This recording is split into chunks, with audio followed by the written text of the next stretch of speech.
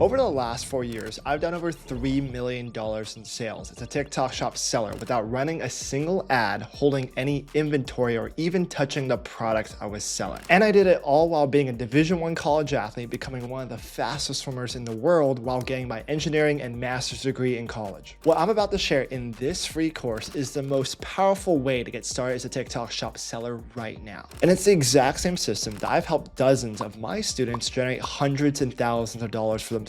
Some of them even going from working a 9-to-5 job to quitting and doing this full time. So make sure to lock in, take notes, because in this course, I'm walking through all 7 steps. From setting up your seller account from scratch to finding winning products, getting affiliates to sell for you, and running GMV Max Ads. This is going to ensure that by the end of this free course, you'll have everything needed to get started yourself. And on top of that, you'll know every common mistake beginners make so you're set up for success from day one. And if I could go back to that day one, December 2023, when I launched my first ever TikTok shop in my dorm room while still working my construction job, and get this free course, it would have literally saved me months of trial and error, hard-won experience, and shrink my time frame for success. So if you've been waiting for the right moment to get into TikTok shop, this is it right now. Now let's get into it.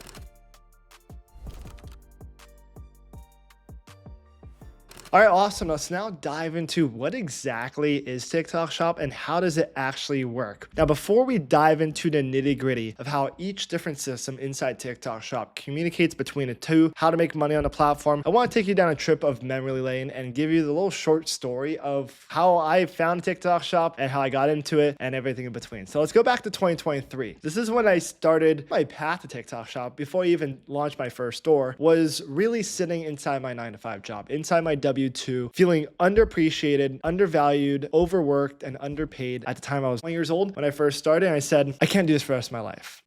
I know I'm meant for more. I know I'm meant for true greatness. And all my friends and my family was telling me that this was the path I should go down to play it safe, John. I kept telling myself that I knew I couldn't go down this route forever. And so I started looking at online businesses. I tried drop shipping, tried doing a agency kind of model. I started doing photography gigs. I did everything I could because I knew I always had that hustler mentality in it. And I stumbled upon TikTok Shop in October 2023. And I started being an affiliate on TikTok Shop, which I'll explain in a little bit. And I became a seller eventually. Launched my first product was a forearm grip roller. Started selling that. Eventually moved on to bigger and bigger products. And I've been able to do very well. But at the very beginning, man, I just cannot express the pain that I was in, and that a lot of people also deal with. That exact same type of pain is what I was going through. And I'm truly blessed to be in the position I am today. I'm 23 years old. I became a millionaire at 23. I'm also a D1 collegiate athlete, so I'm currently here at Arizona State University on the swim team. Been able to become a professional swimmer as well. I've swam at 2 Olympic trials, All-American, Hawaiian record holder in multiple events, and one of the top swimmers in the world. And I've also done over $1 million in sales in 2024, the year after I started. Hey, my first $1 million was in 2024 at the age of 22 years old. In 2025, we crossed $2 million year over year, doubling, which is pretty cool. We recently had a record month in the month of December where we crossed over $500,000 in the month of December, which is pretty cool. And then I've also done over 1 billion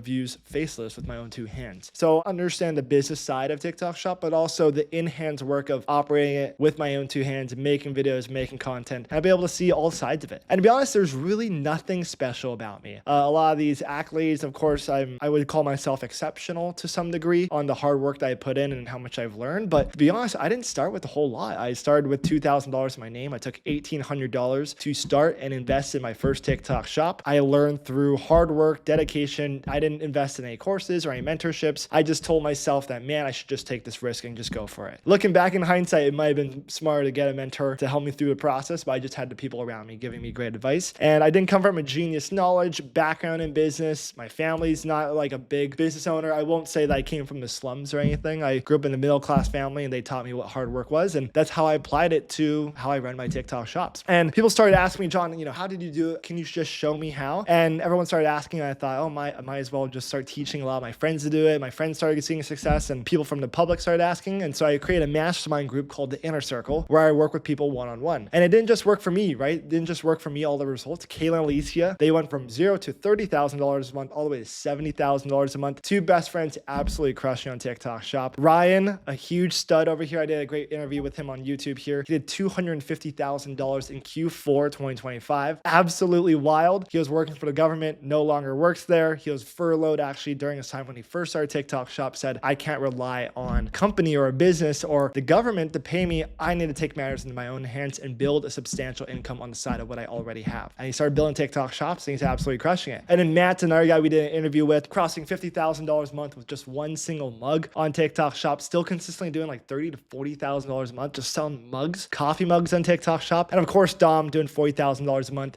crossing over $200,000 in sales on his brands. And this is the things I'm most proud of. To be honest, I always get asked, and for what it's worth, like what I've been able to do with my TikTok Shop brands, going to $1 million a year, $2 million a year, $500,000 a month in sales on my TikTok shops. It's been awesome, but man, I am so proud of my students and what they've been able to do and how they copy what we do in our TikTok shops and apply it to their own business. I think that's even more fulfilling than anything else, right? So what exactly is TikTok Shop, right? What exactly is it? TikTok Shop is made up of 3 different platforms that work simultaneously to allow users to purchase products directly on the TikTok app through what's called a shoppable video. And this is the most revolutionary part of what TikTok Shop did, right? It's completely reshaped how e-commerce has operated and will operate for decades to come, right? This is the idea, is that TikTok combines social media and e-commerce all within the same platform, all within the same app, and more importantly, all within the same video, right? So if we go onto our For You page on our TikTok app and we scroll through our For You page, we're gonna see all types of videos pop up. We're gonna see cat videos, dog videos, prank videos, news videos, sports videos, all types of things that pop up. But every couple swipes, we're gonna see one of these. This is called a TikTok Shop shoppable video, where us as a viewer who's scrolling on our For You page is able to purchase the product that's being showcased within the video within 3 clicks directly off the video by clicking this little orange rectangle, the bottom left-hand screen of the video, and buying it directly within the app without having to leave the platform. And for me, that was the biggest thing. That was a light bulb moment, because I've always been skeptical of buying things online.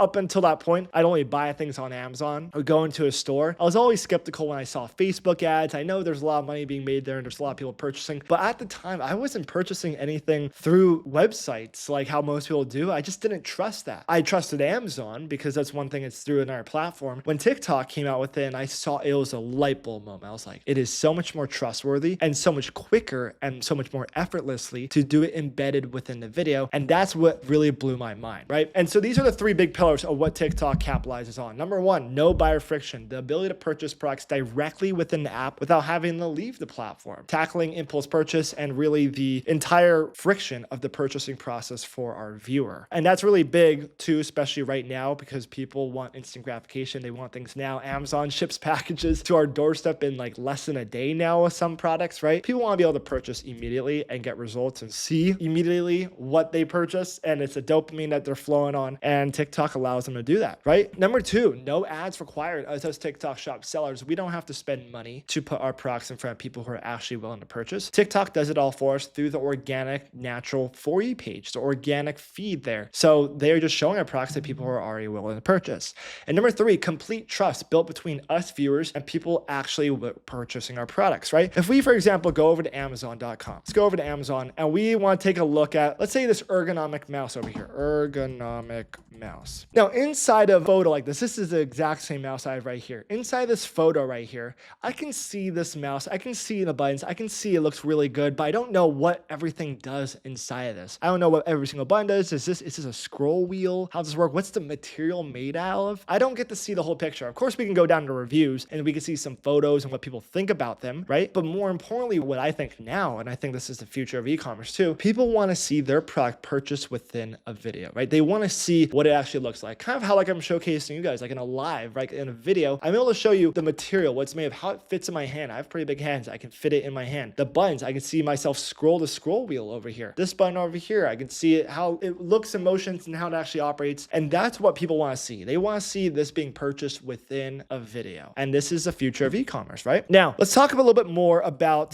the old version of TikTok Shop and how it operated, especially when it comes to affiliates, which we'll talk about later, right? So the old way of using TikTok Shop affiliates, right, is or in e-commerce, is that you would post a video, you'd see a coupon code, user goes externally to some website, and then on that website, you as a seller have to basically beg for a viewer to purchase. The reason why this sucks, coupon codes are pretty salesy in some sort of way. It feels kind of forced. Customers also have time to go through a website and say, oh, do I really want to buy this, right? Landing on a website like this and saying like, ooh, which hoodie should I get? What color do I want? Oh, I do need a blanket, but I like this hoodie here. What's the difference between these two hoodies here? Like, and then there's all these pop-up things that come up, right? People don't want that anymore. People want to be able to purchase immediately, right? And people fall through the cracks through the websites, right? And when you give an option, too many options to viewers, so oftentimes they make none. They have time to say, ooh, do I really need this? $40 to spend it. TikTok's like impulse. We see most purchases happen within the first 2 minutes of a product being shown to a viewer. And the last part, right, is the affiliate side, right? That's a big part too. We'll talk about that in a second and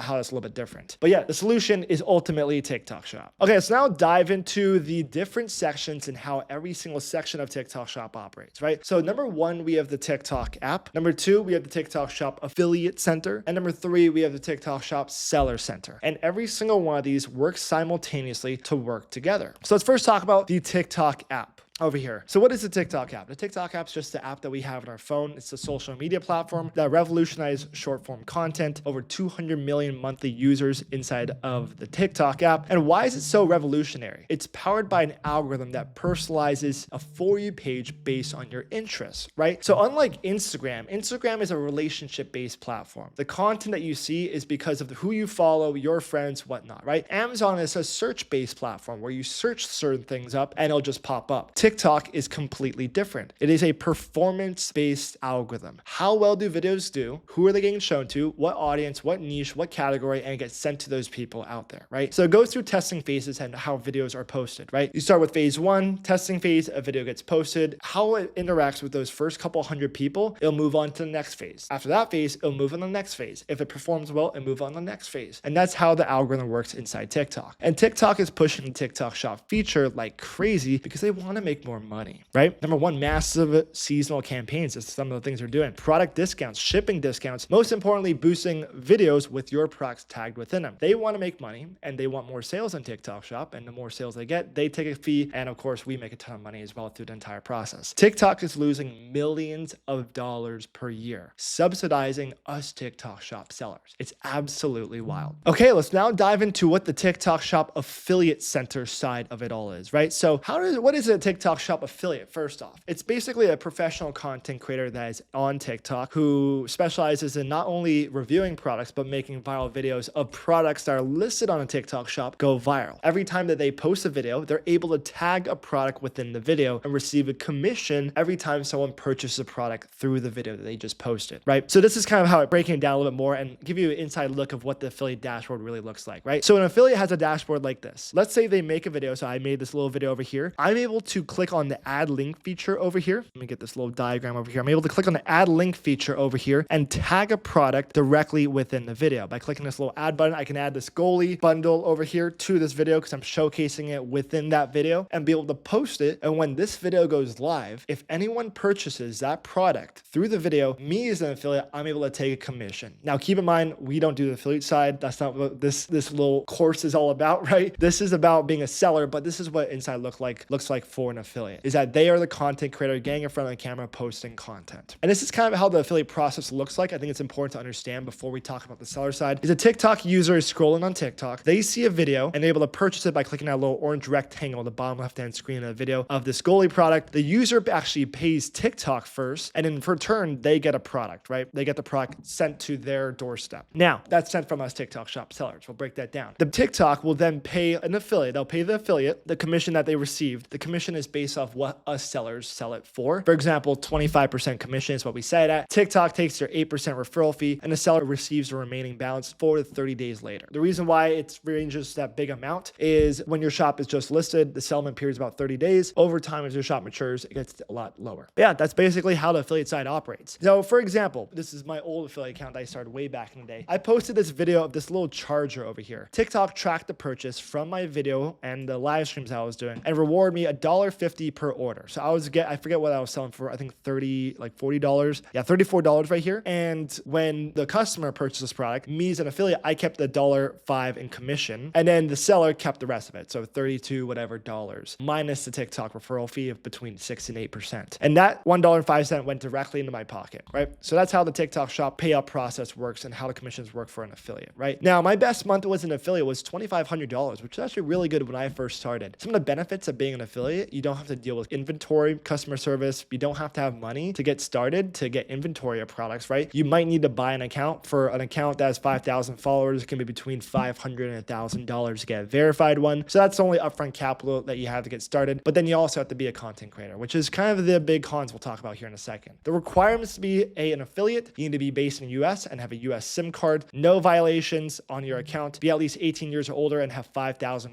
real followers, not fake followers. You have to have 5,000 real followers, which is the biggest criteria that you will need to have. So some of the cons of being an affiliate: number one, it's inconsistent. You're as good as your next viral video, and you're always posting your face all over the internet, plastering your face, and you don't know when the next video comes from. And if it does go viral, you make a ton of money as on a commission based only, but it is inconsistent. Number two, low conversions, right? Conversions are quite low inside that space. It's all over the place depending on what product that you're promoting. And number three, violations. TikTok Shop affiliates get hit with violations all the time. All of my affiliates have rinsed multiple different accounts. They're pretty strict on affiliates. But ultimately, the hardest part and the most challenging part of being an affiliate is that you have to make content yourself. So you have to be really good at making content yourself. Now let's move over to the seller side over here, right? So what is a TikTok Shop seller? That's what we do. This is the platform that allows normal, everyday, regular people to sell products on TikTok Shop. A lot of people think that TikTok Shop or even Amazon is a big warehouse full of all these products, and Amazon just sells all these products. Every single one of these listings here, there's someone behind the scenes that's managing the inventory of every single one of these products, right? It's not just Amazon's mouse that they're selling. These are all vendors on Amazon. The same thing happens on TikTok Shop. It's a vendor-based platform. So how does it work, right? Sellers create a listing on the TikTok Shop seller dashboard, and it connects directly over the TikTok app. All the information you publish on your seller dashboard, you will find it. If you post a product on seller dashboard, you will find it in the product section or the TikTok app. Sellers then leverage TikTok Shop affiliates to create organic content to promote those products for free or commission-based only, right? They only make money if they create sales for us as a seller. Sellers can also post in-house content on the products just as an affiliate can, but they can start with absolutely zero followers. We can start TikTok Shop making money with 0 followers. Sellers can then run GMV Max ads to our videos, to affiliate videos to scale their business, right? Now, here's how the process works. We find a proven viral product with data. We list it on TikTok Shop. We then make marketing content through our own videos, posting it on TikTok, usually faceless. And then we leverage TikTok Shop affiliates who are getting in front of the camera, really good at making content. A lot of them are kids or college kids, really good at making content, leveraging them to promote our products for us, only on commission based only. And then we're dumping fuel to the fire by running ads, GMV Max ads, to scale the business up and make it consistent. We're then launching those exact same products on Shopify and Amazon and taking advantage of what's called the halo effect. So right now we're at about $150,000 a month. We're doing about $75,000 a month on Shopify as well. And that is simply because people are discovering our products on TikTok for the first time. And then they're going over to Amazon saying, I don't want to buy on TikTok. It's a little bit new. It's a little bit early. I don't really know what the platform's all about. TikTok is really young in the life cycle that it's in. And some people just want to go over to Amazon and purchase. Same thing goes on to Google. They'll take a look at Google and they'll find our website on there as well, right? TikTok is a discovery-based platform. Everyone's gone over to Instagram or gone into Amazon for different things to purchase products. For relationship-based or search-based, TikTok is where people are discovering products for the first time. And if you are not listing your products where people are finding them, then you're missing out on all the sales. Now, let's talk about the requirements. You have to be 18 years or older, have a US passport, driver's license, or state ID. You also have proof of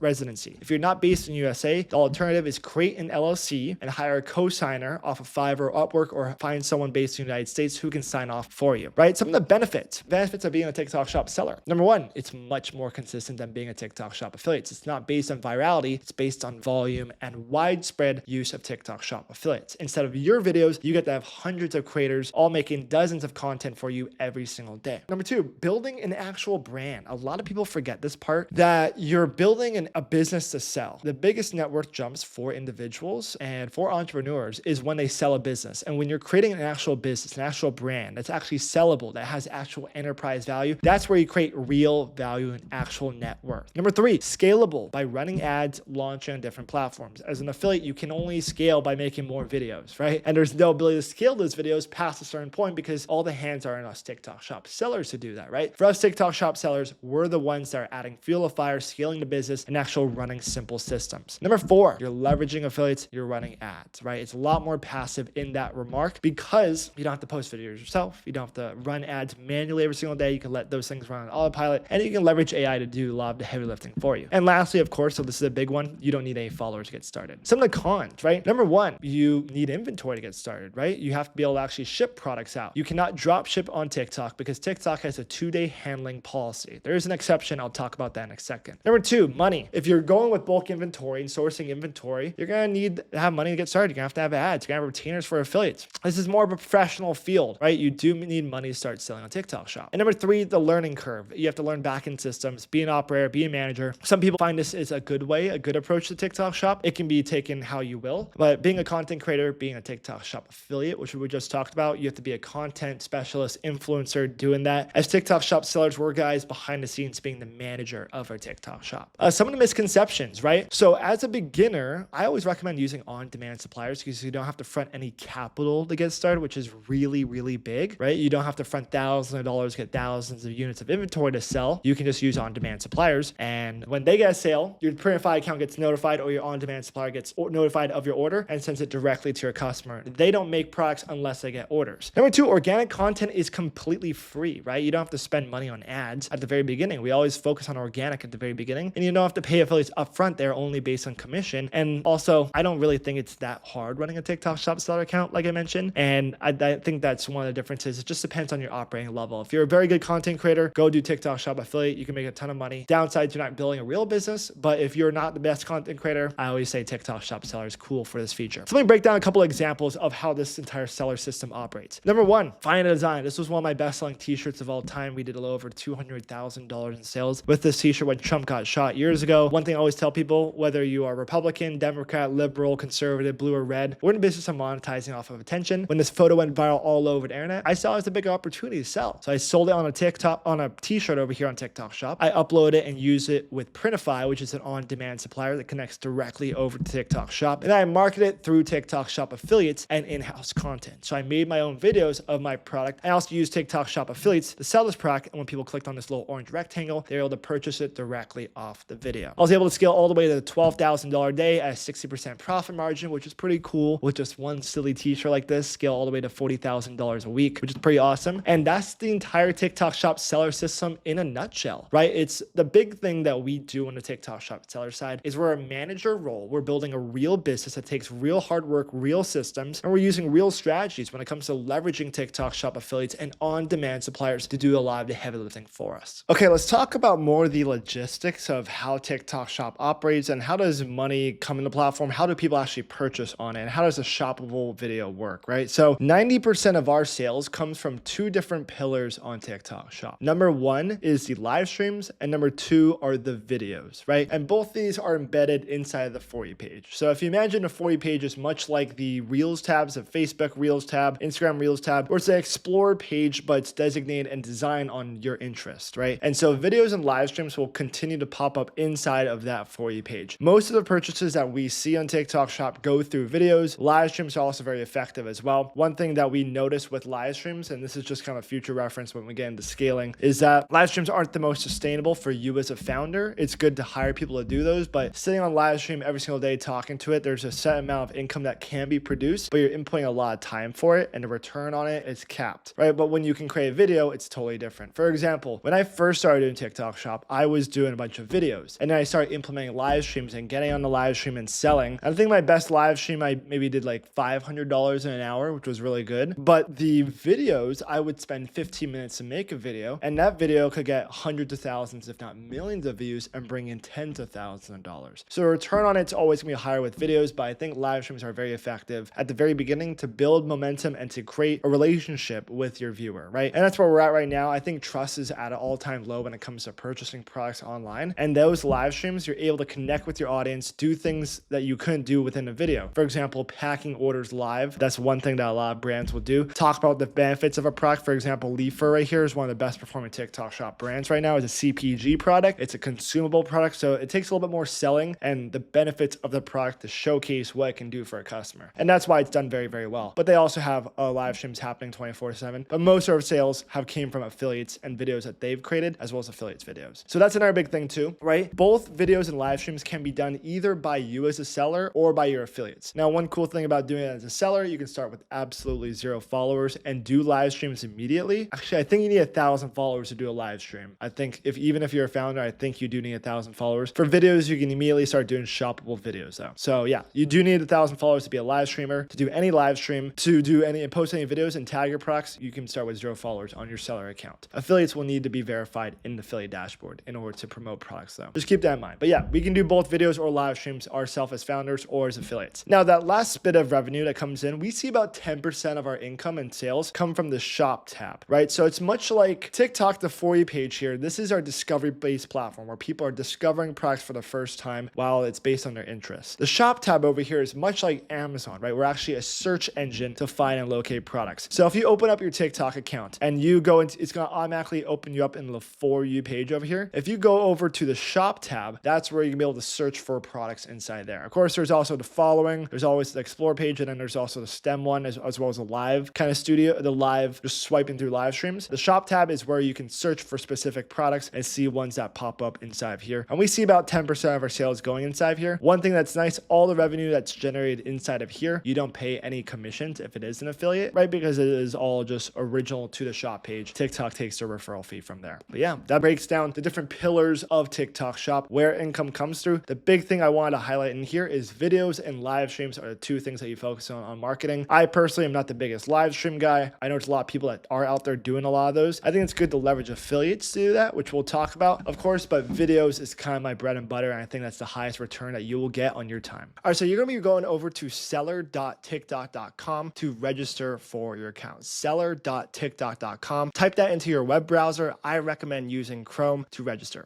And you'll want to register using your email address. They have several options here with your TikTok account, using it for your business or connecting it with Google. At the very beginning, I recommend using your email. It's going to be the easiest way to log back into this account in the future. It'll make sure to confirm your email and also selecting a password. I recommend picking something that you'll be able to remember. One of the most important decisions during the registration process is choosing the correct seller type. So we want to make sure we select seller over here and click on next. All right, so on this page, you should select individual seller if you're operating under your own personal name and you do not have an LLC or a corporation. You should select corporation if you have an LLC or a registered company and your documents reflect that business name exactly. So just in summary, individual if you're going to be registering with your driver's license or your passport. If you have an LLC and you have an EIN, you'll want to select corporation. For partnership, that's more specific if you have a partnership LLC, sole proprietor if you're working by yourself with an EIN. But most importantly, the most significant things and most common people that we see joining is individual or corporation. For this example, I'm going to select individual because all I have to do is submit my driver's license,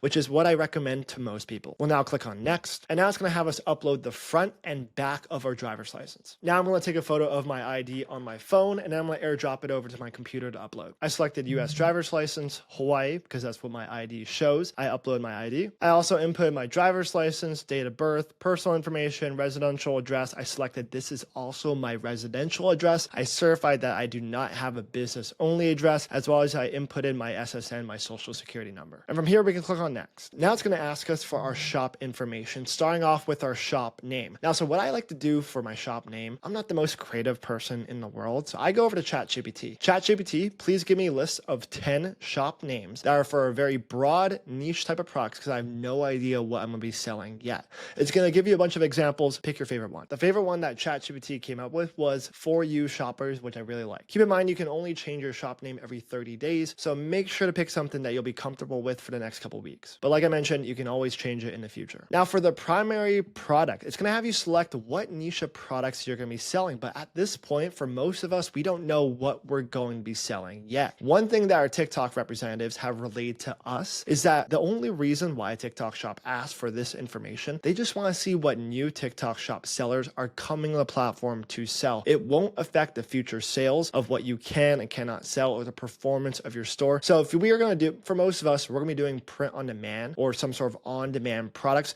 So we'll want to click on kids fashion. Now for the secure sign up part. Now, so it's going to ask you for your phone number. I do recommend putting it in there simply because it's going to be easier to log in the future, as well as it has dual factor authorization. Now we'll click on next, and now it'll just bring us to the review application page where we're just verifying all of our information is the correct way. It'll ask you for a couple other things in the registration process here, but they don't have to be done at this time. For example, your pickup and return address. I wouldn't use your address here as your pickup and return warehouse because we're going to be doing that in the future, especially if we're doing print on demand. So I'll just click on I'll do it later. Once all of your information is fully entered, take a final moment to review everything carefully when you submit your application, TikTok will begin that review process, and approval timelines can vary. They say up to 24 hours, but we've typically seen it being approved within a few hours. So don't panic if it doesn't happen instantly. Check in on your emails because they'll give you a reference email just confirming that your account is up and running. After submission, avoid making any unnecessary changes or resubmitting unless TikTok specifically asks you to do so. As part of the registration process, TikTok will also require you to enter in your tax information. This step is mandatory for all sellers and is required before you can actually receive your payouts, right? So if the tax information is entered incorrectly, it can cause approval delays or prevent payouts later. So this is not a step to rush over. So over here in the Finances tab, click on Finances and scroll down to Taxes. You'll want to make sure that you input your information correctly inside here. Another step that TikTok will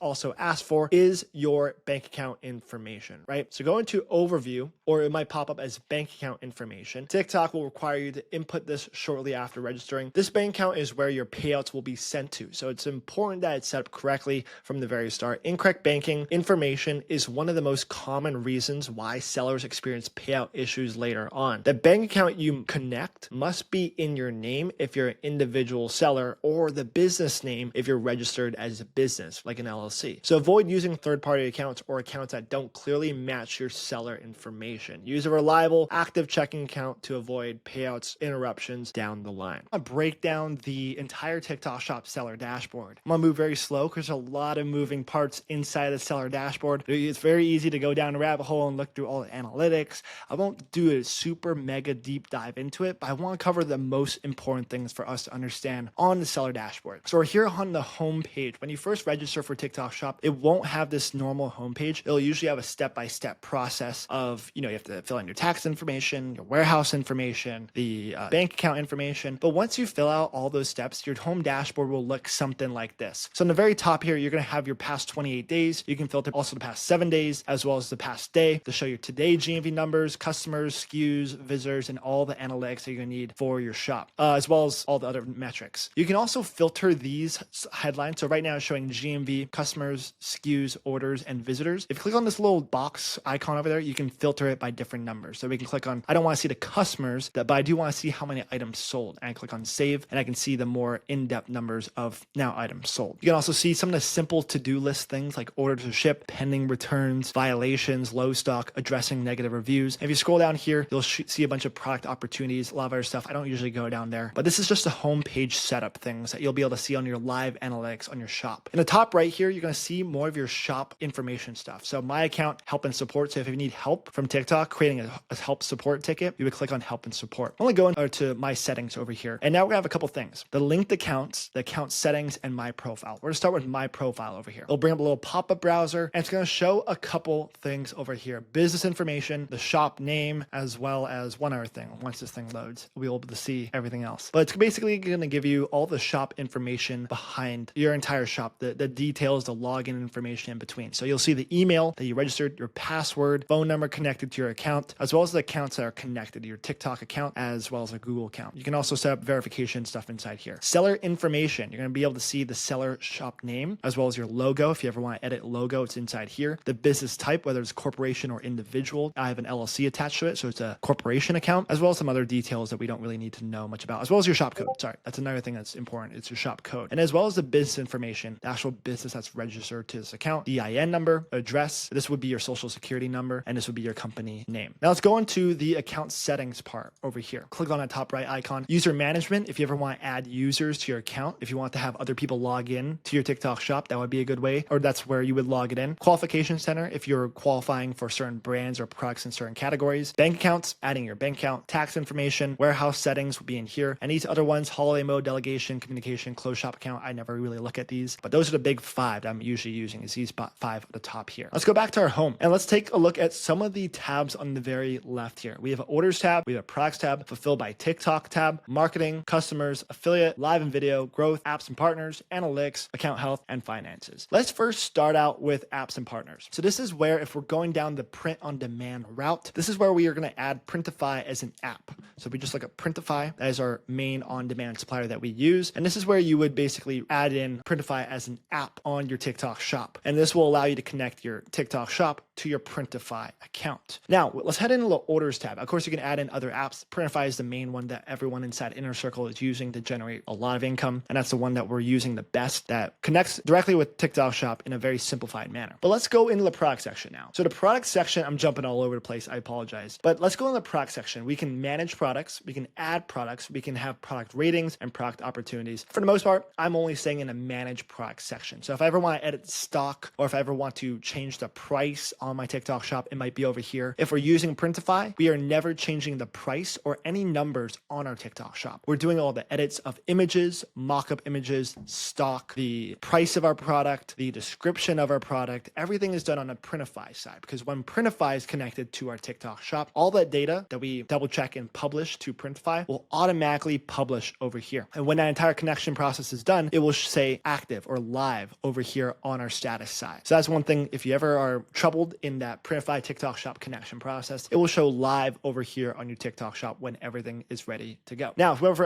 want to add products, this is for physical inventory products. This is where you would add your products in here by clicking add product. We're going to go in the orders tab. Now, this is an important section if we're doing print on demand. You're going to be spending a lot of time in the fulfillment settings, creating the warehouse settings, as well as the shipping settings for your fulfillment settings. So this is where you go over to delivery settings and you would create the template. Now, I'm in TikTok shipping because this is a physical inventory brand, but basically you would want to switch over to seller shipping. In the print on demand module, I'm going to cover exactly how this all works. This is just a little forewarning. This is where we're going to be creating a shipping template, and it's going to pop up over here. So here's my shipping template. It will be different for print on demand products. But for that warehouse, I'll be in fulfillment settings. You click on warehouse address and you'll be adding the Printify warehouse. We'll talk about that later on in this course. Now let's go over the marketing section. Now this is where we are going to be creating our GMV Max ads. Will be in the shop ads tab, as well as promotions, where we can create flash sales, we can create product discounts, we can create coupon codes, we can create discount codes, and everything in between. The big one we'll be looking at is product discounts, as well as seller flash sales. We'll be talking about exactly how to set all these up later on, as well as the shop design, which I don't play around with too much, as well as campaigns.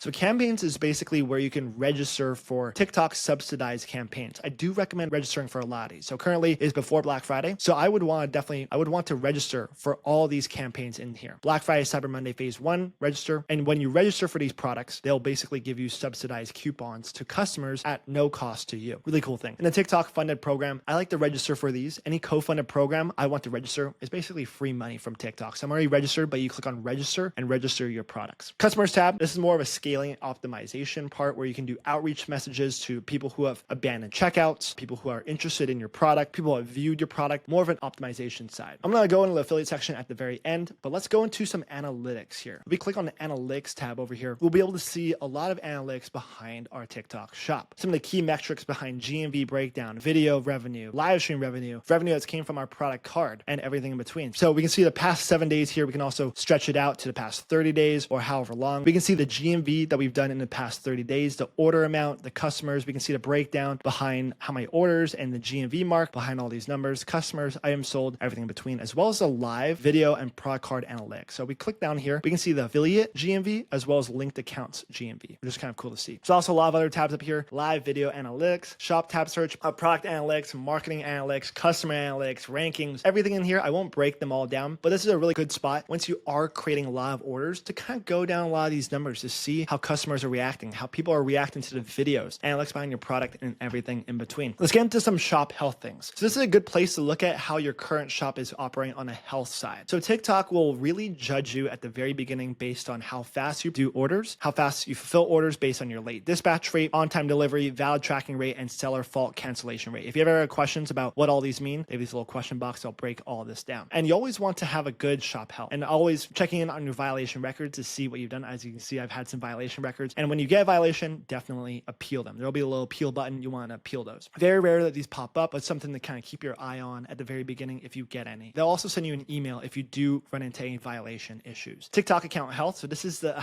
account health of your TikTok account that is connected to your TikTok shop, which is one of those steps that we're going to cover on later in the presentation, as well as a shop performance score. This is a really important factor that TikTok looks at to allow you to graduate probational periods so you can fulfill more orders in a single day. So they're going to look at product satisfaction, your review rate, basically, fulfillment and logistics, how fast you get orders out, and the on-time delivery rate, as well as customer service, how well and how fast you respond to customers. And that's a big metric. Whenever you get a customer message, it'll be in this top right tab, the customer message tab. You want to make sure you're responding to customers within 24 hours. TikTok will kind of judge you on how well you've responded to customers, as well as how fast you respond to customers who place returns or refunds, which is a very low rate. Star Seller Program, once you generate a lot of sales, you'll be able to go into the Star Seller Program. And as one thing that just has a little badge on TikTok, I don't think it does too much, but for customers, maybe it means a little bit more. Finances and tabs. So this is basically where you're gonna be able to get all those settlements. So when you first launch your TikTok shop, it'll be a 31-day settlement period. Over time, for example, this shop has a week-long settlement program. So at the very beginning, when you have your shop, income won't start coming in until a month after your orders are delivered, right? So that's kind of important. Over time, your shop matures, your payouts will be a lot faster. So for example, this $67,000 or $64,000 that's on hold, it'll get paid out in just the next couple of weeks. And now to add in your bank account number, you want to make sure you add in a bank so you can actually get paid from the money that we're making on TikTok shop, as well as bills, taxes, adding your tax information and everything in between. Now let's move on to the good stuff here, onto the affiliate dashboard. So the TikTok shop seller dashboard, it'll say Seller Center up here. This is where a lot of our work is done. Now, when we're using the affiliates, this is all done on a whole different website, which is connected to your TikTok shop. So if you click on the Go to Affiliate Center home, it's going to bring up the Affiliate Center, which is part of TikTok shop, but this is basically how we connect with TikTok shop affiliates. I'm going to break this down later on in this course on using the affiliate dashboard. So this is the open collaboration commissions that are set to all affiliates on TikTok shop, ones that we haven't directly targeted, ones that are not currently on our invite list. Any affiliate can promote this product right here and receive a 20% commission, basically. I'll talk about this later on, but this is open collaboration, as well as the target collaboration. Targeted collaborations are basically invites that we send directly to TikTok shop affiliates, as well as the find creators tab. So let's say that I want to find a TikTok shop affiliate. For example, my friend Shop Deals by Eli. If I wanted to send him a targeted invitation to promote one of my products, look up his username, click on invite, and invite him to promote my products. Managed creators. So all the creators that we currently have that are accepting our products and promoting our products, so we can manage them inside here. Sample requests. I skipped over work with partners. We don't ever work with partners inside here. Sample requests. Any affiliates that request a sample of your product. So example, all these affiliates have requested samples of my product. We can see their sample score, the estimated post rate, as well as the 30-day GMV, how much GMV they produced in the past 30 days. And these are all affiliates that want to promote my product for me, as well as analytics inside here. And this is mostly when we're scaling with affiliates, where I kind of dig into the numbers. I can go down to the creator section over here. This is the one that I use the most. And I can look at the breakdown over the past 7 days, how well my affiliates are doing with my product. For example, CJ, this is his shop over here, or his TikTok affiliate account over here. I can see he generated $16,000 in the past week for me. Or TikTok shop is going to be automatically sending him $3.3 thousand in commission to his account. And I can also see some of the other numbers that are happening on this, as well as some other creators, how much GMV they produced in the past week, estimated commission I'm sending out, and all the analytics, as well as the top viral videos. That's something I love to take a look at, is all the videos that affiliates are posting, ranking them by GMV number. So this is kind of at the scaling phase that we talk about this, but we can also click on this to go back to our seller center over here. That's the basic walkthrough of our TikTok shop seller dashboard. The big things I really wanted to highlight in this video is just the simple breakdown of a lot of the numbers behind what we use on TikTok shop, the ones that we actually implement the most. For print on demand, which is where most people go, the two places we're going to be really roaming around is in that orders tab, looking at the fulfillment settings as shipping settings. It's a big point to look at, where we're going to be setting up that entire process. And I also missed one thing over here, is linking your TikTok account to your TikTok shop. You'll want to do that by going over to the, I'm going to break this down in a later video as well, but if you go into my account and click on link accounts, you can link your TikTok account, the one on your phone, to your TikTok shop. Now, if you have a personal account, I recommend making up a brand new TikTok account that's going to now be your business account and connecting that to your TikTok shop. So for example, this is my seller operated marketing account, my seller operated in-house TikTok account that I post videos of my products. And when it's connected, I can now promote my products even with 0 followers, which is really cool as well. So this is where you're gonna be linking the account. It'll have a little link button, and I'm gonna show this on later in the video, but you'll be linking it, scan a QR code, and it'll officially link together. Another thing that we should also talk about is the TikTok shop violations and how to approach this entire process. Of course, these are things that we don't, of course, want to see, but it does happen on TikTok shop all the time. It's one thing that we've learned over the past 2 years on our stores is that TikTok shop violations and its entire help center and help desk is severely understaffed. So they use a ton of AI to do a lot of the violations and reports, and anything internally, it's mostly done with AI, which is kind of annoying, right? So in order to battle AI and the violations that you might receive, whether it's for some reason your account didn't get registered and you had an ID verification that failed, or if it's maybe a trademark infringement for some reason, or a copyright infringement for some reason. It could also be a product inconsistency, something like that. Any sort of violation that you see on your shop account, you'll want to make sure that you fight fire with fire. You want to use AI to create appeals for you. So inside TikTok shop, right, you might get a violation for one of those reasonings, and you're able to create an appeal. So you get two different appeals. The first appeal is almost automatically going to be AI. There's nothing that you can really do about it. And the second one is typically a manual review by a real person. So in both of those appeals, big thing that you want to use, of course, use our appeal assistant. So here's a link over here. Take a screenshot of this, copy this exact same link into your browser and use this appeal assistant. There's also a product SOP AI that we've created as well. So this is trained on everything TikTok shop policies. If you have brand authorization that you need to do, or if you're a reseller, if you're a wholesaler, if you're a manufacturer, use this product policy, ChatGPT, GPT to help you create the appeal, and also what necessary steps do you need to get from your manufacturer if you're a reseller, for example. So for certain products on TikTok shop, if you go in the products category on TikTok, we'll actually just head over here and take a look. If you go in the products category on your TikTok account over here, so you go navigate to the top left over here and click on products and go into add products in the top right over here. It'll bring you to the products page. We're just going to upload some random photo. Awesome. So I just upload this random image of some product that I saw online. And if I give it a name here, I give it a toy, just give it a name here. And we scroll down. This is the category that you will be entering a product for. For example, this is more like an outdoor toy. We go to toys, we'll go to sports and outdoor play. You'll see that all these categories, nature exploration toys, marble games, bubbles, playground equipment, playhouse, tents and tunnels,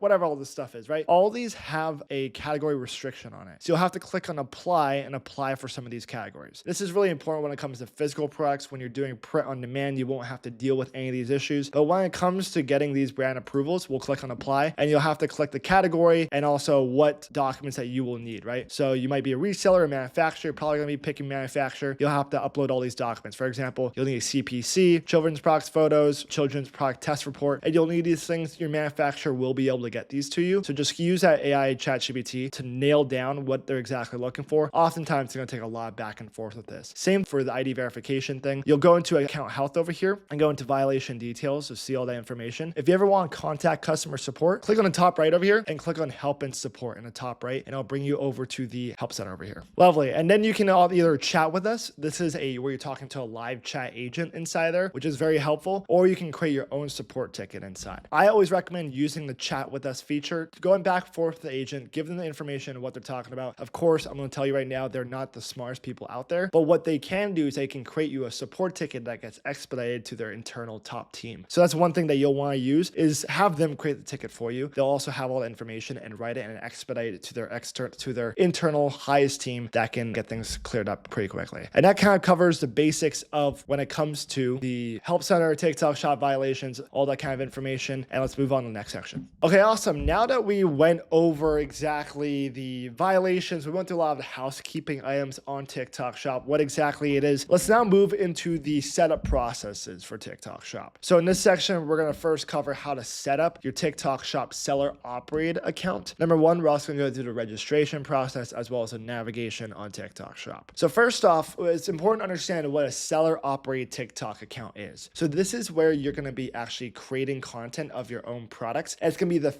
main brand page of your seller brand and all the products that you have inside of it, right? So let me kind of break down what an official marketing account is. Specifically, I'll also briefly mention what a marketing account is. For the purposes of this video, if you're just starting out, you can totally negate what a marketing account is. But let me first cover what an official account is. You can start selling your own products on your own account with absolutely 0 followers. You're allowed to connect one seller main branded account to your TikTok shop seller account. Imagine the TikTok account that you have on your phone connected to what is on your computer, right? You're listing products on the seller dashboard over here. When you publish them, they'll show up on your TikTok seller operated TikTok account, and that's what it is. You can only link one shop at a time. Keep that in mind. You're able to promote products inside your store, but you're not able to promote products that are inside the marketplace on TikTok, right? Affiliate accounts get access to all the products on TikTok shop. You can only promote products on your store because you're the brand. You're the actual seller of your own products, right? So the account name must match the shop name. It'll automatically do that once you connect it together, which we're going to cover exactly how that works. And best use case, main brand account. This is your core identity. Exactly, right? A couple rules, regulations, things on this. Basically, they just want to make sure that you're a real person. So they're doing ID verification, and they want to make sure that you're 18 years or older for that one. And then let's talk about the marketing account as well. So I don't recommend using marketing accounts unless you are scaling a ton. So imagine you have this one seller operated TikTok account, which is your brand. You have all the products, you have your niche, you're talking about what your product is and what it's about, and you have the whole story about it. These marketing accounts can be additional accounts that you can use to promote your products, right? Kind of separate from an affiliate account in some sort of way. Same thing, you start with 0 followers, so you can connect up to 5 TikTok accounts to your TikTok shop. Sometimes the reason why we'll have multiple marketing accounts is it's different niches, right? If our one store has 20 different products and we have 5 different niches, we'll make 5 different accounts to spread it all out. Helps out a ton. But ultimately, when you're first starting out, I don't like this idea because what we've learned just through working on TikTok shop, you don't need to get more accounts. You just need to focus on the one that's working well. We typically recommend getting more accounts if you're diluting the main brand page. You're posting at least 10 videos a day on that one, then you'll want to probably get a marketing account, right? Like I mentioned, you can get up to 4. You can link multiple products, right? It doesn't just have to be your product. It can be also affiliate or other brands out there as well, which is kind of cool, right? Account names, it's independent from your shop name. That's important. So it's like a separate marketing account, right? It's kind of like an affiliate account. And this is great for testing affiliate content distribution, exactly what I kind of mentioned. Same rules apply for both. The way you want to think about it is that your official account here is your brand HQ, right? That's what you want to think about it. That's your official main account. And then your marketing account is your kind of your growth testing engines that you also use for scaling. Very beginning, set your official account. Okay, let's kind of cover how to set up this entire process, right? So we're going to go over the shop profile, go to account settings and click on linked accounts. So let's go into that and cover that. So we're going to go into our seller dashboard over here and we'll click on the top right, this little icon on the top right, and it'll do a drop down menu. We'll want to click on my account over here. Lovely. Now we'll want to click on linked accounts that popped up. Not my profile, not account settings. We'll want to click on linked accounts and have a little TikTok icon over here. It will now bring us to this page. Of course, my page, my TikTok official marketing account is already connected to my main account right now. And I'm going to show you what it looks like probably for you, right? It's going to look something like this. It'll show you either create an organizational account or link an established account inside of here. As we can see, we're in the official accounts tab over here. We'll want to link an established TikTok account inside of here. It'll bring us to this other page. Now we're going to go on to our new TikTok account. And by the way, I left out a little note here. Make sure before this entire step to open up a brand new TikTok account. I don't care if you have a personal account, if you have a work account, if you have a business account, open up a brand new TikTok account. This will be your seller operated TikTok account. Now, let's say that you have a brand already live and you have products, you have inventory, you have establishment, you have videos already. Then you can link that one to your TikTok shop account. That's completely okay. But if you're starting off for the first time, make a brand new TikTok account. Once you go into that brand new TikTok account, you're going to want to take your phone and you'll want to scan the QR code that pops up after you click on linked established account. It'll bring this little pop-up browser that says link an official TikTok account and you'll scan this QR code with your phone. So let me show you how that works, right? So you're going to go into your profile on your TikTok account. Let's say I'm using my personal account over here. I'll go into the top right. Of course, you want to do it with a brand new account with 0 followers. It's completely okay. I'm just using this one for example because I was on my phone. You want to click on the top 3 lines over here and then click on your QR code, right? It's going to bring you to this page over here, right? You can see your information, your username, your QR code, whatever. You want to go to the top right over here. This little button that has like a little scan code and click on this. And then you'll want to scan. It'll bring a little thing that you can scan, literally a box that you can scan the QR code that is up here, right? You want to scan it with your phone with the QR code on your computer, literally like this, scanning it. And then after scanning the QR code that you have on your computer, it'll bring you to this last page that says authorize the connection process here. Now, for some reason, sometimes it won't automatically connect because you haven't verified the TikTok account on your phone. So you'll want to make sure that you verify your identity. Inside of there, you don't need to get the verification, like the blue check mark on your TikTok account. You just have to verify your identity inside. It'll usually have a pop-up browser. You have to verify your identity. If it doesn't pop up, go into your messages tab inside your TikTok account. So the third little tab over here, the inbox over here. If it doesn't authorize immediately, go in the inbox tab and go into the system settings or system notifications that pops up inside your inbox. Click on that. It'll ask you to verify your identity, put in the last 4 of your social. Sometimes it doesn't ask you that all the time. It might just ask for your name and your address, and then you're verified, and then you're up to go. And then you will officially have your seller operated TikTok account linked to your computer, to your TikTok shop seller dashboard. And this is what it'll look like at the very end, and you knew you did it right, is that if you go into your TikTok account, you'll see this little shop icon over here, your little shop icon that shows up in the bottom right here. And that means you've connected this TikTok account, right? For example, using Base, for example. Now the products that they publish on their TikTok shop seller dashboard, the one on their computer, they can now click on the shop tab on their phone and they're able to see all the products that they've published on their computer now showing up on their phone, right? And now once it's on their phone, they're now able to post a video and tag the product within the video, which we mentioned in How Does TikTok Shop Work, right? It's exactly how it works. All right, last thing before we dive into the meat of the training when it comes to product research, making viral content, using TikTok Shop affiliates, GMV Max Ads, all that fun stuff. Let's first cover the different types of the archetypes of products that you can sell on TikTok Shop. So I kind of want to break it down into two sections. Of course, we could go down a rabbit hole and break it down even more, but really, if you keep it really simple, there are two different archetypes and different avenues that you can go down on TikTok Shop. Number one is print on demand, right? These are items that are produced only when a customer places an order. No upfront costs and inventory. You pay per unit as orders come in. Lower profit margins because they pay for that. You pay for that convenience that happens. No storage or warehousing needed because they do it all for you. And easy to make an offer on products. Product time equals faster, right?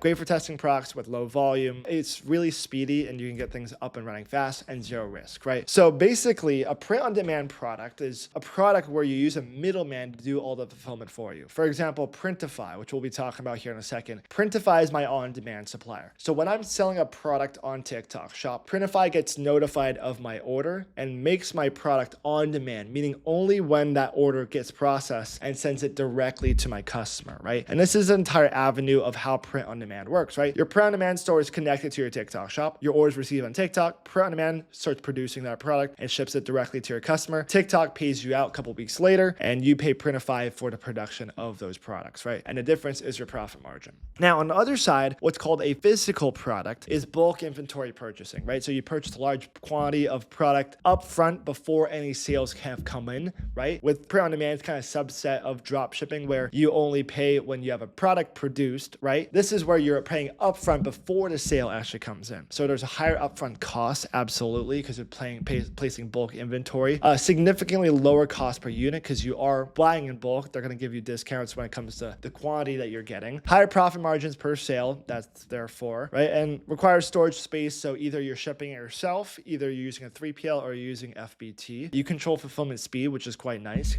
Risk of unsold inventory. This is the biggest risk that you do entail, is that you've bought all this inventory that's worth something, but it's only worth something once it's cashed out, right? So you risk of unsold inventory inside your place or your warehouse or your 3PL. This is better for established brands, of course, or more experienced seller that you know how to sell, you know what products you're going to be selling. You have a great team on your team for content. That's kind of where I see physical products doing the best. Typically, what we see inside of our inner circle is that we work with print on demand at the very beginning. We learn how TikTok Shop operates, how to create content using affiliates, how the ecosystem works and what sells. And then after stacking your first $10, $15, $20,000 in profit, which should only take a couple months to do so, take that print on demand store and the income and the profit that you made and roll it into a physical product, an actual brand on TikTok Shop. There's a little bit more long-term scalability within it, right? Now, with print on demand, one thing that's so incredibly powerful about it and why we always recommend it to first beginners is that there's no upfront capital to get started. It's literally impossible for you to lose money on print on demand as long as you don't do anything crazy or stupid, right? It's literally impossible to lose money, and that's why we always recommend it to someone who's starting off inside TikTok Shop. You only pay when you get orders that are processed in. So those orders are already guaranteed. The money's already coming into your account, so you just have to make the production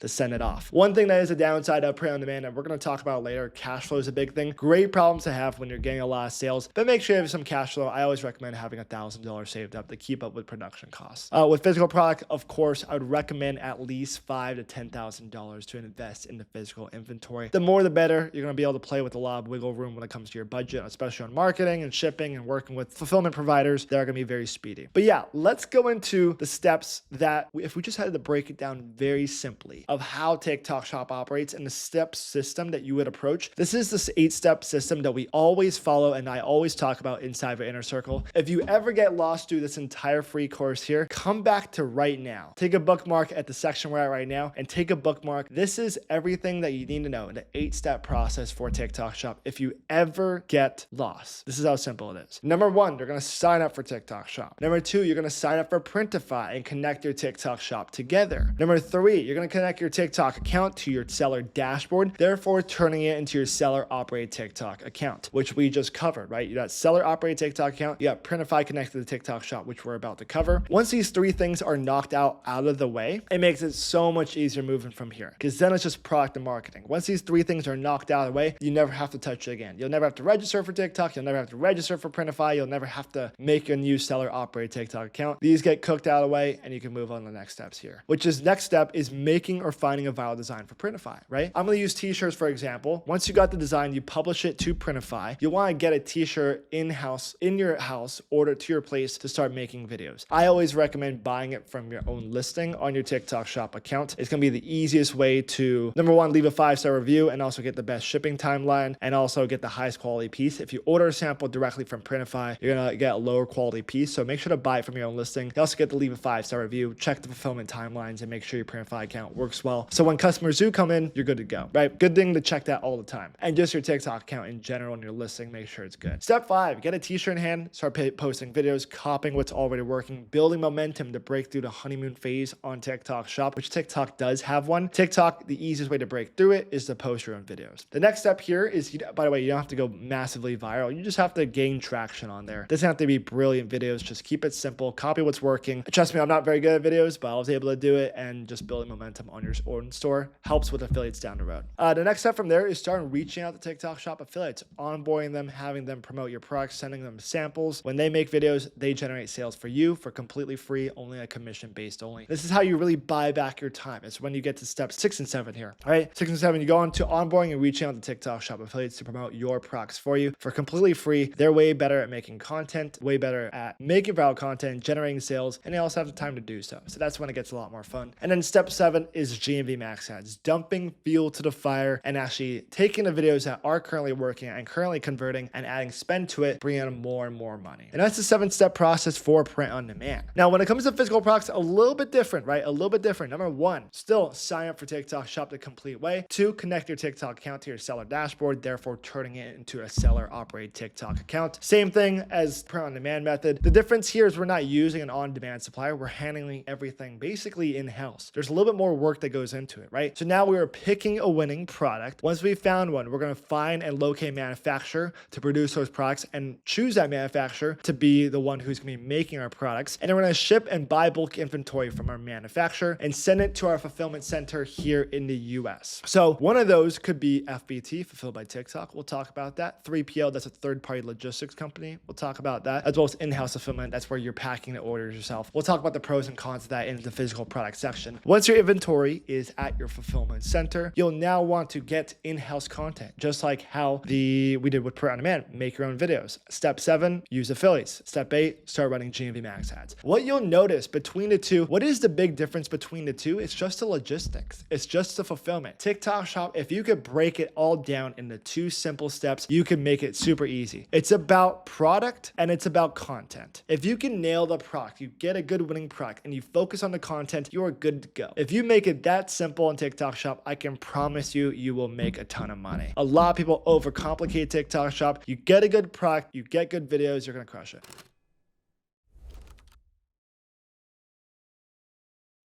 Welcome to the print on demand module. Let's dive into now print on demand on TikTok shop and all the ins and outs about it. So first off, we mentioned about what print on demand is and how it's different than physical products. Before we dive into actually finding winning products, we have to first connect our TikTok shop to our Printify account or whatever on demand supplier that you have of your choosing. Printify is the one we'll be using for this example. The same systems apply for Suppleful though. Same things apply for Printiful as well. So just keep that in mind. The same systems apply when it comes to using seller shipping, and when it comes to creating templates, and when it comes to connection process, they all operate the same thing and how they send their data back and forth. But yeah, we're gonna be using Printify for example of connecting our Printify account to our TikTok shop. Lovely. Let's go over how to connect it. So we're gonna go over to printify.com and create an account and purchase the premium versions. If you want to get a little discount code, I'm gonna leave a link down below to purchase Printify Premium on a discount. It's a great little thing to have. We just send them a lot of clients that they're able to help us out, and especially to help out with this free training. Step 2, we're gonna go over to TikTok shop seller dashboard now after registering a Printify account, right? So we register a Printify account. Now we're gonna go over to the TikTok shop seller dashboard and set up the entire backend. So we're gonna go over to seller dashboard and go into the logistics tab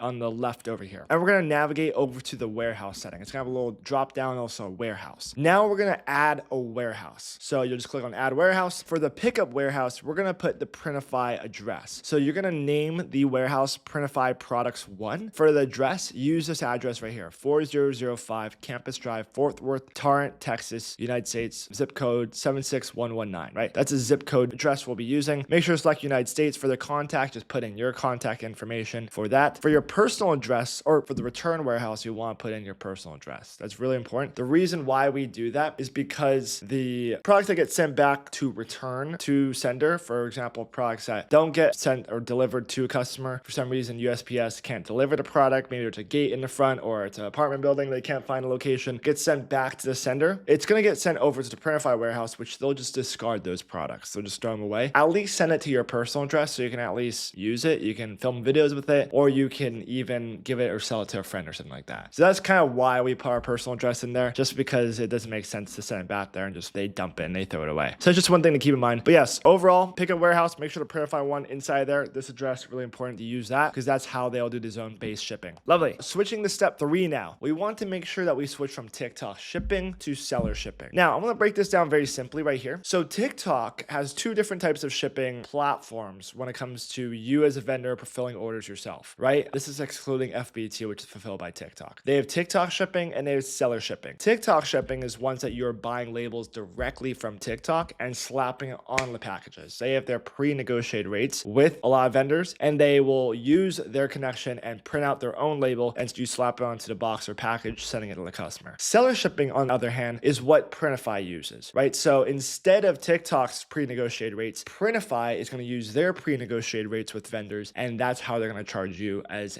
a vendor on TikTok, right? So if you are fulfilling physical products on your own at your own house, you'll want to use TikTok shipping. If you are using Printify, most likely if you're using a 3PL, right, they're going to have their pre-negotiated rates. You're going to want to select seller shipping. Now, what does seller shipping mean, right? So this is in the place where you have a 3PL that has pre-negotiated rates, or you're using Printify who has pre-negotiated rates, and they are creating a label on their dashboard and sending the tracking information back to TikTok Shop so they can update their customers, right? So that's really, really important to understand. But yes, so we're going to make sure we switch from TikTok shipping to seller shipping because it's really important. Next step here is switching from TikTok shipping to seller shipping. And this is a really important step. So TikTok Shop has 2 different types of shipping settings on the platform. There's TikTok shipping and then there's seller shipping. So TikTok shipping is primarily where TikTok has their pre-negotiated rates with their vendors and you're purchasing a label from TikTok, slapping onto your package. This is specifically for if you're printing your own labels yourself at your own home. That's probably when you're going to be using the most, where you're buying their labels pre-negotiated from TikTok. Keep in mind, these labels are very affordable. I really like them. They're great. But in the case of Printify, you're not able to use that because they don't have an integration with that yet. Same thing when it goes when you have a 3PL, they're probably going to have their pre-negotiated rates, especially when it's accumulated into your cost when it comes to paying indirectly to your 3PL for pick, pack, and print, right? So that's just one thing to keep in mind. If you're using a 3PL, double check with them. They're probably going to do seller shipping. If you're doing your orders yourself, packing yourself in your own warehouse, you're going to be using TikTok shipping labels, or maybe you have a big operation where you're using seller shipping and have pre-negotiated rates, then you'll use seller shipping. In most cases, right, you're probably going to be using seller shipping though, unless you're doing it all yourself. We personally, on my stores, we use seller shipping because my 3PL works with them. We're actually moving some of our inventory over to FBT. But in the case of Printify, going off on a big tangent, we're going to be using seller shipping for our purposes, right? Because Printify has pre-negotiated rates with all of their vendors. When they get an order, they're going to download onto their dashboard, print the label out, and send the tracking information back through Printify's system over to TikTok Shop so they can update our customer. Overall, we're going to make sure we select seller shipping over here by clicking switch option. Immediately after clicking switch option, it's going to have this big pop-up browser, and it's going to be kind of a scary thing. It'll be like, warning, what's going on? This is completely normal. You haven't created a template for seller shipping, so you have to create a new template to switch services so customers can place orders. And you'll want to click create template over here, right? Very easy, very upfront, and very straightforward. So click on create template over here, and now it'll bring you to the create template page. First off, you want to name your template. So I like to just make it Printify Products 1. That'll be my shipping template that I name it,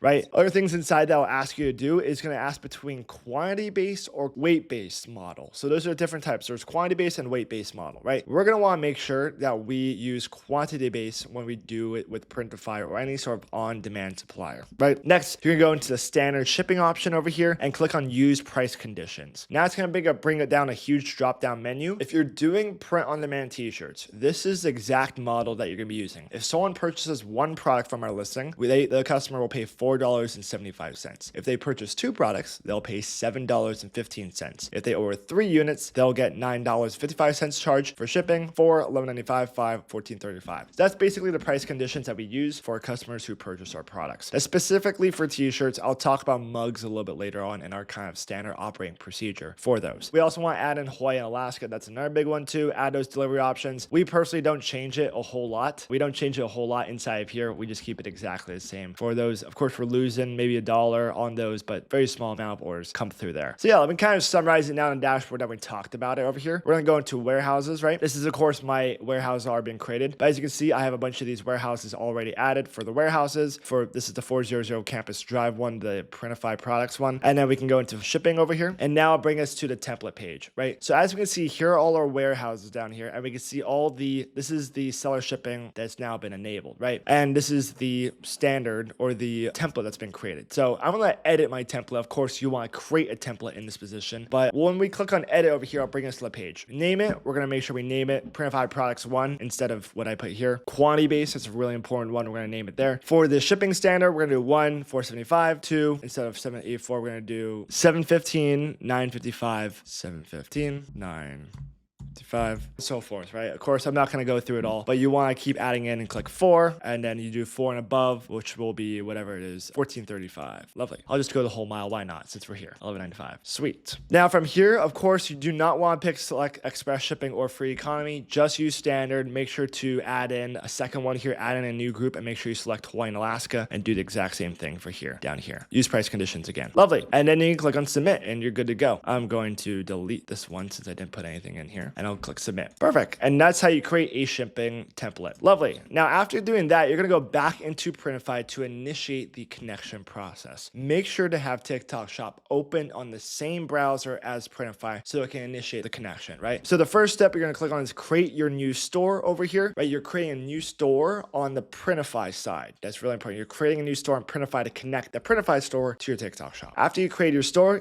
I want to create a new store, give your store a name. I would use the exact same name as your TikTok Shop seller account's name. That's what I would do. Click on connect over here, and now it'll have the check, yes, I have TikTok Shop, yep. And then you'll want to check off these last two boxes to connect TikTok Shop together. You've already created a TikTok Shop account, good to go. I've also selected seller shipping, which we just did, and we can now connect and authorize, and boom, you've now connected your Printify account to a TikTok Shop. Now, when someone places an order of your product, now that shipping template will be enabled, charging the customer for the shipping, right? It'll have all the data on the back end when it comes to Printify. It'll send your products over. TikTok Shop and Printify makes it so easy to do this, and that's why I really always recommend Printify and on-demand products at the very beginning because of this reason. Lovely. Now, let's dive into the logistics and the pricing and actually how it operates when it comes to charging and how you make money in the settlements for TikTok Shop, when you get paid out, and some of the things behind the scenes that nobody really talks about. And I think it's really important to understand. So this is kind of the timeline of production as well as when you're getting paid out. So at the very beginning, when the money first comes in, a customer places your order on your store. Let's say we're selling a t-shirt for $20. That's our retail price. We're selling it to a customer for $20, but they're also paying $4 in shipping because we're charging the customer shipping $4. Our GMV on the sale is $24. Now, Printify will get notified of that order, and Printify will charge us on our credit card or your debit card, whatever is put into your Printify account, $7 for the t-shirt. That's the production cost, plus $4 for the label, for the pick and pack and label fee, right? So our cost of goods sold, our COGS, plus our indirect cost is $11, leaving us with gross profit of $13 in a t-shirt sent to the customer. When does this payout come in, right? Because this is the money that's sitting in TikTok Shop at $24. This is money going out from our account to Printify. And then when do we ever see this, right? This happens after the fact, you know? This is really important. This happens after the fact. This happens after all these balances and all these accounts settle. So this $24 typically gets deposited in your account about 30 days after the time of delivery of a product. So that is at the very beginning, right? Of course, as your shop matures, it goes down to 2 to 3 days. At the very beginning, it's at 30 days. Now, the big thing that happens here is cash flow, right? Because let's say we get 1,000 orders in a day, and our cost of goods sold plus the indirect cost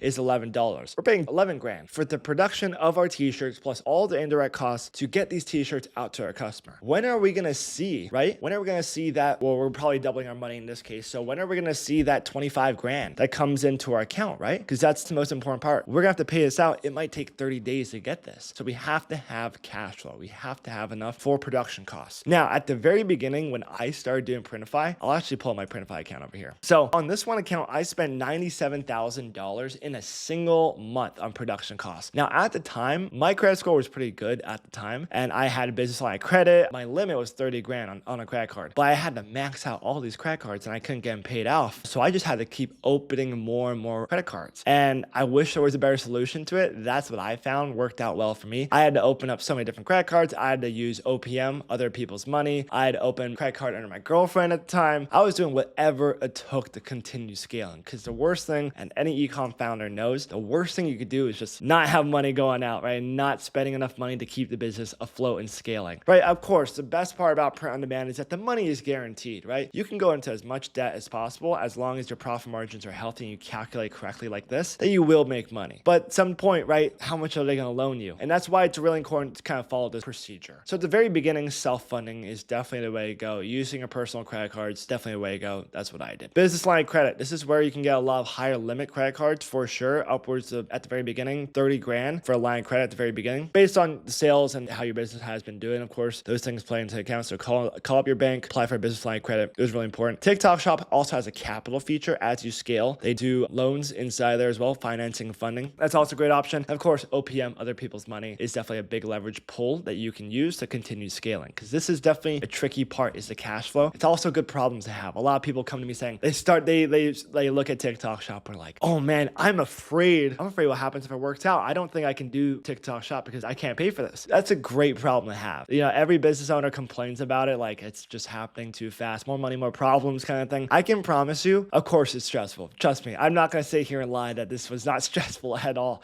you know, seeing a balance of 100 grand on my account. But it's something really important to understand. Is, of course, like, these are good problems to have. Your business is scaling. Off of this one store, we grossed around revenue, I think it was like $250,000 off this one store. So I walked away with about 100 grand in profit, a little over that, in about a month. So it works out really well, especially when you're scaling. Of course, it's stressful because your credit card balance right there is like 100 grand, but good problems to have. Lovely. Now we talk about some of the financing and funding stuff and kind of my options and things that I've done in the past. Let's talk about pricing, right? I talk about kind of the base model pricing. Let's go into a little bit of depth, right? So if we're doing a Gildan 5000 t-shirt, my retail price is between $15 and $25. That is kind of a big range. It depends on the niche you're selling to. A lot of students I've worked with in the past, they'll come to me with a list of like memes, or like looks maxing memes, just like memes that are happening like in that younger demographic, like really Gen Z. I'm not talking like Gen Z like my age. I'm talking like Gen Z that are like 18-year-olds. One thing you have to understand about marketing towards a younger demographic is they're not going to have money, right? They're not going to have money. They're going to be using their parents' money probably, or they don't have a job at the time. So when you market to these younger demographics, their buying power is significantly lower. So your price point's got to be lower too. And that's why I have $15.99 in there. Now there's audiences like the religious niche, like Christianity. I've seen t-shirts sold for like $50 in that space, right? I put 25 on here because that's kind of a general range for Gildan 5000s, right? So just be particular and specific of who you're selling to, your ICP, what's their buying power, what do they resonate with, and what are they willing to pay? Really important to understand. Also keep in mind, if you go to two-sided, your production cost goes from $7.26 to $11.90 because they have to use more materials and it takes more labor to print front and back. Keep that in mind. Gildan 18,000, these are great. What we rip these during Q4. So any sort of ugly Christmas sweaters, we rip these out. Production costs $13.26 at the time of this recording. They're always dropping this one specifically. The retail range is around $27 to $35. So keep in mind, this margin is actually significantly less than the Gildan 5000 because the production cost is $13. It's quite high. Yet we can't sell it for that much more, right? We're selling for a little bit more, but not that much more. So it actually doesn't really equate. I always like to go with t-shirts year round. They sell all the time. But specifically for ugly Christmas sweaters, we sell a lot of these. For mugs, we're using Monster Digital for mugs. Spoke is another one inside TikTok Shop that we've used in the past. They just the packing, how they do it. Sometimes we get a lot of mugs delivered cracked or whatever. Big headache. So we use Monster Digital. Printing's also a lot better. Production costs $4.15. We're retailing between $16 and $20. Now, I want to break down really quickly without overcomplicating this at all. We are using, so for mugs, for example, the shipping cost to send one of these mugs is $6 to send it, right? How I mentioned before, our t-shirts for one unit's $4.15, right? Or $4.75. compared to $6 for a mug. Now, I'm going to tell you guys what we've learned in the past is that we used to charge the Printify mug template. So $6 for shipping for 1 unit. For 2, it was like $9. For 3, it's like $11 or whatever. And it came with a big headache because I think that customers saw like, oh, $6 for shipping. That's a lot for TikTok purposes, right? That's a lot of money for shipping. And of course, the ceramic mug, you would think people would understand that. But what we did instead, and we've been seeing a lot better results, is we now use the t-shirt template for our mugs. So we charge our customers $4.75 for the first unit. We charge our customers $7.15 for the second unit, and so on and so forth, right? Now, if you do that, you have to keep in mind that you're going to be losing money on the shipping. So you have to upcharge the retail by just a little bit. So I'm going to tell you what we do on our store. We set our retail price for our mugs at $16.97. That's what we charge. Now, we charge our customers $4.75 per unit for the shipping, right? $4.75, and then it's the quantity base, right? So it goes up. The exact same t-shirt template that we showed earlier. Now, one thing to keep in mind is that our shipping cost for us, or production cost, is $4.15, right? That's our production cost. And our shipping cost is actually $6, and I think it's 10 cents, something like that. So our actual cost of goods sold plus our indirect costs, or shipping and the production, right here is $10.25.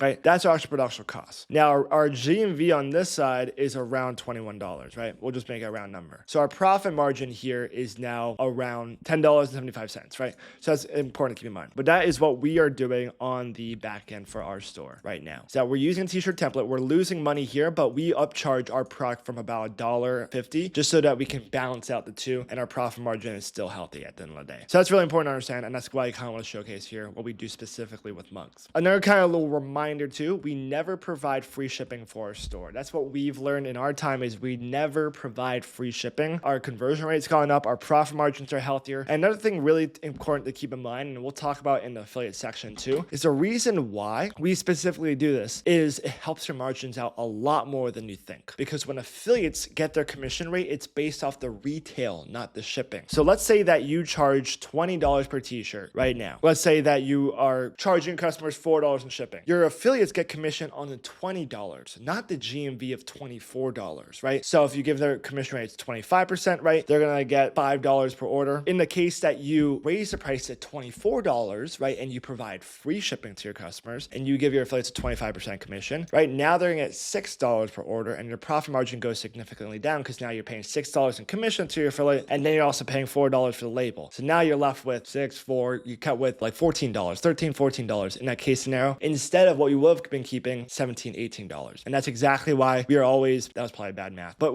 that's exactly why we never provide free shipping for our products. One thing that you can do though, if you're in a seasonal campaign, they require that you have free shipping enabled in some regard, right? Doesn't mean every product and every unit has to be free shipping. So what we do is for our first unit on our listing, we say customers charge shipping. For units 2, 3, 4, 5, and beyond, they get free shipping. So this basically allows you to register for seasonal campaigns. Something important to understand, that allows us to register for those campaigns because we do have free shipping turned on. And also it helps your AOV too, right? Your average order value will go up. Under the listing, TikTok will automatically show a little tab or a button that says on your listing to customers, buy 2, get free shipping, right? So that's something important to understand too. And that's what we do year round, especially during seasonal campaigns, because you do have to do that. Lovely. Awesome. Now let's move on to POD research. Now this is when we get into the nitty gritty and actually find a winning product to sell. Let's do it. Everything starts in the discovery phase. This is so important. Everyone skips over the step and goes straight over to finding data. It starts on discovery. It starts on the TikTok app. So this is where we're using the burner method and looking on the shop tab on the TikTok app, looking what's already working, right? This is such a critically important step, right? Some people get onto TikTok shop and just think that most products will sell on there, but don't have a real understanding of what's already selling on the platform and seeing what people are commenting, what people are actually looking at. And that's why it's so important to do discovery and to look on TikTok first. It's kind of like in real estate too. You have to run comps. You have to run competition. You have to see what's already selling out there to know what yours is actually valued at, right? Same thing when it comes to selling a product on TikTok. You have to see what's already working on the platform. For example, I recently had a student come to me with this t-shirt and say, I think it's going to be a great t-shirt to sell for Mother's Day. Happy Mother's Day. And I explained the first question I asked them, and this might be a little bit harsh, but I kind of want to relate to you guys because it'll help you learn too, is who's going to buy this? And my student answered me, mothers aren't going to buy this for their self for Mother's Day. Maybe some single mothers, but this sounds dark, but mothers who don't have any more children, which that could be a great audience to go to, but I don't know, not a lot of them out there. I want to go broader, right? So who would buy this, right? Okay, well, it's going to be kids on TikTok buying for their mom for Mother's Day, right? Exactly. Now, is a kid on TikTok going to think this is a really good t-shirt? Probably not. They ask themselves the question like, oh yeah, it's a good point. You always have to think the second level, the marketing, who's going to be buying, the ICP, and what things do they resonate with, right? So unless you understand what's selling on TikTok, what's already done well, you need to be a copycat, right? This is such an important step. Unless you have a brilliant understanding of TikTok Shop, been in the game for a while, you've been an affiliate, you've seen what sells, just be a copycat or improve slightly, right? But first we gotta find what to copy. So this is kind of where we're starting off with. We're doing simple SEO keyword searches like this. Funny t-shirts, Valentine's Day gifts for her, Mother's Day, Father's Day gift t-shirts, right? Something simple like that. Of course, you can plug it in with mugs as well inside of here. And you're gonna see a bunch of different products that pop up. You're gonna see a bunch. You're gonna see t-shirts. If you do mugs, you're gonna see a bunch of mugs that pop up, of course. How do we know what's gonna sell? How do we know if we should be copying, right? There's a couple things that we can do. First off, option A, just copy what's already working. There is less than 7,000 print-on-demand sellers on TikTok Shop right now. And our TikTok reps expected to be 500,000 POD sellers by the end of 2027. So this tells me a couple things. Competition is very, very low. The things that are working, I don't need to reinvent the wheel. So this is kind of what I'm taking a look at. Any listing over 1,000 units sold in the past 30 days is proven. I want to copy it, right? I just want to copy it blatantly. As you're going through the discovery phase, I'll go through in a little bit here. You can look on a listing. If it shows 1,000 units sold and it's less than 30 reviews, that means out of those 1,000 units, customers haven't got their product in time yet. If we think about it, we send out 1,000 units to customers, we see about 5% review rate. 5% of customers leave a review. Let's say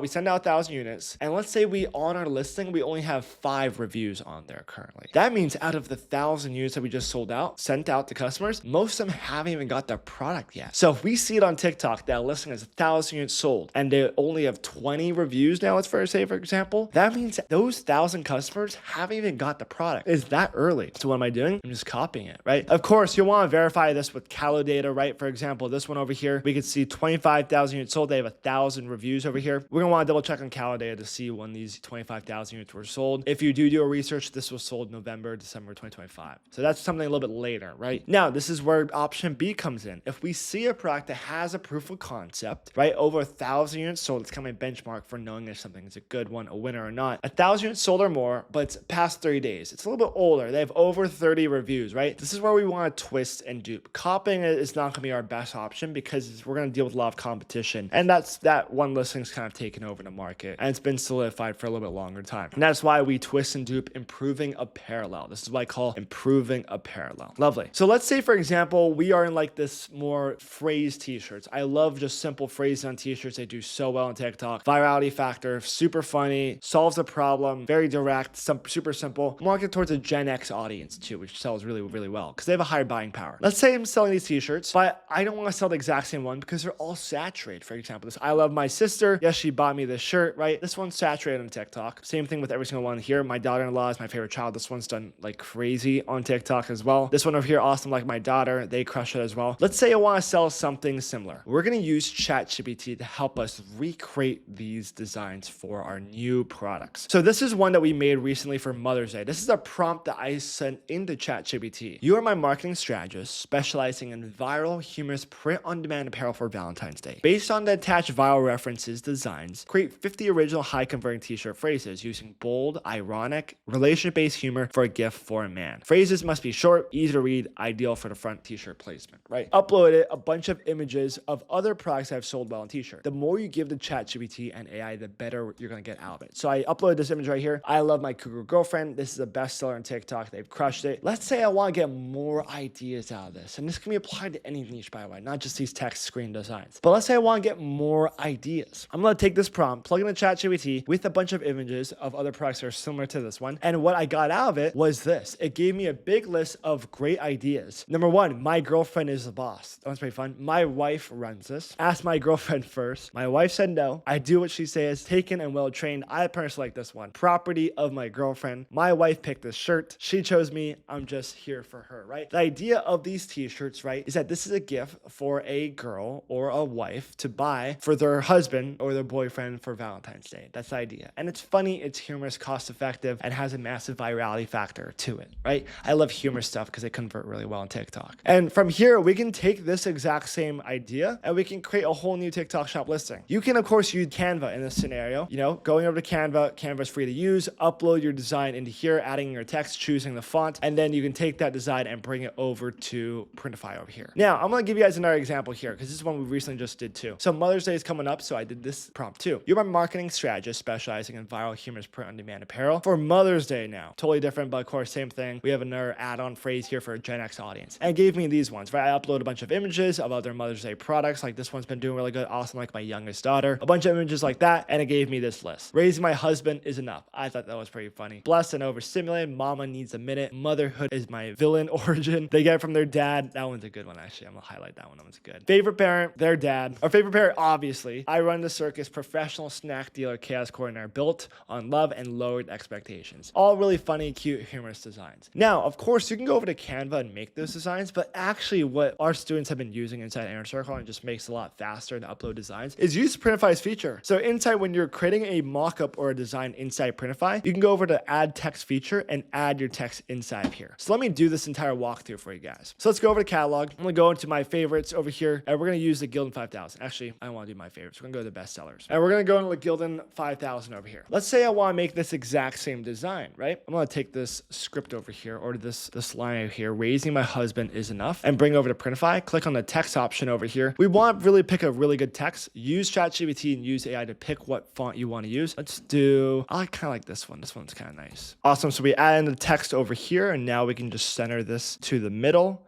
I like to kind of eyeball it, put in the front middle like that. And now we can select a couple colors. One thing that we like to do, another thing I want to mention, is that more colors doesn't equal more sales. A lot of people try and like add in every single one inside of here. Make sure you toggle TikTok eligible. That's another one too. But they'll add in every single color in here. What we've noticed, when you give customers too many options, they oftentimes make none. So I typically like between 3 and 5 different colors. So I'm gonna do white, black, I'm gonna do ash here. I'm gonna do something, this is more of a Valentine's Day gift. So maybe I'll do a red one too. Do a pink one too, that's kind of cute. Imagine getting that for your husband, that'd be kind of funny. And maybe like a red, so maybe like a cardinal red. We'll just pick those ones. Actually, I'll do a sand, that's a good one. I like sand. Sweet, so we got 4 colors in here. We got pink, white, ash, black. 1, 2, 3, 4, 5. Okay, we have 5 colors. Okay, awesome. Now, one thing that you'll notice is that if we go to the black one over here, the text isn't showing up because the text is actually black. So in order to change this, you'll want to select the text over here, and then you'll want to go back and click out and make a specific design for black and click on this. Now we can click on the text over here and change it to white. And now you'll notice that all the other colors show up, and then the one text for the black color is now white instead of black. So it actually shows up. And we can do this for every single one, but I'm just gonna keep it the same because they'll look really good. Lovely. Now from here, we can click on Save Product. Of course, if you want to do backside, you cover all these other ones inside here, but now we can move on to Save Product. Awesome. Now for the Printify mockups. Here's how we can edit. I don't like to use external third parties for the mockup images here. I just like to use the ones that are embedded inside Printify here. Also, another little add-on to go down the rabbit hole as well. All data that you publish here in Printify gets linked over to TikTok Shop. I am never editing my listing on TikTok Shop. I'm only editing my listing here on Printify because TikTok Shop doesn't send data back over to Printify when it comes to the listing. Right, so sweet. So I'll click on the front. I want my hero image to be that one right there. I can also select different ones inside here. That can be one. So maybe I'll do the wrinkled one like this. It's like a unisex one. Maybe I'll probably remove this. I'll do a black one here. So maybe I'll go back to the front here, select this one as my second mock-up here. I'll maybe do it on a clothes hanger over here, and maybe I'll do white again. And then maybe I can do a person color over here. I'll do like a woman. Actually, I'll do a man. I want to do a man. I think it's gonna look more funny for sure. I'll do a black one here. I think black will be great. Let's see, I'll do another dude over here. And maybe for this one, I could do a pink one too. I'll also do a folded one. I haven't selected the gray one, so I'll do that one over here. Maybe I'll throw it in. These don't have to be too much. I like to kind of pick them randomly. Of course, you can do multiple inside here, but that's kind of what I'll do inside. Lovely. And then I'll select these other ones too. And then we're good to go. Of course, play around with it. The big thing is those first 3 images is everything. Everything is inside of these. Another thing to keep in mind too, the listing here, the photos, is actually your listing description. No one's checking the description of your listing. They're all doing it and swiping through the photos. So you want to make sure that you also do the size chart too. That's really important too. So make sure you do a size chart inside here. I'm not going to do the ash one. I'm just going to do the white one at the very end. And now we can click on save the mockups. Now I'll bring us to the last page over here to now edit the pricing and everything in between. Now, of course, we'll want to make sure we do the title here. Use ChatGPT to make the title. One thing that I like to do is I like to use ChatGPT for this title. I usually will prompt ChatGPT. I'll upload the photo of my design. I'll download this image over here and say, please give me a great title description that's optimized for SEO and TikTok Shop that markets for a TikTok Shop demographic, Gen X audience or whatever it is. And then I'll plug it in here. Also, this AI is really good as well. I'll just click on apply to listing. Inside here, everything is all done here. We also add our sizing chart at the very bottom as well as instructions, which is great to do. I don't click add size table to description. I don't do that. Personalization, I don't turn that on. For the shipping here, you want to select the warehouse that you have selected, right? So over here on my TikTok, I use the viral T one because this is my t-shirt template. So you want to go back over to Printify here. You'll see the template that you created and you want to select it in this position right here. Now for the pricing, this is what we like to do for our pricing. At the very beginning, when you first launch your first ever listing, every single order will be the same price.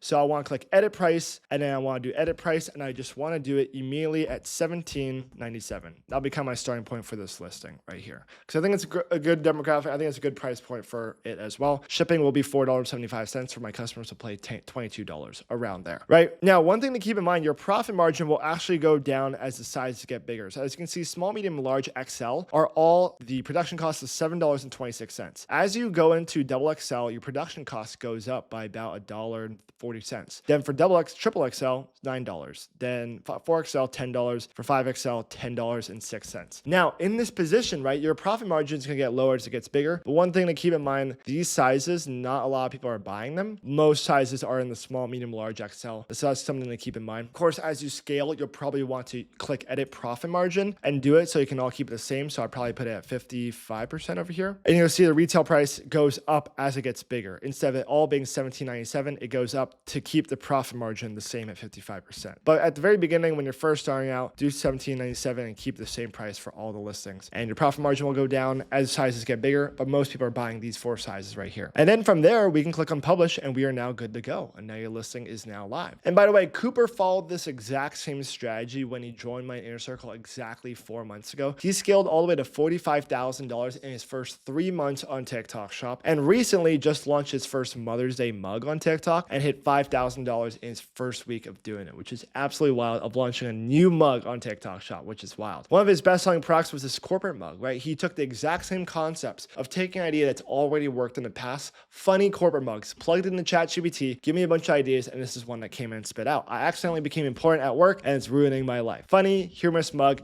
and over 2,400 people bought it just in the past 3 months, which is awesome, right? Matt, he followed the exact same strategy. I did a whole case study with him on YouTube. He did the exact same thing. He saw that t-shirts were selling really well on TikTok with this Fakoff meme over here. He decided instead of competing with all these listings that had 6,500, 2,000, 4,000, 25,000 units sold selling a t-shirt, he said, I'm going to throw this onto a mug because no one has done it before. And we worked with him on the design, on the marketing, and he scaled all the way to 4,000 units sold, $50,000 in a single month on TikTok Shop selling this exact same mug, right? Pretty cool to see it all the way to $18,000 a week, which is absolutely wild. But yeah, Matt's absolutely crushing it. Kayla and Alicia, same exact same system, right? Same exact same thing. They went down the kind of girly niche on TikTok Shop. We helped both of them with product ideation when it comes to what they were looking to do, what they were working on selling. They came to me with a list of 10 products. I was able to narrow it down to 1 to 2. We launched it, and in their second month, they crossed $70,000 a month, which is freaking awesome. All the way, and this is actually early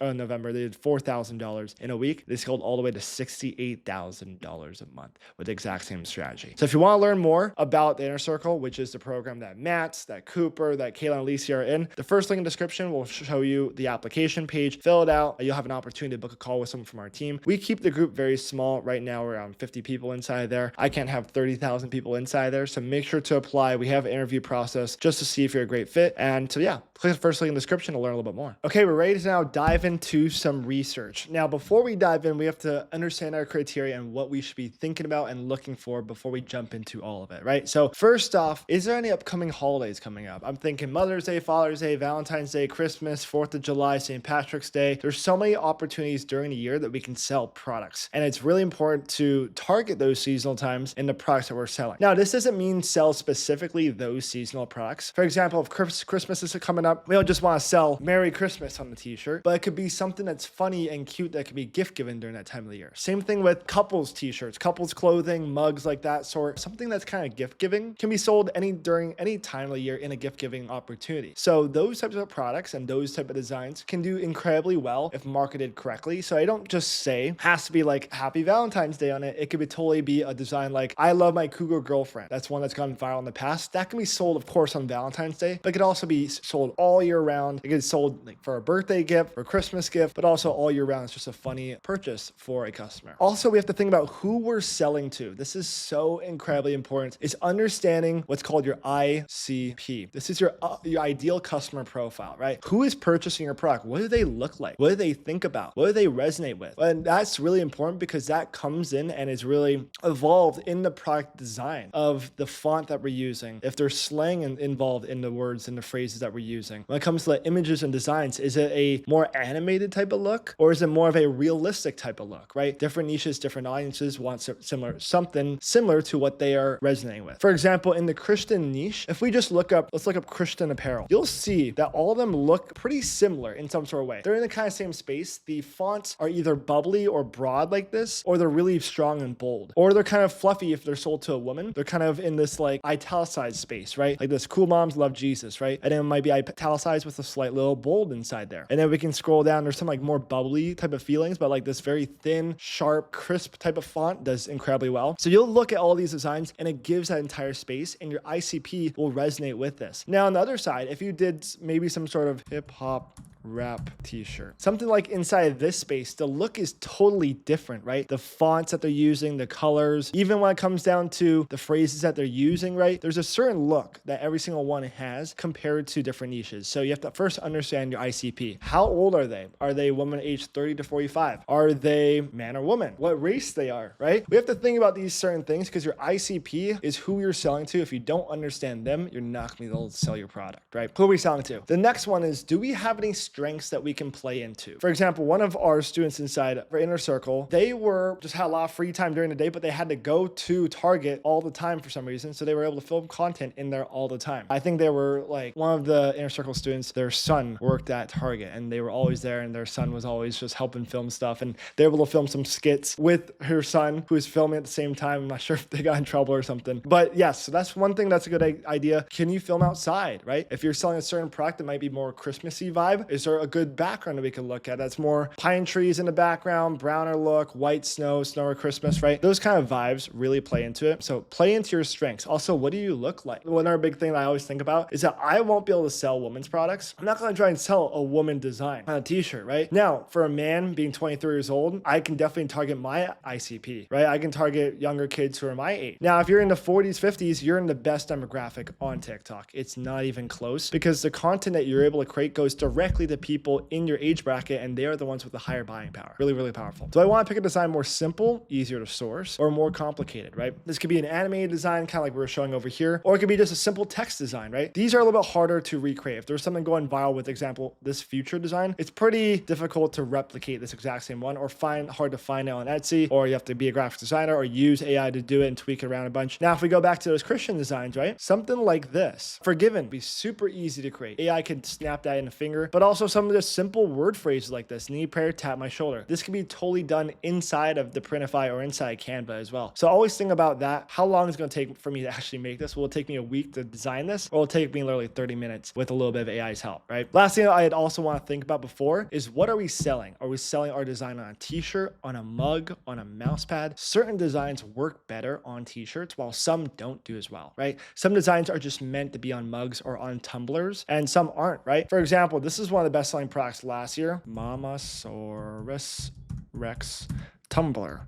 So they did, I think they did like close to $500,000 in sales with just this one tumbler. And it was a really good product. Here, let me show you. It was something like, this was it right here. This was the design. It said, don't mess with Momosaurus Rex. You'll get Jurassic kick. That was the front, and the back said #1 mom. Nutritional facts, service size 1 super mom. And all the daily values, caring 200%, multitasking 400%, patience 500%, sleep 1%. That's very good. Hardworking, caffeine 110%, unconditional love infinite. So this is a really cute, funny design. This would not work on a t-shirt though, right? It's specifically for a mug. Same thing with the front here. This could be working on a t-shirt, and actually it did. It wasn't this full Jurassic kick. It was just Momosaurus Rex. Someone decided to throw this onto the front of the tumbler. They sold very well, and they also took this idea, was also a winner from the year before, and they combined the two. So that's just an idea, kind of thing about some designs work better on t-shirts and some don't. Really, really important. One thing that we do inside Inner Circle is that we're actively looking for t-shirt designs inside of Inner Circle, and then we're usually the first ones to get out on mugs. When something comes up, we're the first ones selling mugs. That's how kind of we stay ahead of everyone else inside the print-on-demand space, is getting things quickly moving over to mugs. That's example, right, with Matt, Kayla, Alicia, Cooper. They took ideas that were already existing on t-shirts, and we immediately jumped on calls, went through the product research phase. They came with a bunch of designs to me, and we worked through the entire process of getting those listed on mugs. So that's really, really important too. I want to give you guys a tip too. Take t-shirt designs, move it on your mugs. Try to see and know what to look for, unless you're actively like been in it for a while like we have, but that's definitely a good option to go into as well. Things on t-shirts usually go over to mugs, but not all the time. I also think about hoodies, right? Mouse pads. Kayla and Alicia do mouse pads. They're crushing it. They're doing like 30K a month just with one mouse pad. And then of course they did their 60K a month with their mugs as well. But yeah, that kind of breaks down the things I'm thinking about on this stage. The next part I want to think about is, or show you guys, is how our product research and discovery phase works, right? So most people think that you just go directly over to Calendar to look for winning products. That's not how it works for print on demand. You first have to start in the discovery phase. This is immediately going over the search bar and searching up keywords in the search tab and look at the videos that pop up, as well as going over the shop tab. That's where you're going to find the gold and see what's actually selling. And you're just scrolling through there, how many units they've sold in there. I'm going to be showing that here in a second, but also looking at how many reviews they have. I want to look at what people are talking about in the reviews. I want to click on the videos that the affiliates are videos that pop up. I'll be showing that here in a second as well. But I'm scrolling through on the TikTok search tab, seeing what's working. A lot of people I see in the print on demand space, they'll try to sell something that they just don't know if it's going to sell. They think they'll buy it, but they don't know if people will actually purchase. And so you have to be very specific and look through the discovery phase of what's actually working on TikTok. Going over to Etsy, going over to Amazon isn't good enough. You have to know actually selling on TikTok Shop. The next phase below that is the validation phase, right? This is when we spot something on the search tab and then we bring it over to Calendar to look at their sales volume. We want to see when they launched the product. We want to see how many sales they've generated, how many videos they've had, how many creators have posted content for a product. If a product has 10,000 sales and they only have 10 creators on their team, we know it's a really early product. If they have low reviews, we know it's an early product. If it has a ton of sales and very little creators, that's a lot of opportunity and there's not a whole lot of competition out there. They just haven't marketed it as well as they could have. And that's where we can find in and find a gap in the market and start selling. So that's going down it. We're going to break that down in a second. But once we validate a product and we have success, we're either twisting and duping an existing idea or copying the exact same one, and we're going in the creation phase. When we find a winner, we source, create the design either with Calendar or with Printify, either with Canva, either with AI, or we're just making our design and actually creating it and actually publishing it. But yes, now let's head into the actual research phase and go through the entire process of actually setting up your Printify account, how to list a product for the first time, how to create the shipping templates and everything in between, how to list that product and actually publish it and get live. Because these are really, really important steps, and showing it live is going to be really important of the entire process. But it all starts in discovery, then validation, then the creation of our design of our product, and eventually listing on TikTok Shop. Okay, now that we understand the entire discovery phase and how it actually operates, let's actually dive into the phone and walk through how this operates. So a couple things first off, I like to do my discovery with two objects in front of me. Number one, I have my phone with the TikTok app pulled up on my burner account, and I also have Calendar pulled up on my computer because they both go hand in hand to do validation when we get to that phase. Let's do, first off, first thing we're gonna look up is just Mother's Day t-shirts. We have Mother's Day coming up. Of course, if you're watching this after Mother's Day, Father's Day is the next one, 4th of July is the next one after that, Q4, Christmas time, Halloween's a big one too. Those are all big opportunities, but those are all kind of things that you can highlight immediately. But also, right, I kind of just want to dive into discovery phase. Let's just talk about that. So let's go into the shop tab here. And right after searching, there's a bunch of things that are going to pop up that are related to Mother's Day right now. You'll see in the top left, or you'll see these two videos that pop up that are playing. What TikTok does in their shop tab here is that if there's an affiliate video that is behind one of the products, it'll automatically start playing. It's a good feature that TikTok created that if you're looking through the shop tab, you're able to purchase. purchase. It kind of depends on what the product is, but around 10, maybe 20% of your sales will come from the shop tab. So listing photos go a long way, which we kind of already talked about. But first off, what are we thinking about these first couple products? Let's click on this first one here. I am a lucky mom. I have a crazy son who happens to cuss a lot. He has anger issues. He's not the best, but rare limited edition. You hurt me and they'll never find your body. Yes, he bought me this t-shirt. It's a funny t-shirt, right? Humorous. And we can see by this little right to the right of the reviews where it says 158 reviews, 4.6 stars. We can see 2,276 units sold. And the very top left, we can see Glamorous Gowns, silver star seller. Glamorous Gowns is the name of the shop. It's the name of the seller. And then we can see the units sold as well as the listing title. As we can see the variants down below, black, white, wash tee, all that. And when a customer purchases, they'll click on the select. They'll select the color they want, the large. They'll click the buy now, and they'll be able to purchase it within a few clicks. Especially if they have Apple Pay like I do, I can buy it like that. And that's a powerful thing about TikTok. But let's first take a look and how do I know if this is going to be a good product to start selling, right? 2,000 units sold. It has a proof of concept. To me, I see this as saturated. Now, the reason why is because it shows 158 reviews. That's a lot of reviews. Listing as 2,000 sales. That means a lot of these customers have got this product recently. But I also do want to check up on Calendar. Let's see their sales form. So I'm going to click on the shop tab over here. I don't go into the creator tab to look up or the product tab to research a product. The reason why is Calendar is kind of funky with how it is. So I will look the shop name first. So we can see right here that they have a couple listings here. There's this Mother's Day one that they're selling right now. We can see in the past month, their revenue is only 4.1K. So it's not a lot of money going through this. I'm guessing that this t-shirt and these t-shirts, especially this one, I had 2,000 units sold, did well during Christmas time. So let's click on this one. And now we can go past 180 days. Oh yeah, they had a big spike during Christmas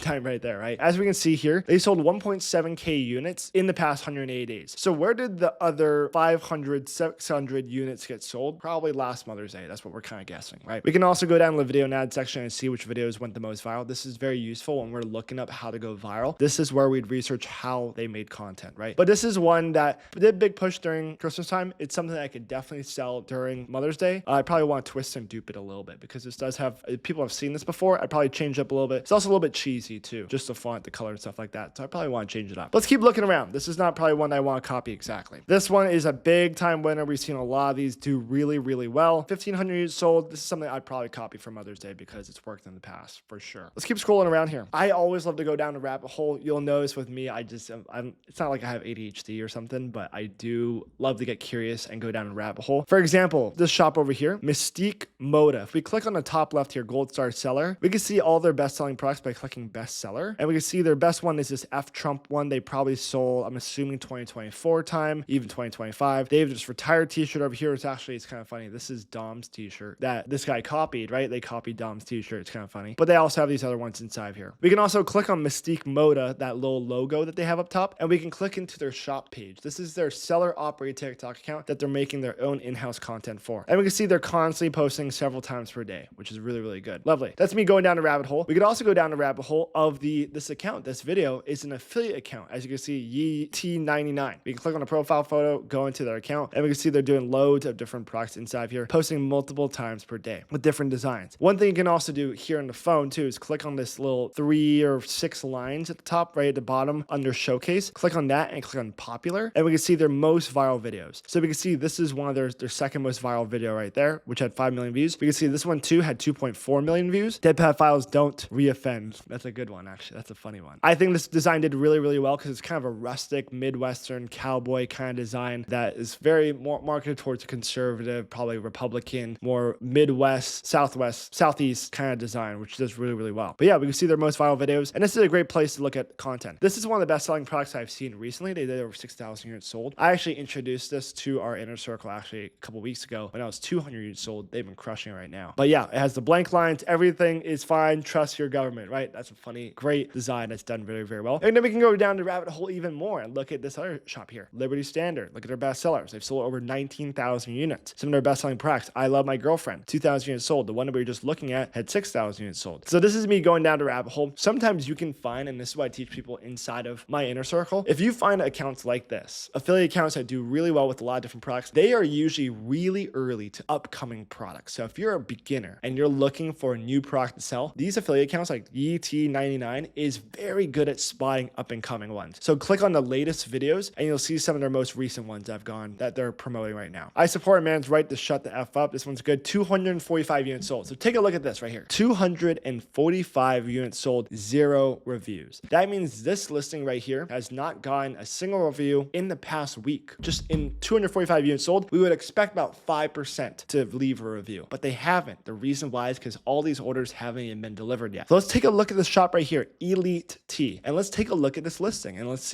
dig down a little bit more. Elite. So sometimes Calodata won't even be able to collect data in time from TikTok. For example, this one. So this listing that we pop up might not even show that it's sold a single unit. Let's take a look here. Let's go down to the proc section and see if we can spot it here. So we said, I support a man's right to shut the F up. Awesome. We can see this. Actually, this one, as we can see, they did collect a lot of it. It says 245 units sold on the listing on our phone on TikTok. It shows 197 units sold here. But as you can see right here, they launched their store on March 10th, 2026. Today is March 23rd. So it's about 13 days after this t-shirt's been sold. They just started popping off on the 20th right here. They had their second sale here, a couple sales here, and then they had a big first day on the 21st, so 2 days ago. So they've sold 200 units just in the past 2 days. And that's a big sign to me, something I can guarantee and go, it is so early and there's proof of concept, right? This is a brilliant idea. This one will have 1,000 units sold in the next week. That's a guarantee because it's going massively viral. By the time you guys watch this, it'll probably have 1,000 units sold. This is one that we're catching it really early, and it's pretty cool I was able to do that live. I just happened to stumble upon it. But we can also go down a rabbit hole and keep looking at a lot of these other ones. This is exactly why I love looking at on my phone from a discovery standpoint, because we're able to see, right? Also, by the way, one thing we can do with this one, I can just take a screenshot of this so I can have it for later. Perfect. Take a screenshot, save that to my photos, and let's keep going down rabbit holes. Keep scrolling around. Let's go to their most recent. This is another video they posted today. Let's look up Luxic Tea now. We'll go to the shop tab. This is, we can see in the top left, Luxic Tea. Perfect. They've been crushing $30,000 in the past month selling these t-shirts. We go past 30 days. They've been having a big spike. Past 90 days, we can see they just launched their store about a month and 2 weeks ago. They've already done $40,000, so they're doing really good. Let's go down to the product section and see what's selling the most. This one's selling the most right here. The data is pretty caught up, right? As we can see, their published date was 2/21 over here. Since then, they've done 549 units sold. We can see on our phone. This is always going to be the most up-to-date data, by the way, on discovery, because TikTok sells their data over the Calodata so they can show it to us. But sometimes there's a couple days or even a week in delay. But as we can see here, 526 units sold on their listing right here. They just had their big pop-off just in the past week. They launched their first store on 2/21/26. Lovely. Now they just started popping off a week ago on this. Let's see, the 18th. So yeah, 6 days ago, they had their big first day, and then they had their best day yesterday at almost 2K. And yeah, so this is a winner too. 5 units sold. They have 3 reviews on the listing here, meaning most of the people haven't got their product. They recently just got started going viral. We want to copy this exactly the same, right? Boom. As we can see in the videos that they're making, we'll talk about this in the how to go viral section. The videos that they're making right now, there's a attention grabbing, curiosity looking factor to it. We get to see the t-shirt immediately in the first 3 seconds, but we don't get to know what it actually says because they cover it. And it actually says crazy B word inside of it, right? Funny, grabs attention. This is awesome, right? Virality factor to it. More vulgar words like this usually have more virality to it. And it's also covering. There's anticipation, which draws people to retain in the video, which is an 18-second long video. And people don't even get to see what it actually says until they get to this point right here, right around 8 seconds. So halfway through the video, they get to actually reveal what the product is. Now, of course, people can click onto the listing. For example, this is another one. If they want to see it earlier, they can click on the shop tab right here and see what it actually says inside. And that almost sometimes does even better because TikTok says, oh wow, this person right here wants to see what this product's all about. That adds engagement. Yeah, there's a great example. Just go down a rabbit hole, look at a lot of these accounts. I would actually look at an ET99 to look at what they're currently selling right now when you watch this video because they're crushing it on the affiliate side. Lovely. Let's keep moving around here and see what else we got here. Something like this will not sell. You know, we talked about earlier, who's going to buy this? Kids for their mom. It's not going to be that good of a enticing product. Crazy Dog t-shirts, they crush it as well. Big brand. They done over 230,000 units sold on their shop right here, their official shop, Gold Star Seller. We can go to their shop page over here, see the videos that they're creating as well. This is a great place to see what's up and coming as well because they list a lot of great designs. They're in that text design space as well. Sweet Motherhood, this is a good one too. I love the bag gear look, the wash look as well. 2,000 units sold, Wildberry, Gen Fashion. Something a little more saturated, of course, right? 135 reviews on 2,000 units sold. That's typically what we'll see, over 100 reviews for 2,000 units sold, kind of like what we saw earlier, right? This is something that's been kind of done before. We want to twist and dupe if we want to do the exact same idea. Lovely. We're just kind of scrolling around here. What I'm doing with my eyes when I'm scrolling through this page right here is I'm looking at every single product. What is the design? And I'm secondly looking at how many units sold. For example, I just scrolled past this one that says 3,000 units sold. This I love my butt. Sometimes I want to square. This one, whatever it says. I love my kids, but sometimes I want to square up. This is a funny design, right? 2,000 units sold, but I can see the reviews, 415 reviews. A little bit more saturated, right?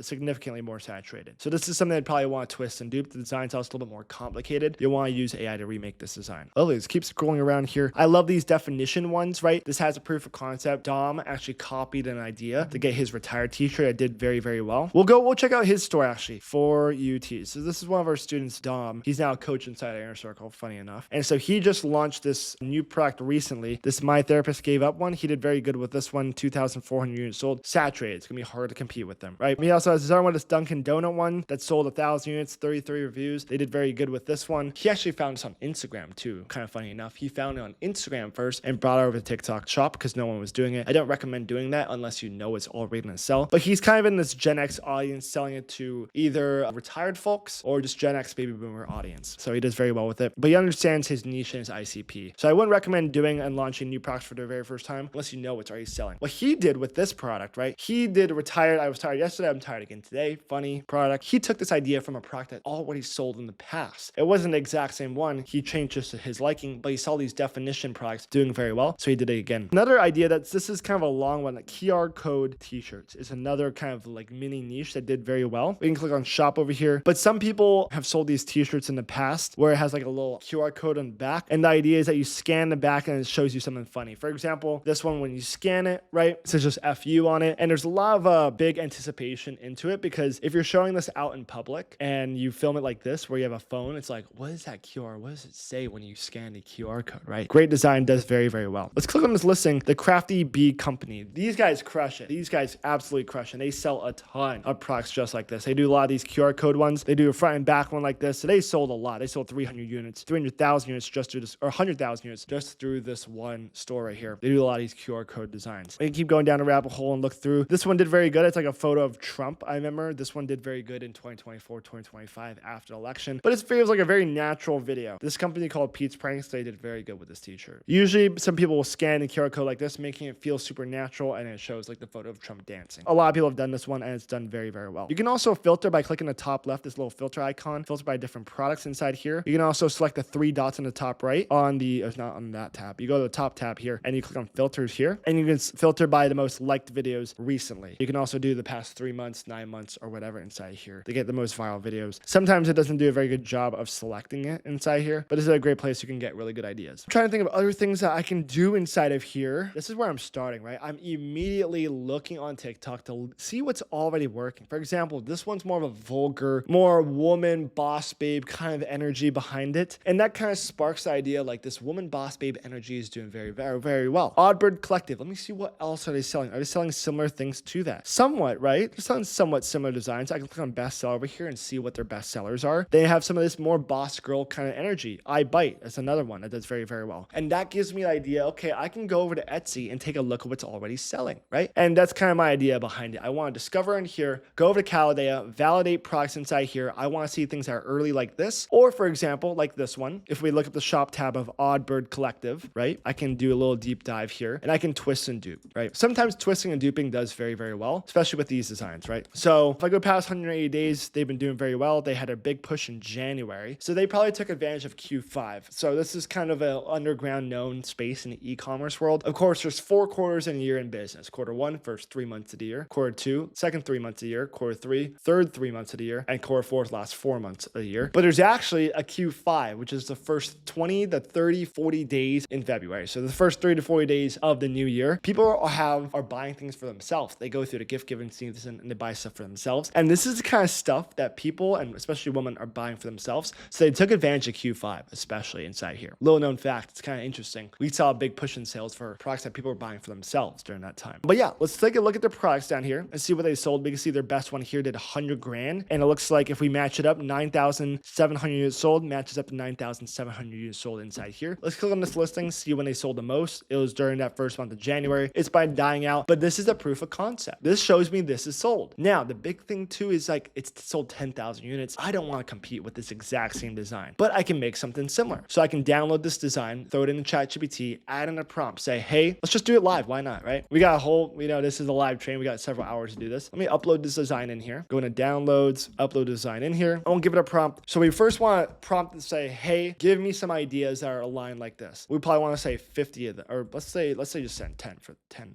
ideas. Simple, punchy, ironic, clever, boss. It's kind of the energy I would describe it. Marketed. I'm gonna take a random guess here. Some of the videos they probably created, we can go back into over to Calidata and see how they're marketing their content, right? We can go down to the videos and ad section. Who's wearing these products? Mostly women, of course. Let's look at this one. Yeah, so we're looking at woman aged, let's say 30 to 45-year-old woman, right? That's kind of the energy that we're getting from this. Let's go to their most viral one over here. The reason why I want to put in an age demographic, because ChatGPT is gonna make texts that are specifically for that. So this is a younger woman, probably 25 to 30 years old inside here. Let's click on this one over here, see what they got here if it loads. So this is a man wearing it, which is kind of funny. That's kind of interesting. So that's marketed towards a man. We probably want to target mostly female inside here. But yeah, so that's kind of what I want to do. Marketed towards, I'm going to say woman. I'm going to put 30 to 45. And we're going to click on enter. And it's going to give us some ideas, right? Taking ideas and plugging in immediately will be great. We also want to copy the same font that they're using. Same energy. Pretty petty prepared. I like that one. That's actually a really good one. We could do 3 Ps. It maybe the text that we would do maybe would be something like this. Let's just go down a rabbit hole and do it. I love this one.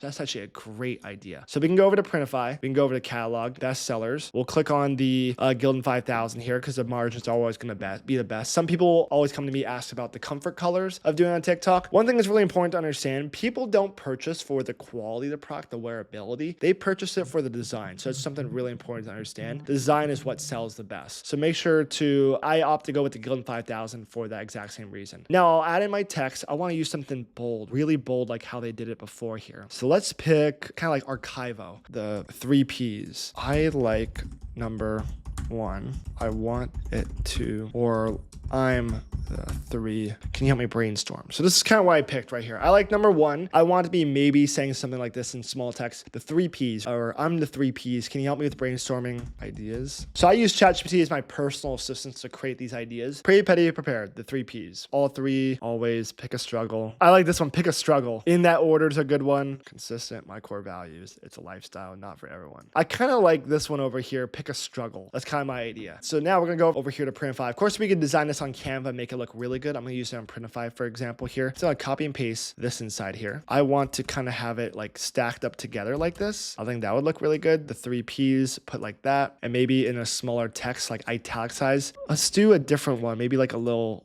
thing like this. Pick your struggle. I like that. We're gonna condense it a little bit, bring it down below here. Maybe I'll italicize it right here and put it to the right. I think because it's stacked to the left here, and then down below has it like that. Down like there could be good. It's kind of weird because it is offset to the left. It looks kind of weird on a t-shirt, so I kind of want to bounce it on the right as well. I'm gonna add 1, 2, 3 here as well. I think that looks really good actually. The font, of course, I'm held up on the font here. That's a big thing that's really important with these designs, is you really want to nail the font. That's kind of girly. I kind of like that idea. This is like the Printify font actually. I think it's kind of hard to read though. We want our font to be super easy to read. That one's not bad. I feel like this could do pretty well. I want to take a look at their font though. What did they use exactly? They use very bold, straight, like an Archivo type of font here. I like this one. This is probably a little bit better. It's a little thicker. I can also add in a bold here to see. I like this one. This one's a good one. This one looks pretty similar to the one that they're using there too, which I think is really, really valuable. Lovely. I like this italicized one on the right here, and that's our design. And that's taking an idea that's already existing, that's kind of funny, plug into ChatGPT with the proof of concept and bring it over to Printify. And now we can select the colors. I like the white. I'll probably select the black, and I'll probably want to pick out like a light pink, like a hot pink kind of thing. I think that's really good. Let's do a pink one there. And I'll do like an ash one too. Which ash do I want to use? I'll pick this one. Lovely. And now we can go back out, kind of how we did before. The black here, make a specific design. Click on the color, change it to white. Over here, boom. Click on this, change it to white, boom. And we can click on save product. Let's take a look. I always love to see what it looks like inside the mockups as well. Yeah, I like this. This is good. I like this. This is a great idea. Man, this is a good product. I am liking it right now. Awesome. And that's exactly how I do it, right? I took an existing idea that's worked in the past, and like I mentioned, throwing it back and forth with ChatGPT, coming up with an idea. I like the idea of like the 3 Ps. It gave me a better one. It said, take your pick, right? And I think this is a great design that's going to absolutely crush it. And we're definitely going to launch this exact same one. But yeah, that breaks down the entire discovery process and how I validate products, and even going the product creation phase inside of here. Another thing you can also do too is going over to Etsy. An Etsy place is a great place you can find a lot of designs on here.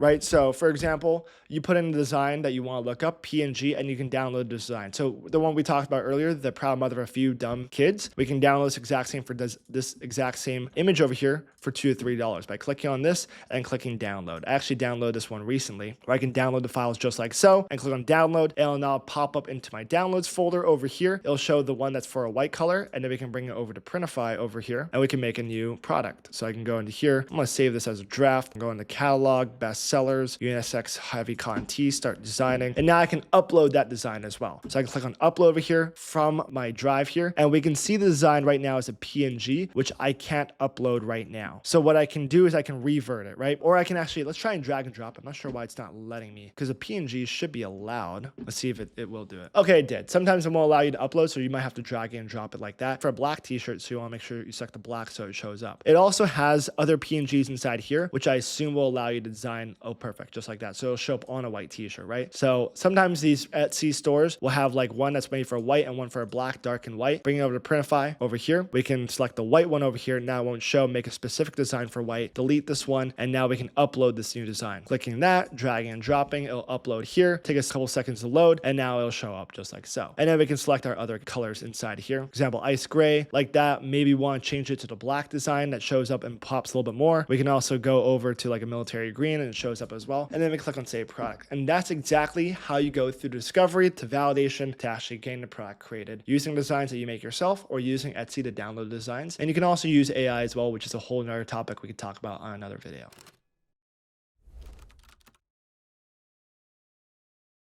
All right, let's now dive into physical products. Now, a big thing that I always get messaged about is the logistics behind the scenes for physical products. So I'm first going to talk about that, then we'll get into product research, then I'll go into a live demonstration on what I'm doing, and then we'll also talk about the back-end logistics of packing orders, because that's like the big meat of the questions I always get asked. So let's all cover A to Z, everything physical products, and then we'll do some live research. So first off, some of the cons of physical products. First off, upfront capital, number one, because you're risking capital to get started.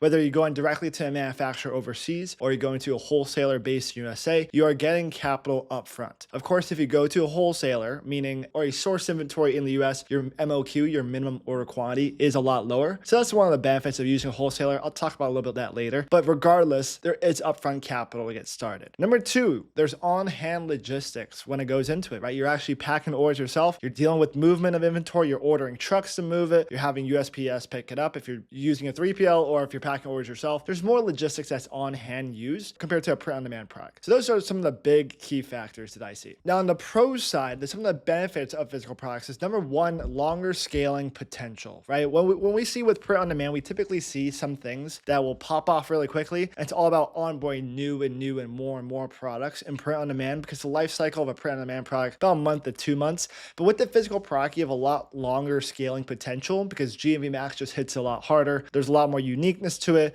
There's a lot more novelness to that product typically, especially if a great product selection process. And number two, also better margins. You're going to see way better margins with physical products, upwards of 70, 80. We've even had 90% profit margins on some of our products. It's absolutely wild. The reason why is because you're sourcing directly overseas. Instead of if we were, for example, sourcing a physical product t-shirt, right? Instead of using an on-demand supplier, we could go buy every single t-shirt for probably about $2 in China. Get it shipped to the US, probably costs us $1.50 to ship that here in the US. So you're paying $3.50 per t-shirt and then selling it. So you're gonna deal with better profit margins in that regard. Now, the negative to doing that method is that you're risking all that capital, get thousands of units of a small, medium, large XL that you don't know if it's gonna sell. There's a lot more risk that goes into physical products. And that's why this step and the things that we're gonna be talking about in this module is so critically important. Lastly, another little mini pro that a lot of people don't really realize is there's the ability to film in-house content. So some of the best physical product brands out there, I'm just taking a look at, like,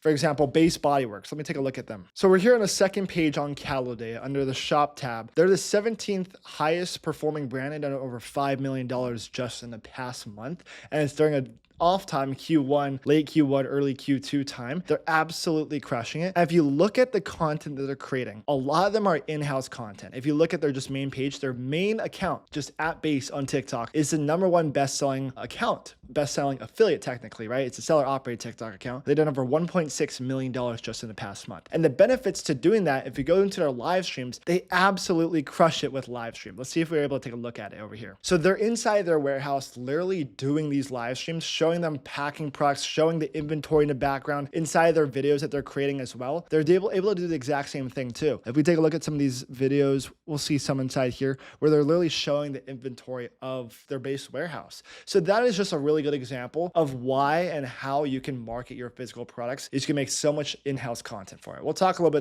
bit later on, but in-house content is a huge benefit. You think about the marketing before the product. And I always like to think about that too. So that's a little benefit. Now let's talk about some of the logistics, just a little brief overview of what we're gonna be talking about here, right? #1, after you got your product selected, the back end stuff is pretty simple. You're gonna begin sourcing on Alibaba, reaching out to 10 different suppliers, ordering a sample of your top 3 best quotes from suppliers, reviewing the quality of all the top 3, picking your favorite one that has the best quality and has the best communication and the best pricing, all mixed into an evaluation. And then you're also placing a bulk order, either sending it by sea or by air to your warehouse or to your place or to your FBT so they can do fulfillment, right? So those are the 3 pillars. We'll talk about that a little bit later on. But that's the basic walkthrough of the back end logistics when it comes to product is selected to now it's ready to start selling. That's what happens right in the middle. Awesome. Let's first talk about this winning product criteria. This is so important, right? Since we're risking capital to get started, we have to be very specific in this product selection. #1, it has to have a wow factor. It has to drive curiosity. It has to have that effect to me thinking like, wow, I've never seen anything like this before on social media, on TikTok, right? A great analogy I love explaining to people is, let's say that we're driving down the road and we see a bunch of cows on the side of the road, right? We might not think anything of a herd of cows on the side of the road, but let's say we're driving down the road and we see a purple cow, right? A purple cow on the side of the road. I don't know about you, that's gonna be sure to grab my attention and say, holy cow, I've never seen a purple cow before. What is that? I'm gonna probably remember it for the next couple of minutes. I might even tell my best friend about it the next day, right? It's gonna be something that I just cannot erase from my memory. It's just hard for me to swipe past it, right? It's a massive pattern interrupt. And by the way, guys, just how we're driving down the TikTok road, like we're scrolling through the TikTok app, everyone's doing the exact same thing. They're running off of dopamine, right? Our product has to be something that's just a massive pattern interrupt that just grabs people's attention. It's something they just cannot skip. They have to purchase, right? So that's what I mean by a wow factor. I'm looking for purple cows. #2, it's gotta solve a specific problem, not just any problem. It's gotta solve a very specific problem. The last time we all went to the store, it solved the problem for us. Maybe it wasn't enough water that we have at home, food in our fridge for dinner, toilet paper at home, maybe not soap,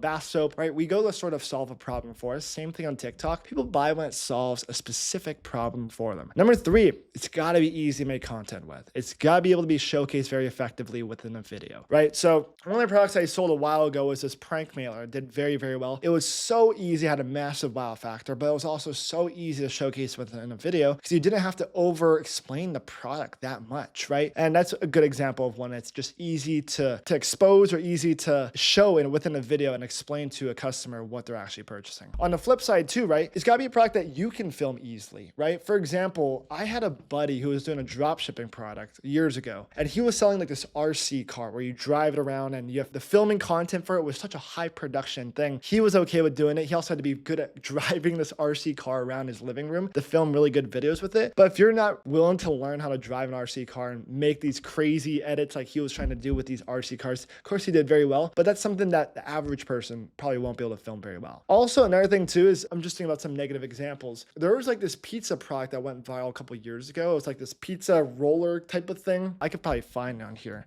Pizza roller film pickup.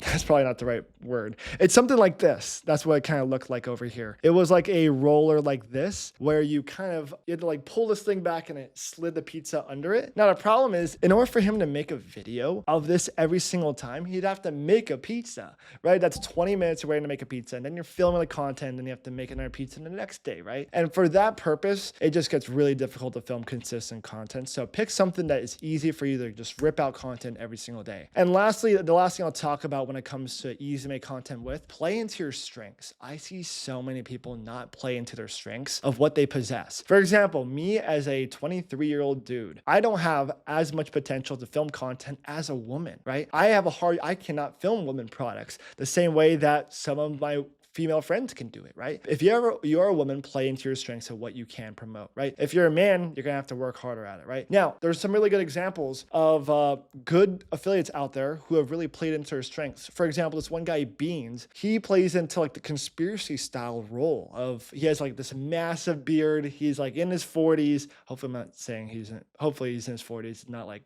in his 30s or something. But I'm guessing he's like, middle-aged dude. A beard, he looks the part, and he's able to sell supplements and talk about like this health, naturally alternative kind of supplement products. So play into your strengths. If you have longer hair, like if you're a female or a man, you have longer hair, sell hair products. Like you have some benefits to sell right there. If you like skincare products, you have clean skin, play into that strength. Even having like pets. I see people that have like all these dogs, not just one dog. My family has one dog. I've always wanted to sell dog products. I don't have a dog here at my house, so I'm not going to try and sell dog products. If I was back home and I had a dog, it'd be totally different. But play into your strengths of what you can promote and how you can create content for and how you can separate from yourself from other people, right? For example, not every seller is going to have a dog, but you might have a bunch of dogs and you can film a lot of different content with that. Very, very important. So play into your strengths. I would talk to ChatGPT and give it your life story and see what it would recommend you to promote. That's honestly a big point that I would start talking to ChatGPT to help with the ideation of what you can sell. Now, another criteria here, something that someone actually needs. I see so many people try to sell products that they just don't need. It's, for example, I saw this one. It's like this desk vacuum cleaner. It's something that someone doesn't actually need, right? They can just take a little wipe cloth and wipe off their desk, right? Other examples, like beer can sleeves. It's not really something that someone needs. There's so many products that we see online. We think I know I would buy it, but you have to kind of think about the broad perspective of TikTok and would people actually need to buy it. It's not just want to buy this. Is it irresistible to the point that they just have to have it? Another criteria I always think about, 3 to 5x markup. For physical products, I want high profit margins. If I'm risking some capital to get started, I better be making money. So I'm thinking about 3 to 5x markup to help with profitability. It also helps with affiliate commissions down the road. Small, light, non-fragile. This is really important because we are going to be sourcing a lot of inventory overseas. And if you sell out of inventory very quickly, you're going to need the Air Express products, right? This happens all the time. I'll take an example. We sold out for one of our hero products within 2 days. We had 2,000 units and we sold out in less than 3 days. And the best part about it, I was able to Air Express it and not pay $10 per unit for shipping, right? The production cost for every single one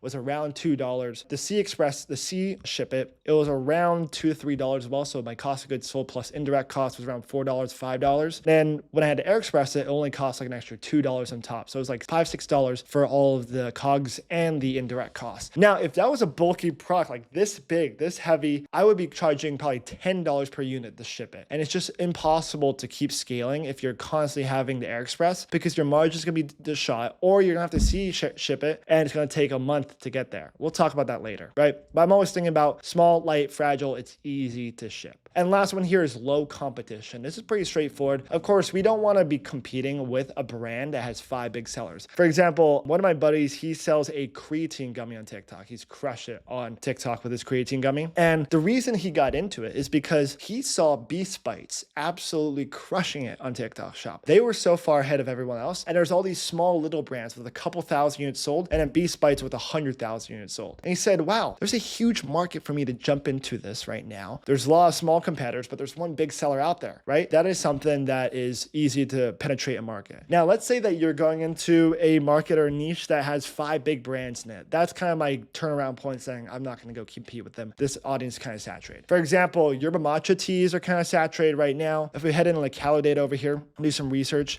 micro ingredients like any sort of gut health stuff, anything that's Mary Roos related, you're going to be competing with them. Korean skincare is a difficult one, right? There's a lot of sellers out there in that space with Medicube out there. Let's see here. Where's some other one? Collagen peptides, very competitive space to be in. Right now, we see Mellow. They're pretty far above everyone else selling their cushions, their comforters, their pillows, all that stuff. But it's a little bit difficult to ship that type of product. But yeah, definitely figure out a niche. Like women's shapewear does really good. Leafer right here is the best selling product on TikTok right now, the biggest trending product. They've grown 130% over the past month. This is something that there's a lot of opportunity for it. It's a cutting mix. It's worked in the past very well, but there has to be an angle, of course. But that's kind of my thinking around physical products. I do want to look at competition and see something that there's not a whole lot in that space. Awesome. Let me cover a couple other ideas. The reason why I want to do this, I would hope this would inspire or maybe even spark a little bulb in your brain. When I used to watch videos of people showcasing winning products, I would just get these sparks in my brain. I'd just be like, oh yeah, I've seen something like this. I get an idea. And it also triggers something subconsciously that you can use in the future in your research. So this is what I want to do and give you some ideas. And this is why it's so important to do so much research on product and being inside the TikTok shop ecosystem, because you'll spot winners because they come all the time. But yes, of course, NeuroGum popped off. They were acquired by Shark Tank, or they were invested by Shark Tank, whatever, how long ago, right? Or they were rejected by Shark Tank, but they later had an angel investor there. But this is a product that blew up because of TikTok shop. They were literally nothing before TikTok shop until it came out. And it has a massive wow factor to it, right? NeuroGum, natural caffeine in a gum. You chew it, you get energy, focus, locked in. You don't need a morning coffee. You don't need an energy drink throughout the day. Just chew this gum. Massive wow factor to it. This product right here was the best-selling product last year. Was this little fan hat over here. This was the best-selling product last year. And it just has a massive wow factor and solves a problem, right? It's also very easy to showcase within a video. It's just this fan with these coolers. It gets solar panel, blows cool air into your collar on a hot sunny day. The videos last year that were going viral were older dads mowing the lawn, doing all those types of videos. So this product did really, really good last year and just has massive wow factor. It's just a cool utility dad product. On the very right here, this is like this orb product we've sold for several years now. They sell every single Q4. It's a toy. It has a massive wow factor. When it's shown in action, if you glide this globe across the room, it bounces right back, and we've done very good with that over the past couple of years. This is a TikTok shop product that came out really recently. It's called Go F Yourself. It's basically a spin-off of Go Fish, right? So everyone knows the game Go Fish. So you have all the cards are deal out to everyone, and you say, oh, do you have a 4? And then they say, Go Fish. You either take a card or you say, yes, I do have that, right? This one is kind of a spin-off to that. Instead of saying Go Fish, you say Go F Yourself, right? And then the cards are like this, like, do you have an alcoholic dad? And then they're like, yes, I do. And then they have to hand over the card. No, you don't. Go F Yourself, right? That's kind of the card game. It's funny. It's humorous. They've done a couple $1 million with this one card game. Absolutely crushing it. I talked about Mellow earlier, right? This comforter hacker. It just has such a massive beauty, aesthetic wow factor to it. Immediate attention grabber and pattern interrupt. Looking how smooth this comforter looks. And it has that really subtle call to action Mellow comforter hack, right? We'll talk about content a little bit later on, but that's a really good example of a product that has massive wow factor crushing right now. This was a Father's Day card we sold last year. I'm gonna put you guys on game, as I always do. We sold $130,000 worth of this card. May and June of last year, we sold all over $130,000 of just this one card. We had a couple other ones that did,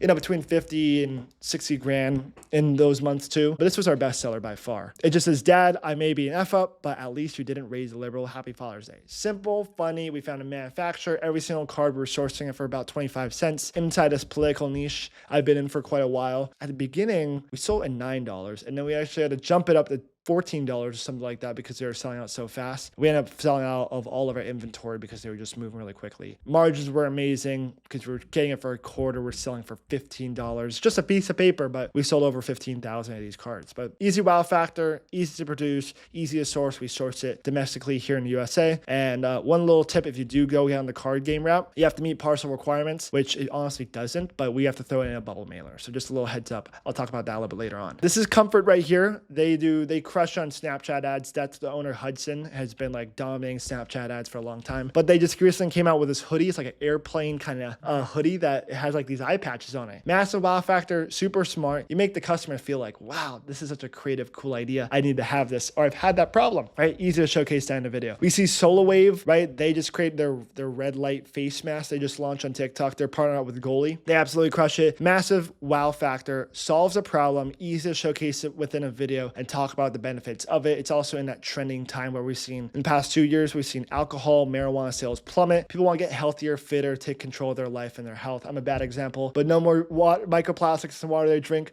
People don't want GMOs in the food that they're eating. People want skincare that is all natural, and that people want to just look smacks to some degree and get better looks. So just a good example of one that's been crushing it recently. This other utility product, I love dad products just like this. This little glove that has these lights on it. He's showcasing himself working below the sink, showing him, pulling on the knobs below the sink, working on it. And he's able to have this light to showcase all of that in action. Easy to showcase within a video. And it's another wow factor product I saw. It's like this toothbrush cleaning set thing. Just puts like UV rays through the light or whatever. I don't know what the science is behind it, but massive wow factor. It sounds really, really cool, right? Easy to showcase within a video that has a little timer too that cleans it off. And on the very right here, we're gonna be talking about this product I want to highlight today. It's just a little protein scooper, right? Just something simple like this, easy to source, can be sold like crazy. This is something that you'll want to source overseas, but I've always had the problem of protein powder always spilling out of my water bottle. But this scooper solves that exact same problem where I scoop it, I pull my water bottle out, and I slide it, and it pours all the protein without spilling it everywhere. Something like that, wow factor solves a simple problem. So this is what we're gonna want to sell today, and this is what we're gonna do research on, because there's a lot of competitors out there, but there's only this one big one, powder palette, that's absolutely crushing it. Now, this is our step-by-step process. If we want to sell this exact same scooper, right, we're gonna go over to Alibaba to source our inventory. We're gonna message 10 suppliers with this script. Hi, my name is John, and I run multiple online businesses on TikTok, having grossed over $1.5 million in the past 5 months. I'm looking to run this product on a specific site as soon as possible. I would like to start with 500 units for my first order. Can you please provide your best price for that quantity with Air Express? I'm looking to build a long-term partnership as long as product meets expectations. So this is a very professional message that we've sent out to all of our manufacturers. Response rates incredibly high. Manufacturers should be responding back to you because they want your business. But this also shows some sort of authority, also dangles the carrot by showing how many units we want to order, and also shows our credibility as well. After receiving quotes from all 10 suppliers, we're going to pick the top 3, the most cost-effective suppliers, aka the cheapest ones. In business, we always call it cost-effective. Step 5, we're going to order test samples from all 3 manufacturers, send it to our house so we can check the quality. One mistake I've made in the past is I've ordered a product, I've used the product, and I realized it was really bad. They used stuff inside that didn't actually operate the way it did, and it was a huge mistake. So make sure you get test samples so you know what you're actually buying before you place that bulk inventory, to know that it meets quality expectations. Next, you're gonna review samples, and then you're gonna pick highest quality piece, right? Of course, you want to make a combination of all 3. If the product all quality is the same for 3 products, you're of course going to pick the cheapest one, the most cost-effective one, right? Now, if the communication with that manufacturer is terrible, like they're not responding within a week, then you definitely don't want to use that one. Communication is a big thing that I look at, so make sure you have a good communicator when it comes to working with the manufacturer. But you want to balance all the 3. Like, quality is number 1, most important thing that you want to do, because you want to sell good products that don't get bad reviews on your listing. Price is another thing. Of course, all 3 will probably be around the same, but price is another thing you'll want to lay into that factor. And number 3, communication. And then from there, you're ready to place your bulk inventory. And please be confident. I get messages all the time from people online who DM me, say, I really want to sell this, but I don't know if it'll sell. John, can you take a look at it? And I'll take a look at it and be like, holy cow, this looks great, right? But then there's also people, I will say, that come to me with the product. I'm like, I don't think you should sell this. It's good to have someone looking over the products that you're selling, because it's really important. But if you do commit and you're like, this is a winner, commit from A to Z. That's a big thing I recommend. But also, I definitely recommend a professional look over the product that you're going to sell. And that's exactly what Alejandro did. So Alejandro is a student of ours. He was actually an affiliate of mine way back in the day, funny enough. He came out with this brand called Neuro. It's now Noom. They rebranded. They're going massively viral. They got invested by a multi 8-figure company, Alejandro. So he's absolutely crushing it with his brand. But he kind of came to me. We were texting about products. We went back and forth for several weeks on product ideation. I was kind of shooting down every single idea that he had. And then he came to me with this idea of doing a caffeinated toothbrush as well as a melatonin toothbrush. And it actually started as these pill forms. He was actually going to do like a pill chewable tab. I told him, no one's doing a toothpaste. You should do a toothpaste idea. And so he started doing research on it. I connected him with my manufacturer, because I have a manufacturer that does contract manufacturing. And I connected him in with my manufacturer and they're crushing it right now. So that's a really good example of having someone look over what you're actually selling. I shot him down several times for several weeks on what he wanted to sell. And this is a brand that he put in close to 100 grand to launch with all of his investors combined, right? So a lot of money at stake behind it. And it was all about the product that he formulated at the very beginning. And it all kind of started from the ideation phase and having someone look over it, which is so critically important. Awesome. Let's dive into supplier outreach strategy, right? So let's say we're selling this scooper over here. Before we dive into it and we go into Alibaba, let's talk about some important words and little vocabulary terms that you'll need to know. First one is MOQ. This is your minimum order quantity. This is how much a manufacturer is requiring you to order before they start production, right? For examples, some big manufacturers, they're going to have an MOQ of 10,000 units because they don't want to deal with small shrimp out there that are getting 10 units, for example, right? Of course, smaller manufacturers overseas or just in general might have a lower one, right? So make sure to work with the manufacturer. I don't like to work with the biggest ones because it's going to be very demanding and they're going to want to require a lot of upfront capital. The communication also might not be very good. Not willing to work and wiggle with you a little bit. I also don't like to work with like the super tiny ones that are unprofessional and just getting started. Right after that, right when they like have a couple of good clients and you can fit in early, that's where I kind of want to fit in. So don't want to be the biggest manufacturers. I don't want the earliest guys. I want it like right at around 20% of like the growth rate. That's kind of my ideation behind it. Number 2, lead time. This is a time required from order placement to shipment, right? So the time that it takes when you place your order and you place your PO for a manufacturer and the time that it takes to actually get sent off from their freight forwarder, taking the wheels off the ground to the United States. FOB and EXW. These are terms defining who bears the shipping costs at different stages, right? So FOB, this is primarily if you're taking on the cost. EXW is where the manufacturer is taking on the cost. OEM, custom made products, right? These are just basically just custom made products. Pretty straightforward. Freight forwarder, company or individual that helps manage the logistics of shipping goods from supplier to buyer. So those are the ones that are the middleman between your manufacturer shipping it over to the US. Sample fee, this is the cost of a sample, sometimes deductible from the bulk order. Typically, when you work with the manufacturer for the first time, they're just going to charge you. Keep in mind, it will be a little bit more expensive. For example, if I wanted to order a sample of this mouse from 3 different manufacturers, for every single mouse, I'd probably be paying between $80 and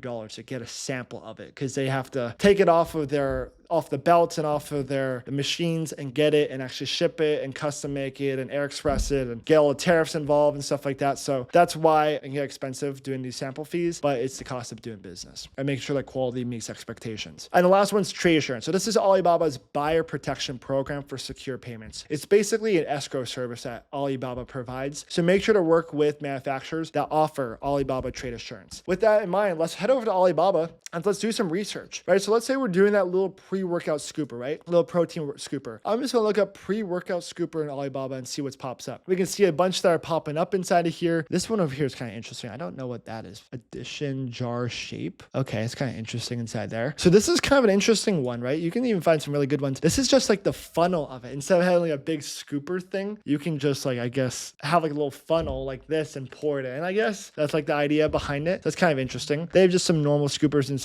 here, which is kind of lame. We're looking for something like this, right? We gotta scroll down. Here's one that we're looking at. As we can see, the price per unit is shown right here, and their minimum order, this is their MOQ, is 1,000 pieces, right? Now, if we scroll up to the top here, we can see for this one over here, it's 20 pieces is their MOQ, and they're charging $1.50 per order. So keep in mind when MOQ typically goes up to 1,000 units, like we just saw, the price goes down, right? Because they're now mass bulking if they can provide quantity discounts for those products. So just keep that in mind. We can also see the years that they're in service. We can see their reviews. So this guy's been around in service, in business for 13 years. They're based in Canada. Their review rate's 4.9 out of 5 stars. All great signs. We can even see their website over here. So we get brought over to their website and their company page, their supplier manufacturer page over here. We can see what other products they're selling. Go down a rabbit hole, do due diligence with the manufacturer as well. But overall, like I'm doing the volume game on the outreach. I'm messaging every single one, saying I'm clicking chat now. Of course, I'm logging in here. So now we can just click on chat now over here to now chat with the manufacturer. So this is our manufacturer. They have now the product listing attached. So when we send out our outreach message over here, we can go back to our outreach message, give this a copy and paste, put our first name here, go into here in Alibaba,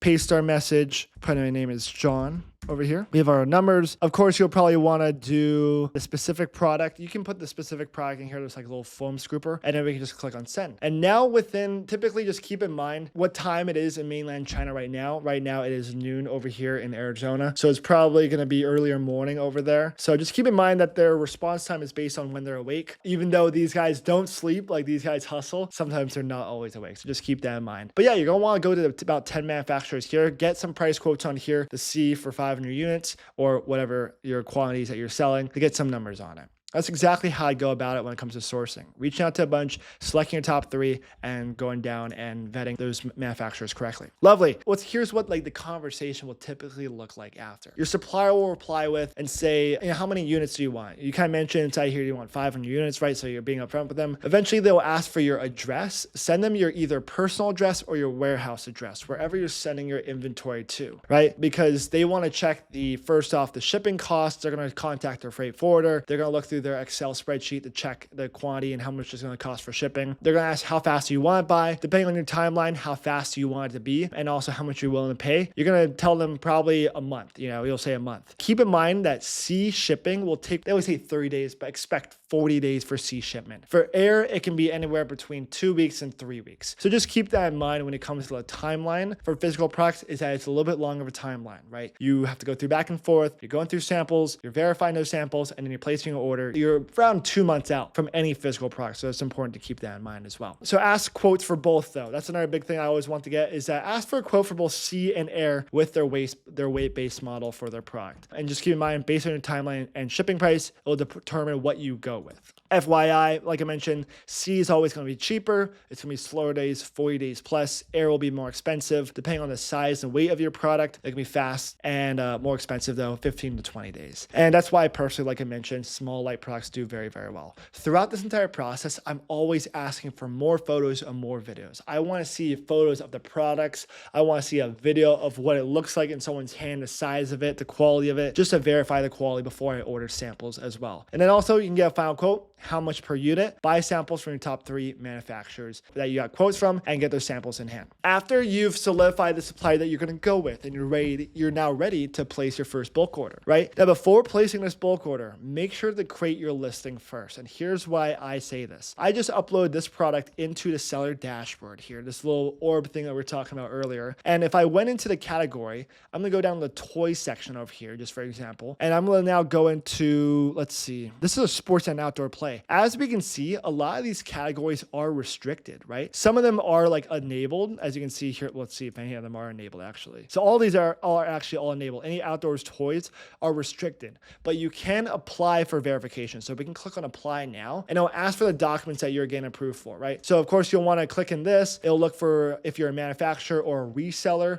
right? You're probably going to be a manufacturer of these products. You'll want to take photos of the products. You'll probably look for a CPC. Some electronic products will look for a COA, a certificate of authorization, as well as a test report. Get all these from your manufacturer, right? That's super, super important. If this gets declined, you can also apply as a reseller. It doesn't really matter. Just most importantly thing, you want to get approved inside of this. So make sure that you do due diligence and you check first what product is eligible and that what you will have to get from your manufacturer before you place that bulk order. Because sometimes you'll go through this and you reach out to your manufacturer and say, I need a children's product certificate, a CPC, which I'm not very familiar with, but you reach out to the manufacturer and see, do you guys have that? And they'll say, no, you can't work with them. You have to move on to the next one. So just keep that in mind through that entire negotiation process, that you do need documents, especially based on the category that you're applying for. To list your first physical product, you're gonna go to the products tab over here and click on add products here in the top right, and you'll add in your photo here, and then you'll want to check the category and just fill out the category that you're applying for. Very, very important to do that before you place your bulk order, because I've seen it time and time again from people who will DM me and they're like, I am sitting on 1,000 units of inventory and my manufacturer doesn't have a COA, a certificate of authorization, or they don't have an FDA exemption approval or something like that. I'm like, man, I wish I could tell you differently, but you have to do this beforehand before placing that order. So learn from, I made a mistake in the past as well. Most of the time your manufacturer will also have it. It'll just take another 2 weeks. So that happened to me one time where it was actually the very beginning. I got all this inventory and I had to get the authorization, and it took me 2 weeks to squeeze it out of my manufacturer to sell these air diffusers I was selling. Lovely. Now, this is how it usually works with the escrow with trade assurance is most do 50% upfront and 50% once dispatched to your freight forwarder. Never do wire transfers inside of Alibaba. Always go through trade assurance at the very beginning. Now, trade assurance does have a limit. I think it's $25,000. So after that, then you can go through wires, and that's how you'll do it externally. But at the very beginning, go through trade assurance. And also, if you have an Amex, put it on an Amex so you can get 8 times rewards. That's a little side note. I'll talk about that inside GMV Max Ads as well, but we'll go off on a tangent. Why not, right? E-commerce, one of the hidden benefits of it is the cash back or the points that you receive. Whether ads that you're spending, inventory that you're buying, Amex gives you 8 times the amount of points when you spend $1 in one of those places, inventory, in any sort of e-commerce purchase. So just keep that in mind. All my friends like fly first class Emirates and get like Hilton points and Ritz-Carlton points and transfer them over from Amex. So that's one benefit. Place your order, use your credit card to do so. But it's usually 50% upfront, 50% once dispatched to the freight forwarder. Make sure to go through the trade assurance. Let's talk about logistics on the back end. This is the biggest question and most confusing and overwhelming factor that I always get asked about is logistics here, right? So there's 3 routes that you can go about it. You have in-house logistics, you have 3PL logistics, and you have FBT logistics. So let's talk about on the far left, right? In-house logistics. This is where you're packing orders yourself. Me personally, I've packed over 10,000 orders all with my 2 hands. So I know what it's all about. I've done it. I've been in the weeds. I'll talk about the pros and the cons and then the bonus of it. And then I'll also go down a little bit more. So some of the pros behind in-house fulfillment. Number 1, it's cheaper. It's always going to be one of, if not the cheaper option for fulfillment because you're packing orders yourself. You're putting in sweat equity into your brand instead of paying someone else to do it. Of course, when you scale, you'll probably have to hire a team, which just happens to be more logistics. And that's when I say it can be way more work involved. Packing on orders is already a lot of work, but when you're having a lot of orders, it can get really busy, a lot of work, hiring talent, managing talent, putting people on contract, cracking what when you need to, calculating labor hours. It just becomes a big headache at scale. Way cheaper. And one of the other pros about it, it is so much fun. I cannot tell you. Some of my best memories comes from at the very beginning when I'm packing my own orders. When I was hiring my roommates to pack orders, we were just blasting music, doing live streams while packing our orders. Nothing beats the fun and thrill of packing on orders and actually seeing what you're selling and how much you're selling. Nothing beats it. And a little side bonus, like I mentioned, you can film that in-house content and film those live streams like how we were doing, and we were selling a bunch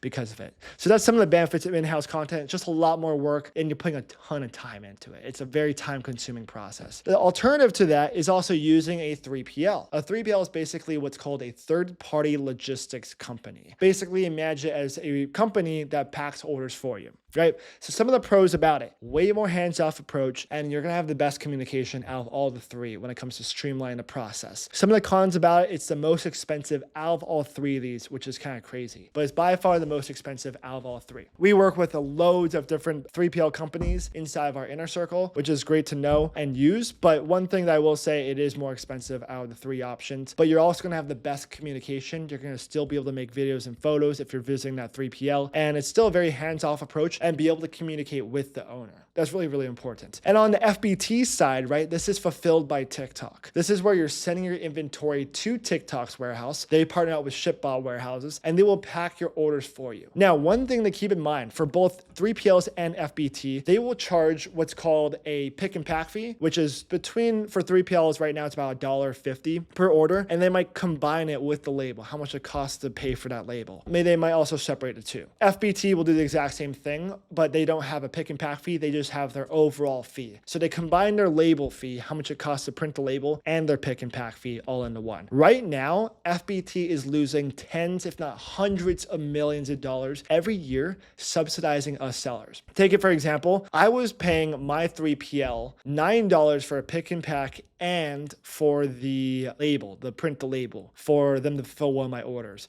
FBT, I got on a sales call with them. I talked to a really high up over there, and they said, oh yeah, we can get you down to $4 for the pick and pack and label. I'm like, what? You say $4? That can't be right. I'm like, our labels cost like $7 actually. How are you able to do it for $4? Like, hey, we're just doing what we can. We're trying to get new sellers to the platform. That's what TikTok's trying to do. They want to get the biggest brands like Goalie. They want to get NeuroGum, some of the big ones we talked about, all their inventory into their TikTok warehouses to fulfill orders for them, right? So they're trying to use their services just like how Amazon does it. They don't want people doing FBM. There's so many more benefits to using FBA. Same thing with TikTok. You can do fulfilled by merchant or being a TikTok like seller shipping inside TikTok, or you could go directly and use FBT service. You'll have increased exposure. You'll have way better rates. The downside is the communication's a lot lower. Right, that's a big thing. To apply for FBT, you'll want to go in the seller center, go under logistics over here, and go under FBT over here, and you can get started and apply for FBT. But yeah, also some other benefits. They have buttons that show 3-day shipping across the country. You send your inventory with your barcode on it, or you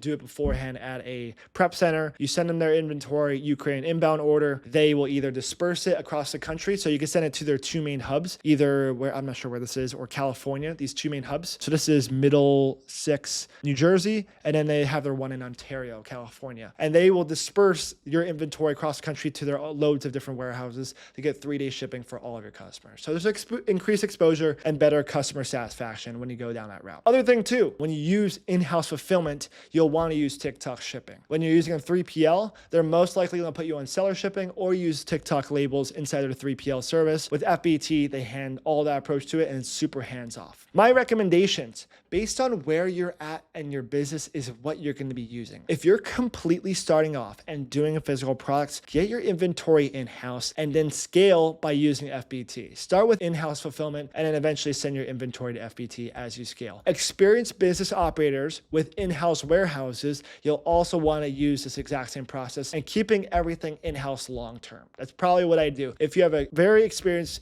biz op going on, you have an in-house warehouse already, keep everything in-house just like how Base Bodyworks is doing it, right? Amazon background. If you have an Amazon background, you have inventory at FBA, or you have a Shopify brand with proven sales, you probably just want to send your inventory directly over to FBT. That's personally what I do, especially if you have a larger budget to get started. Successful businesses with a 3PL connection already established, but you don't want to allocate a ton of TikTok shop until you see results, you'll probably want to use your current 3PL. If you kind of want to test the TikTok shop ecosystem first and see how it sells and just get your boots wet, continue to use your 3PL. You don't have to get too complicated. If you're starting off and literally have no time and want everything offloaded, I'd recommend using a 3PL at the very beginning, especially if you're just starting off, to have that direct communication. So that's kind of my recommendations for any point along the business of where you're at of what fulfillment service that you will want to use. Now that we have broken down the entire logistics, I know there's a lot for how to operate a physical product. Let's now dive into how to actually find winning products in the physical product space,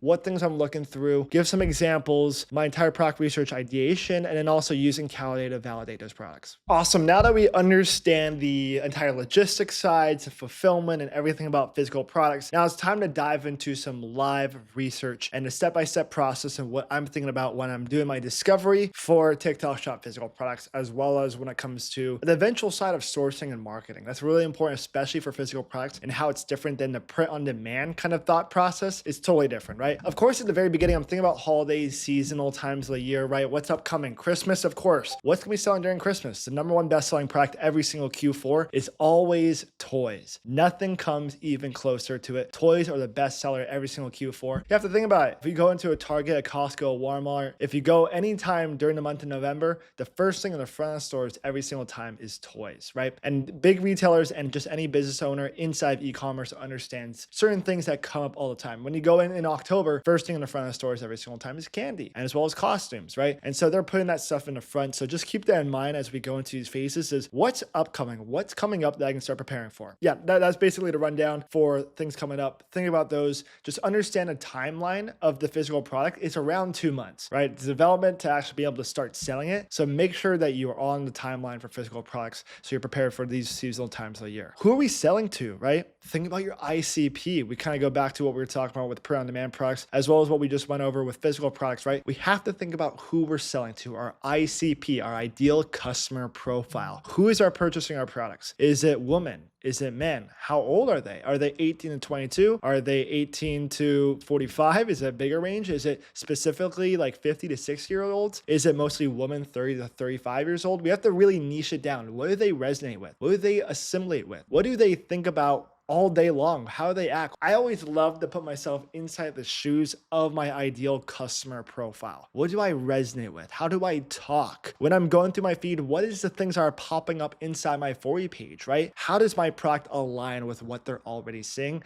and make it irresistible for them to purchase? This is so critical, and I think a lot of beginners skip over that step, is understanding that, because if you can't understand your customer, you won't be able to sell. Do you have any strengths that you play into? This is a really big one. We just talked about how it comes with dog products, right? If you have a dog, you can sell dog products way easier than someone who doesn't have a dog product, right? Or doesn't have a dog. So just think about that. What strengths do you play into that other people out there might not be able to play into, that you can separate yourself from the competition? That's a big one. Of course, there's some of the best affiliates out there are able to do that. Are you good at speaking? Are you good with talking? What kind of products could you talk about? Think about the marketing too.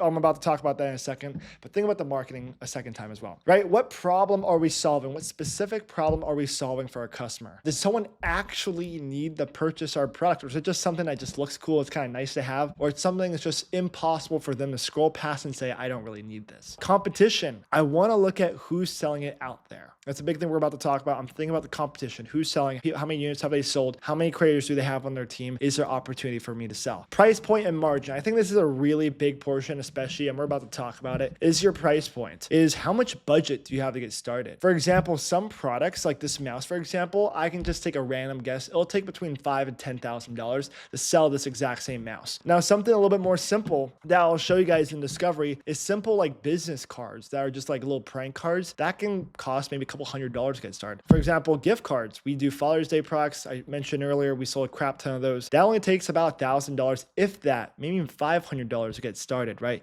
You don't have to start with a whole lot, but then something like a big table like I'm sitting on right now, or like a big like artificial plant like I have in the background here, that's going to take at least $5,000, $10,000, maybe even $15,000 to get started. And when you go down the supplements beauty route, you're looking at $10,000, $15,000 plus. And that comes in with inventory and marketing expenses that you will be bringing on. Last one here, how would we make content? How could our affiliates make content? And how can we market this to our affiliates? This is a really important step. I see a lot of people just pick a product as a good product with our criteria, but not think about the next step afterwards. I almost like to think backwards sometimes. And I'll mention that as we go into our training here. I want to think about, how would I make content for this mouse? How would I make videos for this product? How would I make videos of this artificial plant? Do I have some ideas? Do I have inspiration from anywhere? I'm thinking about the marketing first. The next part is I have to think about how my affiliates will make content. If I'm selling a product that's going to be difficult for my affiliates to make, it's going to be trickier for to get a lot of them on board. Of course, top affiliates will figure out a way to make it happen, but if it's a tricky product to sell, for example,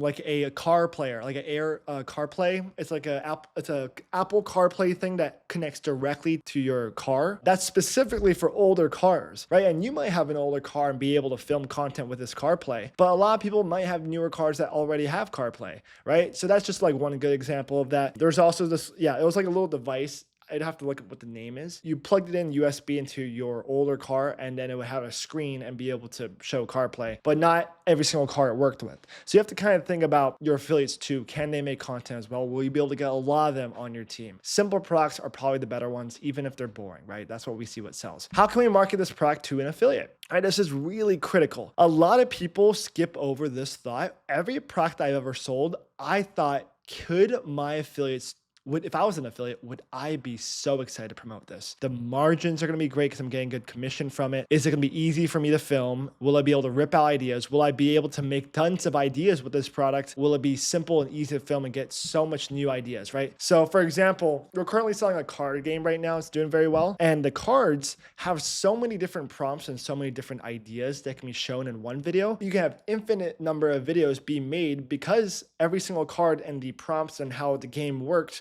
can be shown with so many different videos, right? And that's exactly why I love to go into that card game space. And there's so many other ideas. You don't have to do that. But I thought about my affiliates. I want them to have infinite ideas for making videos because I know as an affiliate, it's super hard to come up with new creative ideas unless I'm getting inspiration, right? And so Think about the affiliates, how they're going to make content. Will it be easier for them? Will they have so many different ideas? For example, this mouse has a lot of variety to it. I can talk about so many different things about this product, show the benefits and everything, but something like just a simple mouse, right? That doesn't have buttons, doesn't have a scroll wheel, doesn't have a sensor, doesn't fit ergonomically in my hand. I can't talk about the product that much if it's just a simple Apple mouse, like the ones that are just flat, right? And so those are the kind of things that you have to think about marketing towards your affiliates. Last one over here is, before we dive into it, is our entire thought process for product discovery phase, research, validation, and creation, right? So in that first phase, I'm doing discovery. Unlike print on demand, which we talked about earlier, I'm doing my discovery on Callo data actually first. I'm looking at winners. I'm looking at the top performing TikTok shop affiliates. I'm trying to navigate what's already selling on the platform, which ones are the top performers out there. I also want to look at competition on the platform as well. You'll notice inside this physical product space, we are constantly going back and forth between Callo data and our phone doing research. But inside here, a lot of it is heavy on Callo data side. From there, we're going over the TikTok app and we're using the burner method. So if you're unfamiliar with the burner method, what you're doing is you're going over to your TikTok app and you're opening a brand new TikTok account. You create a new email. You can go over to Google, make an email in 10 seconds. Use that email, register for your new TikTok account. Immediately after registering, you're gonna look up TikTok shop, TikTok maybe buy it, as well as any sort of gift giving product. So maybe it could be like, if you're in Q4, you're doing like Christmas toys. If you're in summertime products, anything products related, you just want to search up those keywords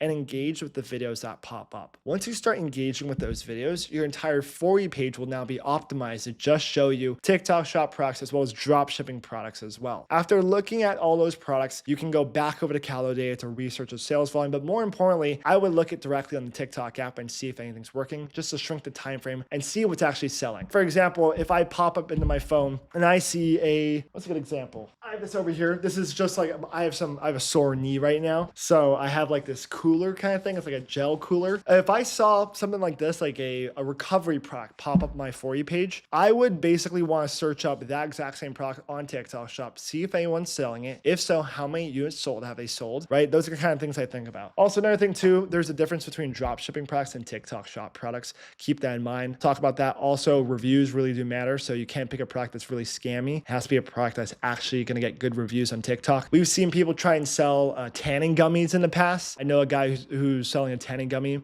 way back, and friend of a friend, not a personal friend, but he tried selling it and they did very, very well, got a bunch of affiliates on their team, and then all of a sudden they got kicked off and booted off TikTok shop because they got 3-star reviews, and below 3.5 you get into exposure issues. I think they dropped below 3 and then they lost the entire TikTok shop. So keep that in mind. It can't be a product that is a scam. It has to be real products that sell and actually solve problems for people, which is good. We're doing it ethically and the right way. And that validation comes on Callo data and Amazon, researching sales volume and seeing if that product's actually working. I typically do want to twist it up a little bit, and then we go into the creation phase and we start sourcing. Awesome. Let's dive into the phone and let's get into Callo data and let's get into some research. Okay, now that we understand the entire discovery to product research, validation, actually creation of our product to go into sourcing for physical products, it's now time to actually do it live. So we're going to first start in Callo data, which is our first discovery section first off, and we're going to dive into first how to operate Callo data and everything in between. I'm also going to leave a little discount code down below. We sent them a lot of business and a lot of clients, so they gave us a little discount code down below. Check it out. It's just TikTok Wiz. You get 10, I think 15% off if you get it. They have a free version. They also have this 7-day trial. I definitely recommend getting the business or the pro version because you get to use all the data analytics and data points that Callo data uses. It's really, really powerful. In traditional e-commerce, you wouldn't be able to spy on products. If you were taking a look at like a really big brand, for example, like Comfort hoodies, they're down here somewhere, like Comfort, the brand, you wouldn't get to see the creatives that they're running, how much revenue if videos being produced, how much it's generating, which creators are making content, their average order value. You couldn't see all those kind of things and their growth rate, but with TikTok Shop, we're able to do this because Callo data buys all the data. So it's kind of cool. But first, we'll start off in the first page here. One thing that you'll notice is that some of the best performing TikTok Shop products of all time and always, a lot of them are health, wellness, beauty products. Those are kind of the biggest niches that you can sell inside TikTok Shop. If we just go into the category section over here, category ranking, you're gonna see beauty and personal care is by far the most, and the reason why it solves an insecurity, right? Some of the people are more inclined to purchase something if it solves an insecurity for them. Same thing with women's underwear. A lot of these are like shapewear type of products inside here. If there's like one product I could sell for the rest of my life, it would literally be women's shapewear. And I don't mean that in an like in a weird way. It's simply because you solve an insecurity for people, right? Push-up bras, whatever, they tight the waist and everything. So shapewear products just sell all year round, all the time. An incredible product, and it's the second best performing product on TikTok Shop. Sports and outdoors, this is a really big one during Q4 we just had, as well as when we get into summertime. Spring, summertime, really, really hot. Toys, of course, are always up there as well. Phone electronics are always there during Q4. Vitamins, wellness, supplements. Supplements are a huge one. Right now, we see this brand Leafer, which I'll be breaking down a little bit later, is a big poppin' brand. Fashion, accessory, nutrition, and wellness, kind of in the same category as vitamin, minerals, and wellness products, and then health products. So you're seeing that kind of the ability to get fitter, healthier, natural. That's what people go to TikTok to purchase. They get their science and their news and their life advice and what they should be putting in their body through TikTok, which I don't think I would do that, but that's how it is on TikTok. So that's kind of the place and where I would want to sell products on. So let's say we want to dive into a specific niche like beauty and personal care. We can look and see what products are being sold inside this ranking. We can go down to product rankings and take a look and just see what's selling inside here, right? We can see a lot of Dr. Malaxin stuff. They have these teeth whitening strips are doing really good. Any sort of hygiene stuff does really well on TikTok Shop. These wavy talk, this little blowout curler thing right here, thermal brush is doing really good. We saw a lot of these products do really well over the years. Straighteners, all that good stuff. That's really good. Dr. Malaxin, or this is Medicube here. Medicube's a big one. Tarte's another big one. Just checking out, we're just kind of going down a rabbit hole, just looking what's already working inside here, and getting inspiration is a really great place to see what's working currently. A lot of shapewear inside there doing good. Let's go into supplements though. I'm a big supplement guy. I'm very interested in that inside that entire space. I'm always looking. Same thing with beauty, personal care. Right now, this magnesium complex is the biggest one. This Leafar one right here. This is the biggest trending product or brand on TikTok Shop currently. It's the fastest growing right now. They have actually 5 different TikTok shops. I did a review of this really recently, actually. When I did a review, they were at $3 million a month. Within 2 weeks, that was 2 weeks ago, I filmed that video. They're now at 5 million. Their growth rate's insane. But they just capitalized on opportunity, cutting mix. They sold products that have been sold in the past. Same with Category. They've been around for a long time. They're selling this, I don't even know what this is, NMN supplement, whatever that is inside there. They sold like GLP-1 stuff in the past. Mary Roos is a big one, right? Mary Roos is a big one. Lullabites is another big one. Micro Ingredients, another big one. That's the biggest brand on TikTok Shop. Goalie's up there as well. Physician's Choice is up there. O Positive. This is an OG brand, Euro. That's an OG brand. They started on TikTok Shop, like they launched for the first time a couple years ago when it was early. Category is a big one. Mary Roos. Leafers over here too. So this is a good place just to see what's already working inside of the space. As you can tell, I've been inside Caliday for a long time, so I recognize a lot of these products. When you get to that point and you've seen so many products, I promise you'll spot bigger opportunities. So that's a big thing too. TikTok Shop is time in the game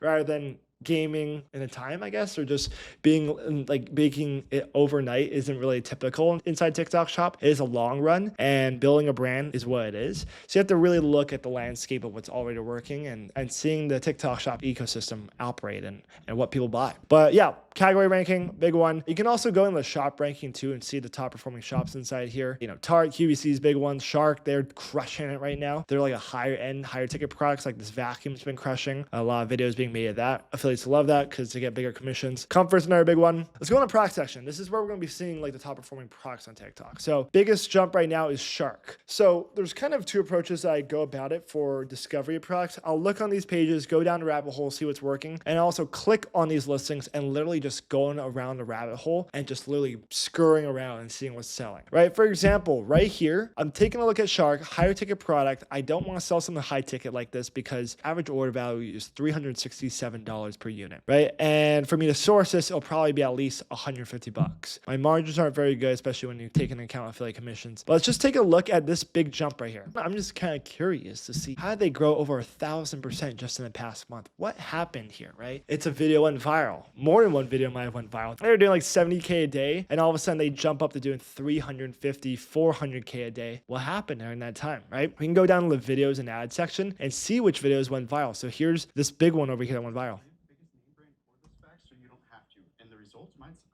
All three have tangle-free brush head roll, which if you have pets or long hair, these are a must-have. The Dyson and the Bissell had very similar sized dustbins, and the Shark was just much bigger. The Dyson and the Shark both have complete allergen seals, and if you have allergies, that's a huge help. It's not very easy to clean under furniture with the Dyson, and the Shark has this multi-flex technology, and honestly, it made cleaning under furniture so much easier. Really cool video. So this product really took off because it deals with Thai and Lush. That's another big one too. So they crush it. They run the Shark entire industry too. Same thing with Ninja. But these guys focus big on like home style products. And so if you ever want to see like home style products that do well, deals with Thai, Lush is another big one. Matt Kala is another big one. Cake Finds, that is like a bottom of funnel account. Romans Finds, that's another big one too. But yeah, let's just click on deals with Thai. We can kind of go down the rabbit hole. He's been the best selling TikTok shop affiliate of all time. I think he's done over $20 million in sales. It's pretty wild. But if you ever want to see like what products is he promoting, go down to the product section. You can see he is like the king of vacuums, right? Ninja's like Ninja's like his go-to product right now. They also have these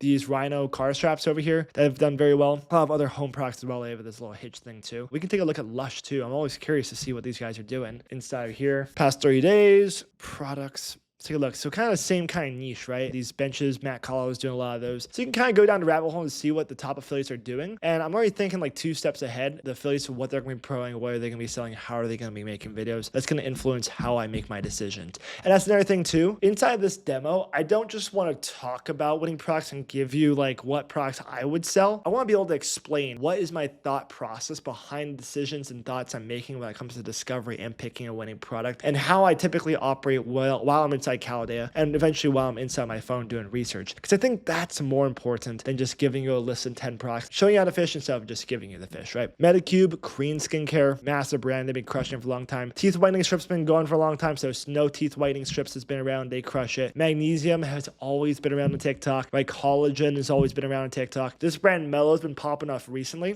I kind of want to highlight them. They've been crushing it. Their growth rate's pretty high recently, just in the past like 90 days. They've been coming up pretty quickly. They sell, let me just go into the product section. So we can click on the top right here and click on the products, the brand, and we can see what products they're selling. So just in the past, let's see the past 30 days. They did over 5 million. So a lot of it has come from, of course, that one product that we were showing, but also from these other pillows. See what they're selling. This is probably not something that I want to sell, but it shows me sleeping products is working really well. Same thing with home style products. I know vacuums are doing well, so there's got to be some other home style type of product I could sell inside that area as well. But yeah, sleeping products that do well. I showed Lullabites earlier. It's a sleeping gummy that's been going viral for a long time. It's no melatonin in it. It's like all natural sleeping ingredients. Has done very, very well. But this is kind of how I get inspiration. I see categories and I think, okay, what other products are inside this space? I don't really want to copy everything that pops up inside here, but I want to identify, like, how did this brand Leaf Bar grow 130% just in the past month? Of course, we're in summertime right now. It's going to be hotter, but it's a cutting mix type of product. I want to see the creators are making videos inside here. The videos from affiliates, we're seeing a lot of women in front of the camera, right? That's a good sign. Women products are crushing right now. Why are they crushing, right? We could talk about how all the ingredients inside. It's a cutting mix. You don't have to eat any food or you have to be eating salads all the time. This is a cutting mix. It makes you not even want to eat, right? It limits that. That's why this brand's done well. I want to explore the marketing on why it's selling, and that aligns me and gives me the perspective of what I can sell as my own physical product. This mini scooper has been doing really good over here. We've been seeing that pop off. This 2-in-1 steamer and iron, like a to-go type of traveling product like this. That gives me an idea, like maybe some travel toothbrushes, toothpaste, soap, something in that space could do really, really well just by seeing this one right here. High Smile and our mouthwash. This one's a really cool one, actually. The videos they make is really, really cool for it. They show like the before and after of using other mouthwash versus this one. Really good idea. Let's take a look here. What else we got? We have some other toys inside here. This is like an Easter egg basket, I believe. Yeah, this one did really good during Halloween as well. It's like little Easter, like you put them inside the eggs of a Easter thing. What else? This is a cool brand. I like the branding on this. Lather Ultimate Healthy Hair Care Bundle. Interesting.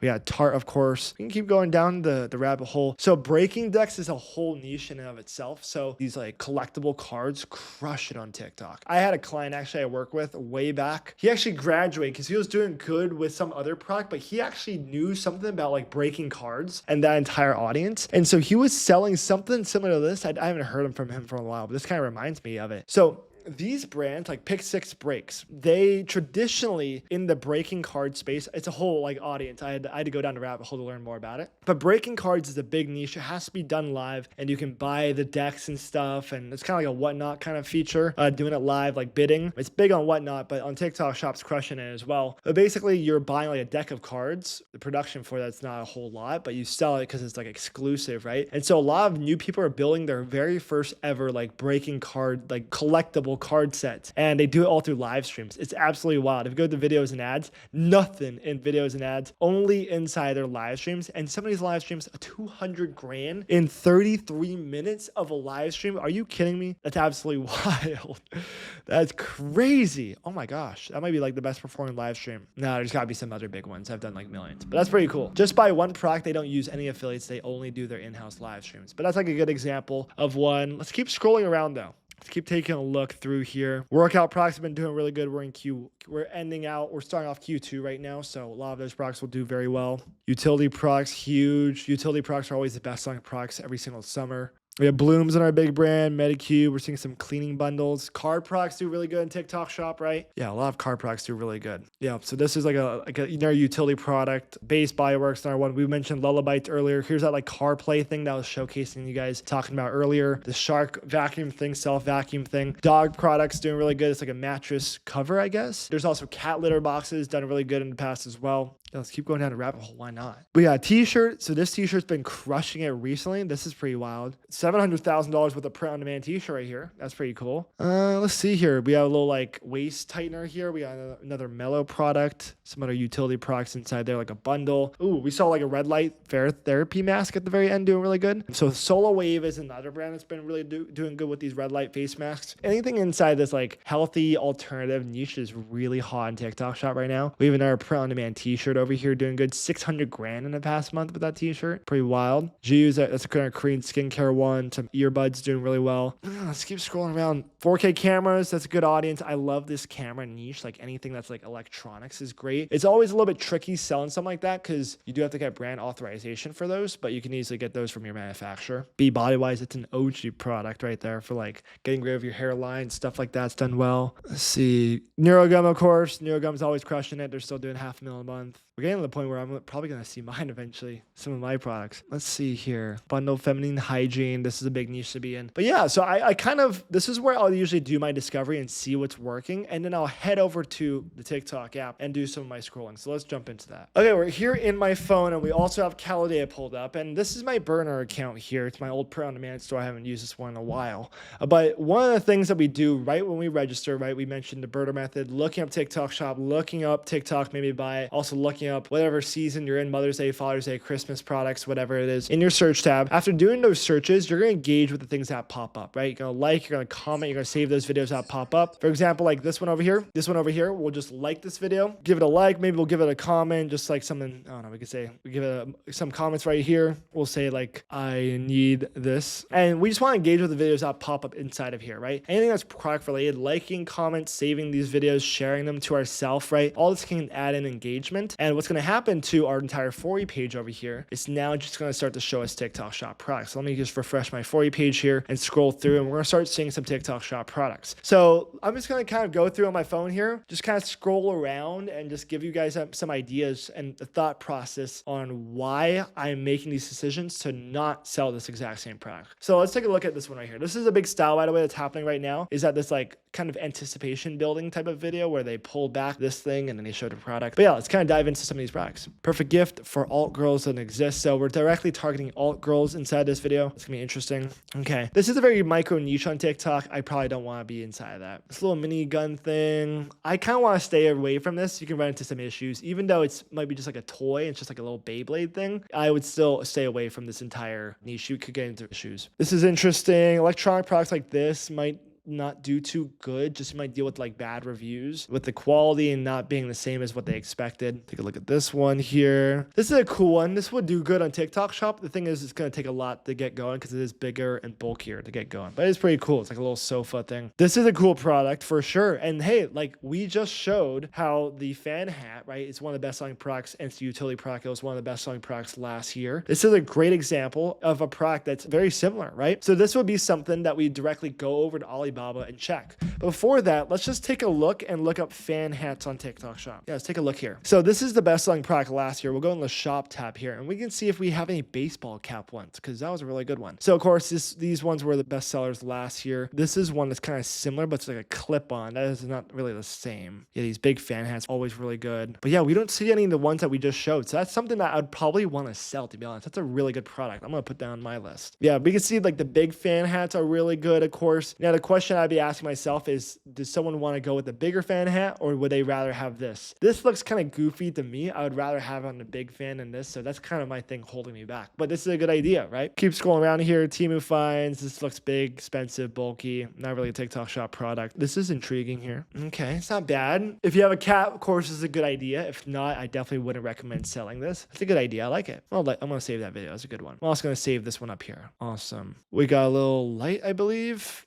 Yeah, this is actually not bad. These type of products do really well on TikTok. We've seen like the solo light do really good. We've seen the astronaut light do really good in the past. It's a great product, has a massive wow factor to it. It also solves some sort of problem like night room, making it look good, that kind of thing. It's a really good product. I kind of like this. I'm going to save that one too. Okay, yeah, we've seen these before. Actually, we have a student inside Inner Circle doing this. I think Cooper's selling this. He's doing really good with it. Little brush thing. If you ever want to take a look at it, we can just take a look and make a search on TikTok. Like mini straightener results like this. Go in the shop tab, see what our competitors are out there. We can even see that there's a couple of these have sold a couple hundred units, a couple of thousands of units here. We have the straighteners doing really good. Instead of having that big bulky thing, like what I mentioned earlier, like a travel pocket product like this is a good example of one that's really good. Let's see here. We'll click on this little link. Yeah, this is a Mother's Day product that's done well. Most dog owners don't do this. Oh, it's like a little thing for your dog. That's kind of cool. I like that actually. Good dog product. Definitely would want to have. It looks a little bit big and bulky. I'm not going to lie though. It's a little I would assume it'd be pretty expensive of source. You're probably going to pay at least $10 to $15 per unit to order this. And to someone, I'm thinking, do they really need this? Probably not. So this is like a little small light. That's pretty good. These always do good on TikTok for some reason. Let's see here. I kind of want to stay away from guns. This is good, just big and bulky. Necklace do really good all the time. These crush it. And this is not really a TikTok Shop product, more of a drop shipping product. Pill organizer. It's kind of cheap. It's also a little bit low ticket, right? This is like a little bit too low ticket for me. Of course, it's small. It's light. I want to be able to sell something 3 to 5x markup. I probably have to source this for $1, $2 per each and selling it for, when it comes to shipping, $4 landed. You're probably selling each one. They're selling it for $10. So they're not out of range, but also it's not something someone really needs, right? That's also the margins aren't the best. A little bit low ticket for me. My ideal price range for physical products is in that around $30 to $50. I want to be able to source my product between $4 and $10, selling it for at least $30 to $50. That's my thinking. It allows me to have a lot of leeway when it comes to commissions, when it comes to profitability, scaling, cash flow, and all of that. So that's kind of things I think about. This is a really good product, actually. We've seen these dog products do really, really well. It allows them to eat a little bit slower. One thing that I will tell you about pet products, sell something that solves an insecurity for a dog owner, a cat owner. For example, I knew a guy, Logan, if Logan's watching, a shout out to Logan. He built this brand. It's called Dr. Paw's Choice. It's a dog teeth whitening strip. And the videos that they were creating on social media were simply talking about how most dogs, imagine if you could extend your dog's life by 5 years. Most reason why dogs get sick or die or pass away is because they get some sort of infection. And it usually starts in the mouth because that's where it's the most prone to infection. You need to be washing your dog's teeth every week. And they made videos talking about that, highlighting the insecurity, and then plugging in a product as a solution. Something like that is great. For example, these products too, if your dog has tummy issues, throwing up all the time, they're probably not eating their food too fast. Do this, and so that your dog can eat a little bit slower. So that's kind of things that's worked well for this one. Gaming consoles, not really my thing. Water like this, is it really necessary? No, not really. Pill organizer, we kind of saw that one before. Another big thing too, guys, I also want to mention, it is really hard, and this is why mindset is so critical to TikTok Shop. It's hard to scroll on these accounts unless your brain is programmed like me. I've done this for so long. On my burner account, I scroll every single day for 30 to 45 minutes. Every single day like clockwork. And the reason why is I will always want to see what's selling. But also, as you can tell, this account is just showing me TikTok Shop products. If you pull up your Instagram or TikTok feed, I promise you it's probably not anything that's related to business. It's not anything that's going to help you make more money. And for me, I use my social media strictly for making money. So I do want to encourage you guys. Definitely, it's hard. I promise. Like when I first started doing this, and sometimes I'll get caught away too, and I'll watch some like UFC stuff on my phone, but definitely stay focused and locked in because you are on your phone. It's easy to get caught and scroll away and doom scroll. Just stay focused and locked in, I promise you, you'll find those opportunities. One thing that my mentor taught me when I first started using the burner method, every time that you open up your TikTok account, there is a winning product that is waiting inside your app. You just have to go out there and find it. And I can't emphasize it enough that there's always winning products inside of here. For example, this is a really good one. This reusable water balloon one was one of the best selling products last year. They sold a couple 100,000 units of these. I haven't seen it being listed on TikTok recently, but we'll take a look at it. Reusable water balloons. So yeah, this one sold a couple 100,000 units last year. They did really, really well. And right now, the best listing has 32 units sold and no reviews. So that other seller last year hasn't listed it. This is a really good example though. 32 units sold there. This one has 24 units sold. Where do I find the best seller here? I'm going to click on sort and go to best sellers. See what pops up. So this one had 3.7K units sold. This wasn't the one. Oh, these are literally just water balloons, not even the reusable ones. So yeah, reusable water balloons did really good last year. So that's a really good example. This is one I definitely go out there and compete with, right? High ticket product, right? $35 for a big pack of them, right? There's multiple ranges where people can purchase 8-piece, 12-piece. Definitely having these price breaks is going to be really, really important. But yeah, I like this product. It's cheap, easy to source, higher ticket too. That product looks really good. You tap it, pushes up. Yeah, it's like minimalist. I really like it. Let's see here. A little fan cooler. This was a really good product that sold last year too. Cooling products do really good, like handheld products. This one did really good. It goes into your belt buckle for men. I like this product a lot. Utility products are great during summertime, just like this. A little bit difficult to source. Definitely have to have at least $5,000 probably to source inventory and have in marketing. Cool. That's kind of wraps up when it comes to here operating on the phone. If there's ever a product that I have an idea, the first thing that I'm doing is I'm saving the video, right? So let's take, for example, this one right here. Or let's go back to my homepage and click on the one that we just saw here, right? This little under this nightlight galaxy projector, right? I want to go into my search bar and search up that word. So nightlight. We'll just look up nightlight over here. Sweet. Now we can go back in the shop tab over here and see what the best sellers are. I'll click on sort and I'll go by best sellers. We'll see the astronaut light inside of here. We'll probably see like whatever it's called. Yeah, this was the best selling light projector light of all time on TikTok shop. They crushed it. Yeah, this is a really good example of one that's crushed it on here. And so if I ever want to dig deep into see how they're selling it, I can go over to Calo data over here and look up this shop. Now I don't want to go in the product section and search it up. I always want to go in the shop tab because if you look up just projector inside of here, it does a pretty good job most of the time, but sometimes it won't do a very good job. We'll see that it's like inside of here. We'll see some other ones, but sometimes I typically like to look up in the shop tab. You can of course test it inside here, but I always like to look at the shop tab inside here. So decorative lighting.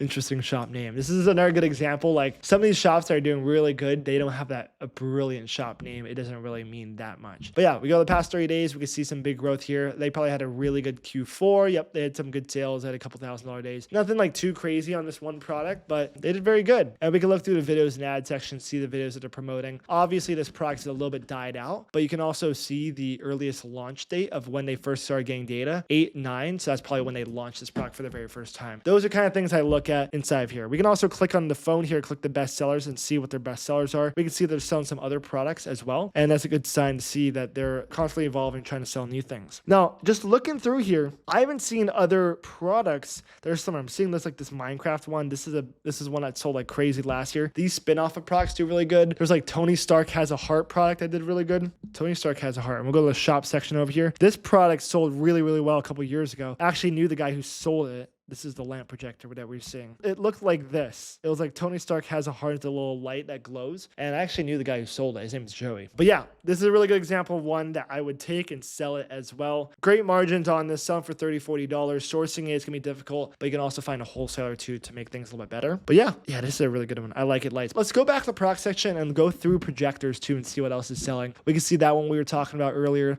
This retractable car charger. I'm not sure why that's in here. This astronaut light that we were talking about. This is more of a movie one, so you can connect it to your computer, project it onto a wall. That does very well. But yeah, there's some other projectors inside here. They're kind of cuter ones. These are doing good, like 30K a month still. It's crazy how many people make good money on TikTok shop. These are all just unique sellers crushing on TikTok by selling the exact same products. It's wild. Like everyone's doing 10K a month inside here. Even on page 30 for a simple projector, we've already seen like 100 projectors. It's wild. But yeah, that's kind of things I look at. I go on the phone here, I take the inspiration and see what's working, bring it over to Calo data, validate, see if it's actually willing to sell, then go into the creation phase and see the opportunity in it. But it's really important because there's so many winning products to do this validation, to do research on here. I want a proof of concept, but I also want to see if there's a lot of competitors out there doing the exact same same one? If so, I want to stay away from them. If there's a lot of competitors doing it and seeing good results, then I'll probably want to copy them, for example, right? But like this projector audience right here, this is kind of saturated. These ones were launched early last year and they really ripped in 2025. It's one of those things I don't really want to go out there and compete with them. It's a great product. Don't get me wrong. The winner of it, this guy is crushing it. He's made millions with it. But it's one of those things that you have to look at the launch date by going over the calendar data, looking at the top right. When is the earliest they saw data? Okay, 12/08/24. So they really went viral and they got most of their sales,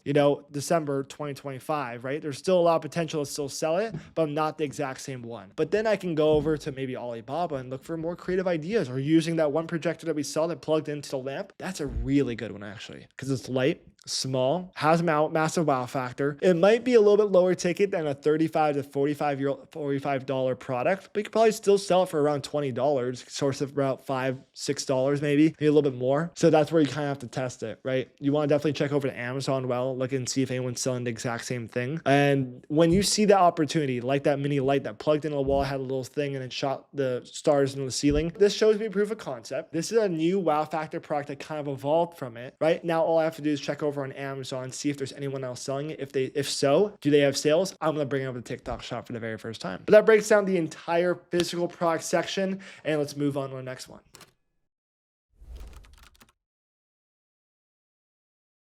I always get asked the question, how am I able to be so successful on TikTok Shop? The number one reason is I'm able to constantly go viral. And in this video, I'm going to share with you the exact blueprint that I use to constantly go viral day after day, and how you can implement the exact same strategies for you to increase your sales on TikTok Shop selling. And yes, keep in mind, I'm very freaking good at doing this. Here's an update on my new shop right here. We launched it literally less than 2 weeks ago. We've done over $16,000 in the past week. Just today, it is 9 o'clock right now in the morning, so we're at $1,400 for today. Gained some progress, and as you can see, what you're gonna notice here, let me go back to the week data right here. You're gonna notice that all this is from in-house content. If I go to affiliate GMV, only out of the $16,000 I made this past week, $200 of that have came from affiliate. The rest of it is from in-house content. And if I switch over, if you don't believe me, if we go over to the shop ads tab, you'll notice that we aren't running a single ad. It's all organic in-house content. So when I mention that this stuff actually works, that this blueprint is actually for real, just check this out. I mean, this is real results right here. No ads, all organic content. And if you don't know who I am, my name is Sean Ryder. I've done over 1 billion views on social media. 100 million of that came from TikTok Shop, and that is all faceless content. So this is all the screenshots from 2024. So a total of 72 million came from just TikTok Shop in 2024, the rest of that from 2023. And I'm able to constantly go viral with this exact same blueprint. This was a screenshot taken literally 30 minutes ago. I took 2.2 million views in the past week, and we were able to do $16,000 with 2.2 million views. The first step is understanding TikTok's algorithm and how it actually operates so that you can create the best content to optimize its algorithm. So when you post a video, it goes through multiple phases. So it goes through the testing phase. This is the first 200 to 300 views of the video. TikTok is looking to see if they should show your video to more people. It looks at engagement amongst those people. So basically it goes through the engagement, scoring, velocity, and push. What they're looking for in the engagement is a couple things. They are looking for the likes, the comments, shares, saves. Do they actually watch till the end? Those are super important things, especially that watch till the end. And especially for TikTok Shop seller, they're looking for how many add to carts and how many purchases that your video gets. Think about it this way. TikTok wants to make money. They're going to push that video in front of more people if it actually converts. So it goes through these phases. Once again, 1, 2, 3, 4. And it'll go through like the 1 to 200, or go to 2 to 300, and it'll go to the 5 to 10,000, 10,000, 25,000, 25,000, 50,000, 100. It just keeps going up and up and up until you get to,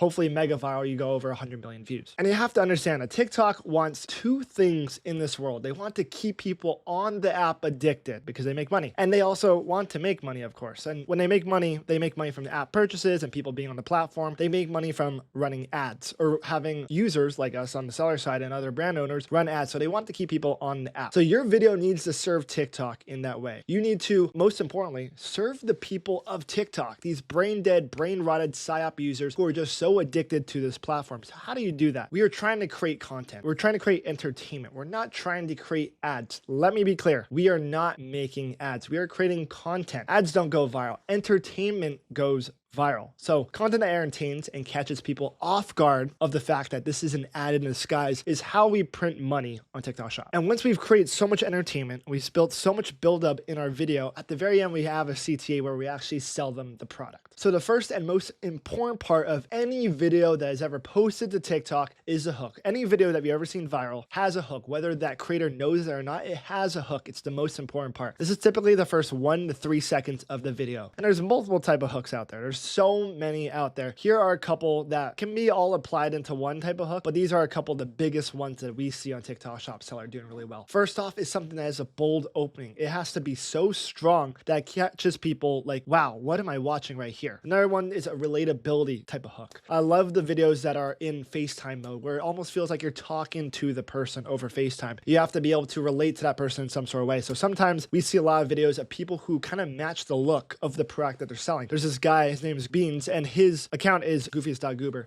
and he sells a lot of different types of products, a lot of supplements, and he literally looks like a conspiracy theorist, like his beard and everything. And he's so relatable to the people who are actually purchasing these products, who are actual, like, they like the conspiracy theory kind of stuff. So that's why he's able to do so well. It's relatable to that viewer. You can also, there's so many other things, like if you're selling a dog product, you want to make sure you have a dog in a video and have your dog doing something that's relatable. Next is something that's visually appealing. If you just have, like, if you're videoing some product and it's dark, it's shadowy, it doesn't look really good, TikTok doesn't like it when your videos are dark. It's not aesthetically pleasing. If it's blurry, so make sure you're shooting in 4K 60 on your iPhone. You don't want to stand out. Another thing too, you don't want to create a whole different type of look than when people are looking for. The text on the screen, the caption, everything has to be similar. And then visually appealing, it all puts into that one category. Next is something that's fast paced. You want something quick. You want to get the point across in your hook immediately. You want people to understand what is actually being sold to me. What is this video actually about in the first couple of seconds? You want to make sure you get to the point pretty quickly and actually catch people off guard. Authenticity. It is so important to be authentic in your tone and the text that you're writing. You don't just want to be like, hey, you don't want to come off as too cheesy. You want to fit your narrative. You don't want to sound like you're not someone that you aren't. Curiosity. This is so important. You have to drive curiosity in the first 1 to 3 seconds of the video, because it's going to play a part in the retainage, the meat and potatoes, what we're going to talk about in just a second. The curiosity is so important for you to grab attention and keep people watching, because if it doesn't, people are just going to swipe right past your post. And when they do that, your engagement goes down. You have to drive people to keep watching your video. Moving on to credibility. You have to be in a credible spot, maybe from an authority figure.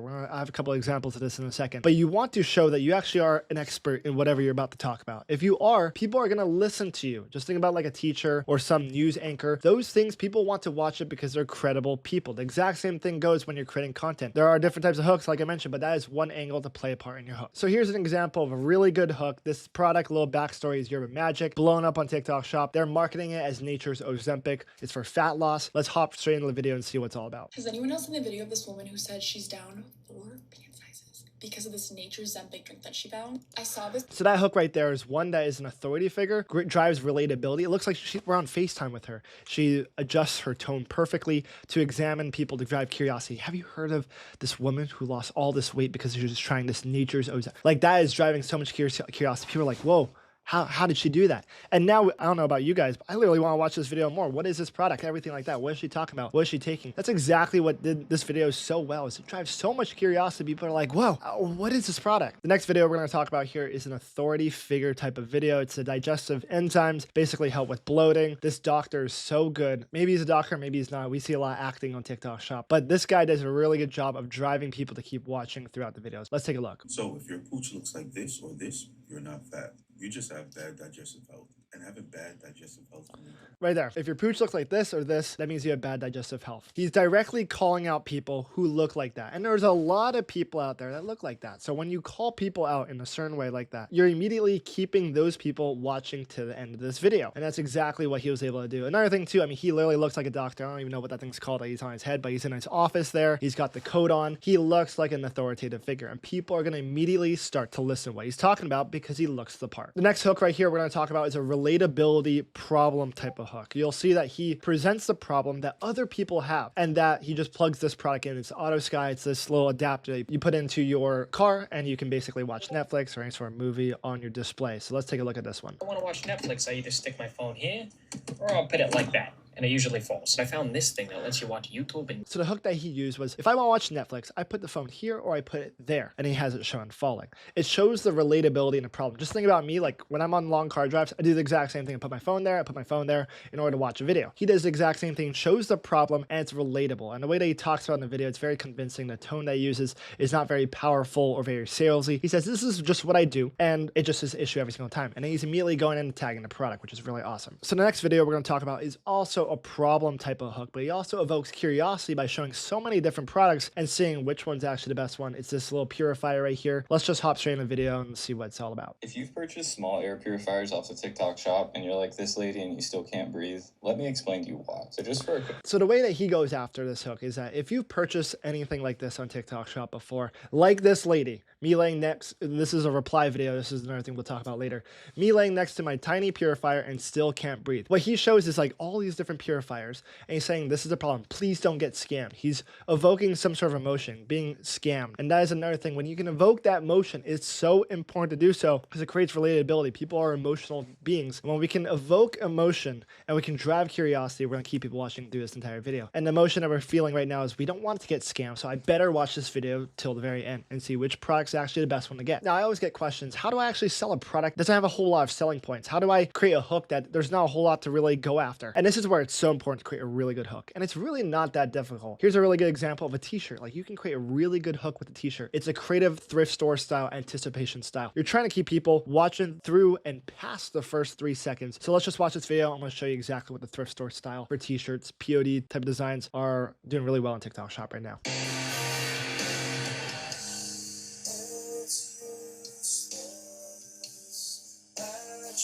The hook right there is POV, you thrift the funniest t-shirt ever. Now, if I was to pause the video right here at 2 seconds, you wouldn't know what the product was. We're looking at POV, you thrift the funniest t-shirt ever. He's keeping people through the first 3 seconds of the video because he hasn't displayed the t-shirt yet. You don't want to just present your product right off the bat. You want to have some sort of anticipation showing the product eventually, right? And he does this by literally showing he's in a thrift store, he's in the setting of people who want to actually be thrifting, buying funny t-shirts, and then he eventually shows that product being brought up. But that hook right now, POV, you thrift the funniest t-shirt ever. It's also relatable. POV, I love doing, you know, any sort of text on screen, black outline, white text. This is a standard text on TikTok with one emoji. You don't want to go overboard with the emojis because it just looks a little bit cringy. But he does such a good job of grabbing anticipation through the first couple seconds of the video, and then eventually, boom, your product's right there. And the last one here I'm going to talk about is also another t-shirt, because I know t-shirts are really big on TikTok shop, especially on the funnier t-shirt type of side. There is a promise right at the beginning of this video, you're going to notice, and he keeps people watching through the entire thing because actually this hook is more than 3 seconds. I mean, you read the text and that's the hook, but actually the hook is like 13 seconds long, and that's why this video got so pumped out, because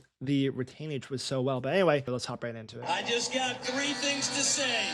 God bless our troops. God bless America.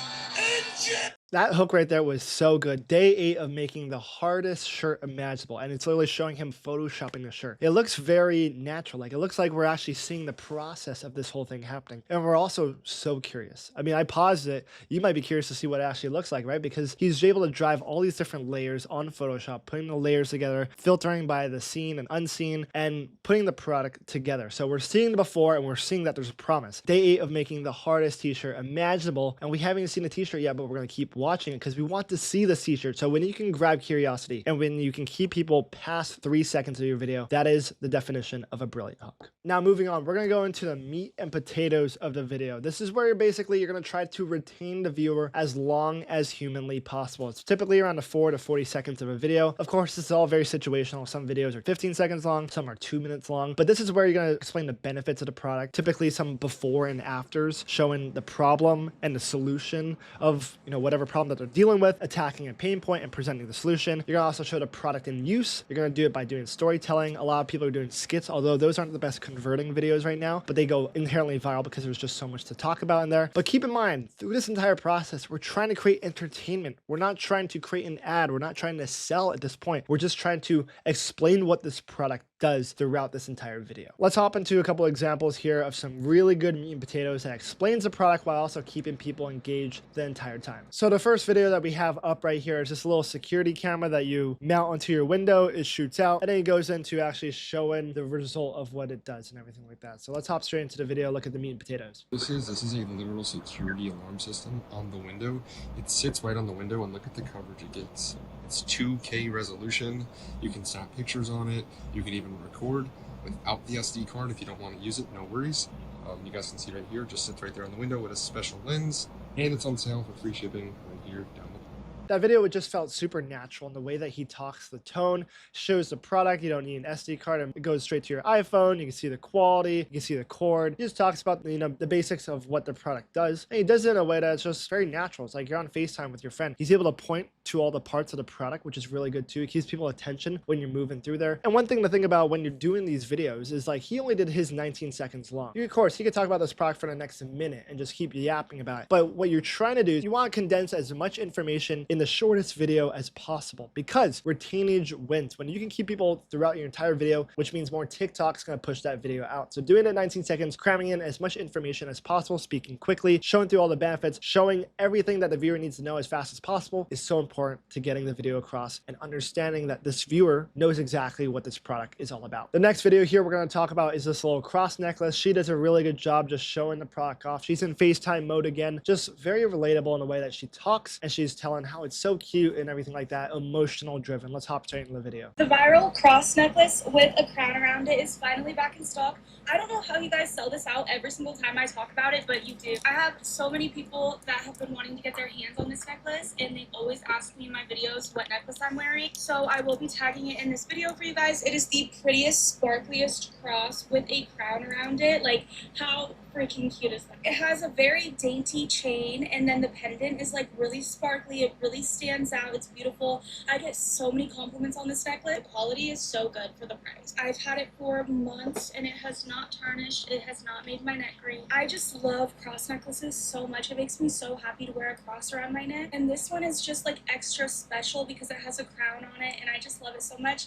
I will be tagging it in this video for those of you that want to pick it. So she does such a good job of talking about why she loves this cross necklace so much. She's talking to someone that looks like her, another blonde woman who loves wearing cross necklaces, thinks it's really cute, and loves getting a good deal. And she's able to present all those things to the right viewer, all in a very good way, just showing a lot of emotion, the tone that she talks about. Also, another thing that she does really good is she just has fast cuts. She doesn't talk for more than 5 to 8 seconds of a video without a cut. You don't even notice it because it's just so natural. She chops it up so that there's engagement the entire time. People aren't scrolling past. My general rule of thumb for doing meat and potatoes is the Mr. Beast style. Mr. Beast, he's said publicly how he goes consistently viral is he doesn't like to have a segment of a video more than 4 to 5 seconds without something big happening, whether it's a cut, whether it's a big transition, whether it's a color change, whether there's a bunch of movement happening in the video. So when you're doing your video, short form content especially, you need to make sure that you're keeping people on their toes the entire time, because people are just brain rot doom scrolling. People are just scrolling through these videos so fast. You have to get the point across really quickly. You don't want any dead space in your video. You always want to keep people engaged the entire time and keep them brain rotted in that low alpha state, right? This is the part where people are just, they're so dumb. Like, you want to keep people so locked in on these videos. Now, Nathan and Sons is just a huge, massive brand on TikTok Shop. They're doing this underbrush. It's a remineralizing gum. They do such a good job of talking about the benefits in such a monotone voice. They're selling to that older demographic of people who want to keep their tooth better and more remineralized, and they want to know synthetic ingredients, stuff like that. So they talk all about it, and the videos that they use is so aesthetic and so interesting. Of course, if you're doing a gum company, you definitely want to copy this, but the information that they're going to talk about can be applied to any type of product, showing the benefits, showing the problem, showing the solution, and just going through the entire video with so much ease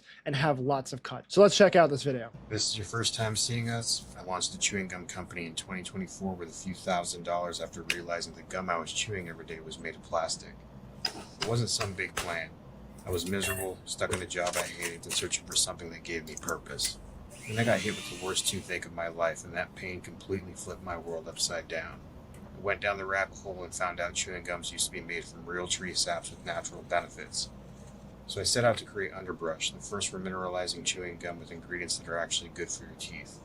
Since then, it's been the hardest thing I've ever done. I've worked 12 to 15-hour days, 7 days a week for the last year, and I've missed moments with my family that I'll never get back. Machines break, systems break, hell, even people break. I've definitely had my fair share of days where I felt like giving up. But somehow, we made it this far.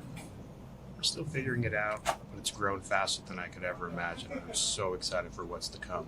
Follow us to see how it all plays out. So one thing that this guy does so good is that it's so emotional. You hear his whole story, the storytelling of how he was working a job. He saw that gum had plastic in it, and he talks about he went out to build this business to help people out. It has all these organic ingredients, and he makes all the product. And he has so many cuts in this video showing the benefits of the product, how he actually makes it. And if you're creating your own product, you can do the exact same thing. Even if you don't, if you have just some t-shirt business, you can go out there and find videos of people making t-shirts, and or just like videos of just random t-shirts or all these boxes, something like that. You can create a story, but whenever you can create emotion by telling your story and really keeping people emotionally engaged into the problems that you're dealing with in your business, it just seems very organic, authentic, and everything like that. So just an amazing meat and potatoes that this video demonstrated. Moving on here, this is an AI voice generated seller story. So he uses AI voice generated. 11 Labs is what he uses, the Adam voice in 11 Labs. This has been my bread and butter, this voice generator, but this product Loaded is a laundry sheet. It's a cologne scented laundry sheet. It's really good. Really cool product. And what they're able to do is they talk about the seller's story. They talk about how they made it and how the journey of everything. And so it kind of adds on to Underbrush and how they were able to blow up that video. But it's just, you're so emotionally connecting. You'd be like, wow, whoever thought about this product? So let's just hop straight into the video. 6 months ago, I had an epiphany. Men's closets and the clothes that come with them always just smell bland. Guys have no choice but to use the most expensive colognes to smell masculine. So I decided to create a product. Started with a design. Crafted it to be bold and luxurious to show its elegance. Then finished it off with a catchy brand name. Then I found a manufacturer that could work with me to construct my first scent, African sandalwood, that exudes a rich, warm, and woody aroma. And after 6 months, the first order has arrived. So as of today, I am proud to announce that Loaded has officially launched, offering men everywhere a new standard in how confidence and masculinity can be brought with them anywhere, at any time. This video is just really cool. It shows the products out there that people want to use cologne, and no one's came out with a cologne scented laundry detergent. It shows how he created the design, and he shows all the formulations, found a supplier, went through all these iterations of different types of sheets with different scents, and he came out with this product, African sandalwood. And what he's able to do is he talks about the emotion, the warm, woody scents of everything, and presenting the problem, having so many clips. And one thing that he does really good as well is he has an AI voice generated video, which is so addicting. Don't ask me why, because it's just crazy. People on this app, they love this voice, Adam's voice in 11 Labs. If you're going to use any AI voice, this voice is the one that converts so well. Also, another thing too is what he does is one singular word text. So in CapCut, he just has these single text coming up, and then he'll have some bigger ones when there's like more of a monologue happening, a sentence. But for the most part, he just uses one word captions. And something about that just is very natural. It's very traditional on TikTok, and people like it. It's not too wordy. It keeps people engaged. So if you're going to do auto captions, use the one word captions in CapCut. Overall, I love the AI voice generated videos. They convert so well, it keeps people around the entire time, and you don't have to talk in front of your camera. It takes literally 10 seconds to get it done. So the last video we're going to talk about here is NeuroGum, the revenge of NeuroGum. Basically, the video talks about how Shark Tank, it didn't get passed on Shark Tank, and then he plugs the product, but it does a really good job of keeping people engaged the entire time, exhibiting the story of how NeuroGum started, blew up, got bigger and bigger. And that's why this video kept people around the entire time, is to get to see that story of NeuroGum. I'll give you $1 million for 20%. It's a flyer. I think your valuation is stinky poo-poo. It's ridiculous. But I like the premise of the business. I prefer the vertical aspect to it, that you found your market. That business alone could be good. Here's my offer. I'll give you $750. I want 50 cents in royalties off every unit till I recoup $1 million. And I want the 5% equity now. Oh, my Lord. Oh. I don't think we can take your deal. You're making a big mistake, my friend. Guys, thank you very much. Both offers weren't quite what we were looking for. And when we didn't get that valuation, we knew the right decision was to walk away. Know your worth. I'll tell people about some stuff that I have no affiliation with. NeuroGum is one of them. We always keep NeuroGum in the studio. We go through 4 or 5 fucking boxes of that stuff. NeuroGum really works? Oh yeah, 100%. Oh wow. It's got theanine in it and caffeine and a couple other things, and what it does is it enhances your memory. It enhances your brain's ability to form sentences. Whoa, I don't want any fogginess. I want to be like locked in.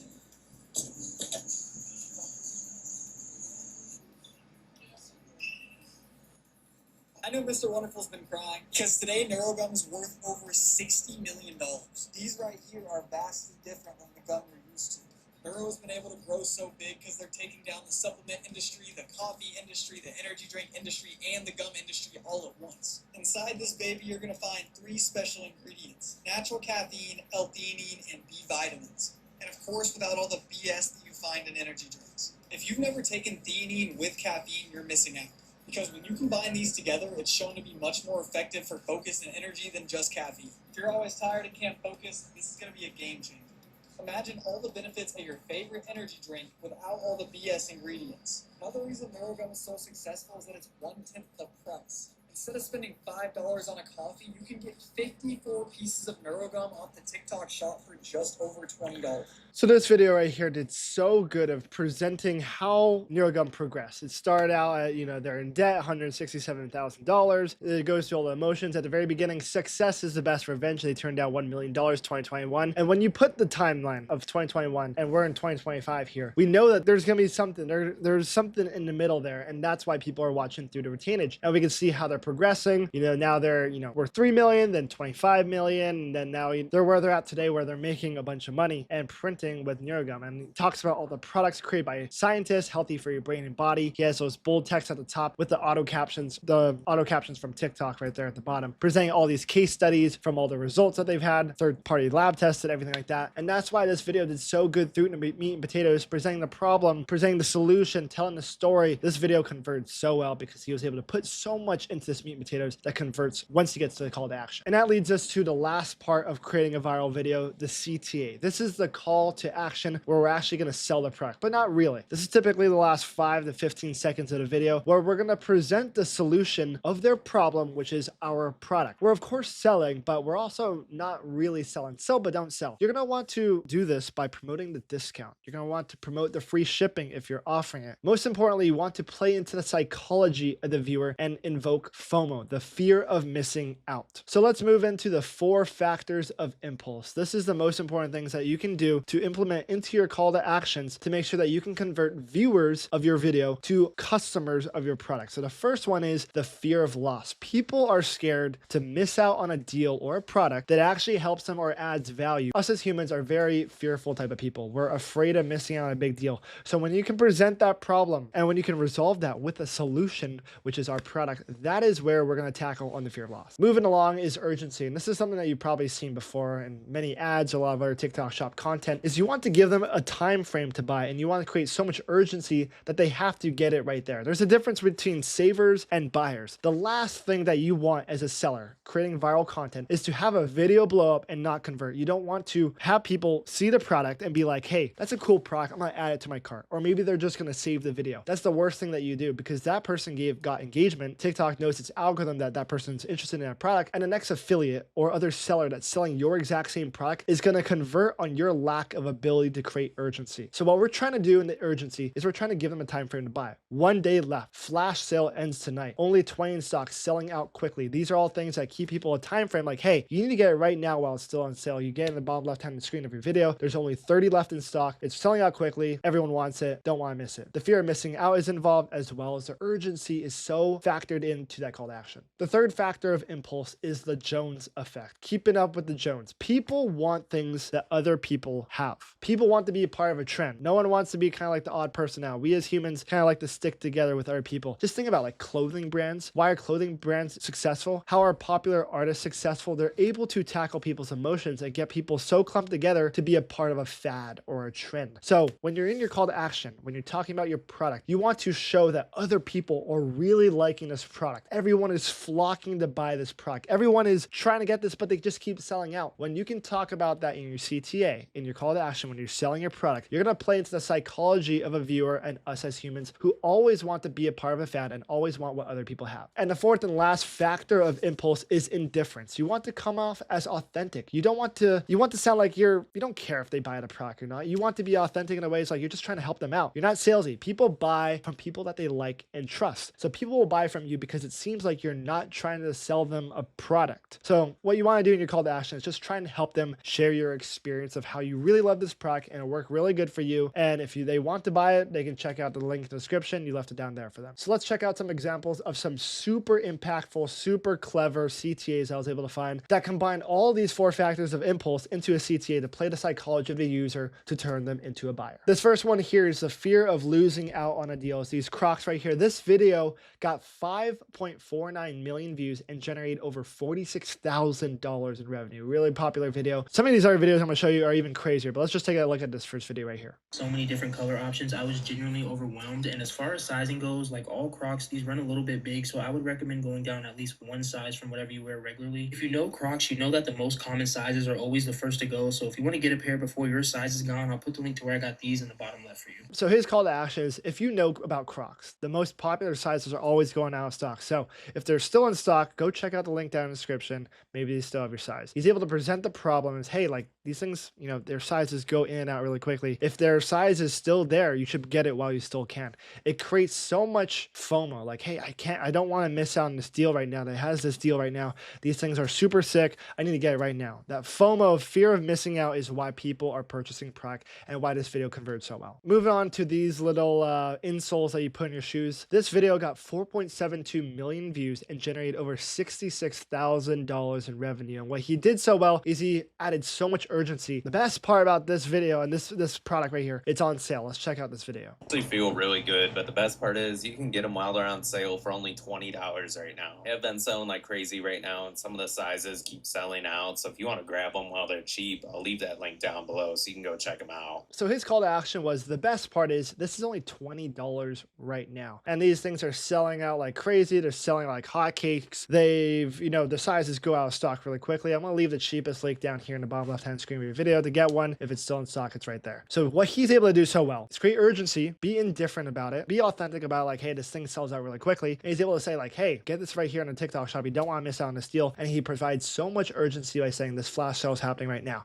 Boom, call to action, great converting video. So the next video right here is one that's more of the Jones effect. It's everyone has been flocking to get these. They're selling like hotcakes. He's basically explained that everyone has been trying to get these things, but they're selling out really quickly. Get them right now. So let's just hop straight into the video. Really smooth call to action. Got 1.51 million views, $33,000 in revenue. Really high converting video. Towel, and this is where I use the normal towel. That's gross. Here's the catch. The name brand version of this thing is crazy expensive. So I found the same quality one for half the price on the TikTok shop. But these things are selling like hot potatoes, so make sure to grab it before it's gone again. So his call to action is saying the name brand one of these is so expensive, but I actually found a really better deal. It's right here on the TikTok shop. Everyone's been flocking to get these, so get it right now on the TikTok shop. They're selling like hotcakes. Amazing call to action. He shows the problem that, hey, and this is another call to action that I'm not going to present it here, but showing the price comparison, saying, you know, this is the best price on the internet. It converts people from, you know, those viewers and savers into buyers. You don't want savers, you want buyers, right? And by saying like, there's no better price on the internet, you want to keep people right on your video. You don't want people leaving your video to go to Amazon or Google to try and do some price comparison. You want people to think like, hey, this is the best place to get it. I need to get it right now. And you need to create so much impulse purchase right now in your call to action. And he did a really good job by saying like, this is the best price on the internet. It's cheaper than any other place. It's cheaper than on Amazon, on Shopify, on all these other platforms. You're not going to find a cheaper one on the internet. So get it right here in the TikTok shop. I left the cheapest link right here. And when you do that, and it all leads up from your meat and potatoes, there's so much trust built involved because he shows the product in so much better uses. And that's why this video converted so well. And this last one we're going to talk about here, 4.69 million views, over $200,000 in revenue. Crazy. Of course, comfort's blowing up. Women, when they do call to actions, are way more convincing because they're more trustworthy. And women, we all know women buy more stuff online. And so when you can sell as a woman, you're gonna crush it, right? But this video did so well. She drives so much emotion. I hope they still have your size still in stock. Get it in the TikTok shop. She has so much authenticity, so much indifference to the sale that she converts so well on this video. Let's take a look. And the best part, it does have the pockets. I do roll my shorts one just because I'm a little short, but you don't have to do that. I really hope they still have your sizes by the time you see this video, but here's all the colors. This is the mint, there is the baby blue, the lavender, the canary, and then the bubblegum and the peach I showed you. Go treat yourself while they're on sale. So throughout this entire video, she talks about the product. She's in FaceTime mode. She's so organic and so natural in front of the camera. She talks about the product. It's so convincing. You feel like you believe her. You actually trust her. And by the end of the video, she just keeps playing into that role. Like, hey, I hope they still have your size. I'm going to leave a link down below. They have all these sizes. Get it while you still can. Boom. Amazing call to action. Indifferent from the sale. And this video converted so incredibly well. Now, I always get questions. How do I actually find inspiration for the creativity of a product? And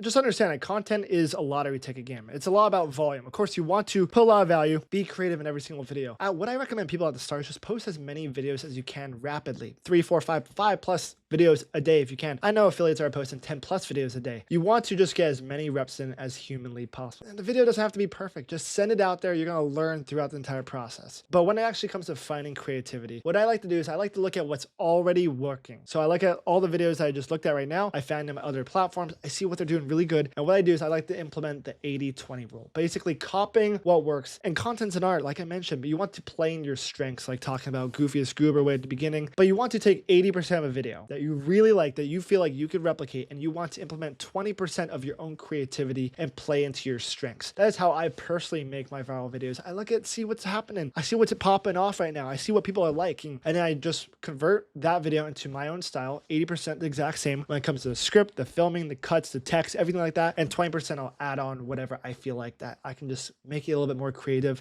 and I can add a little bit more spice. The next part is studying the crap out of this viral content stuff. I mean, if you just immerse yourself in TikTok shop space, looking at the videos that are going viral, you see it so many times, you understand what videos are popping off. You understand what they're doing with the call to action. You understand how they're keeping people retained throughout the entire video, the liking, the comment, the engagement, how are they rage baiting people in the comments. All these things are so incredibly important to understand. All these things are so incredibly important to be immersed in. So what I like to do is I like to go through calidata.com and thedailyvirals.com. These are two platforms I like to look at for winning products not only, but also winning videos and winning affiliates, a lot of creatives. So definitely check these out. Calidata is really cool because you can see all the products, but the Daily Virals is really cool. It's an affiliate tool that people have been using recently in the past month. It launched like a month ago, but it has the top performing videos on the affiliate side and you can see the style that they're making. And it's just really cool to see what's kind of trending on TikTok shop. And the last one, I didn't list it here, but just going through your burner account, like going through your burner method and just looking at how people are creating the product, having anticipation throughout the entire video, how people are converting the people at the very end with the call to action. So incredibly important. Just be immersed in this entire space. And the last part is not really a creativity part, but it's more of a mindset thing. You want to program your brain to see red cars. So what do I mean by that? What do I mean by the red car? There's a red car theory. Basically, if you were just driving your car and you get to your destination, I asked you, how many red cars did you see? You wouldn't be able to answer that because you'd be like, well, I wasn't counting any red cars. I wasn't actively looking out for red cars. Now, let's say that the next time you get in your car, me personally, I'll pay you $50 for every red car that you spot from here to here. Then your next drive, you're going to be sure to count every single red car, right? You'll be actively looking for it. That's exactly how opportunity works. That's exactly how going viral works. You have to be actively looking for how to go viral. So when you're on social media, stop using it for entertainment. That is the secret. What's the point of having social media if you're not making money on it? And it's great. Like you're watching this video, you want to make money, but now you really only want to use social media to make money. And the only way to do that is to remove entertainment from the equation. You're not trying to get entertained on this platform. What I've been able to do is program my brain to not think about social media, Instagram, Snapchat, Facebook, TikTok.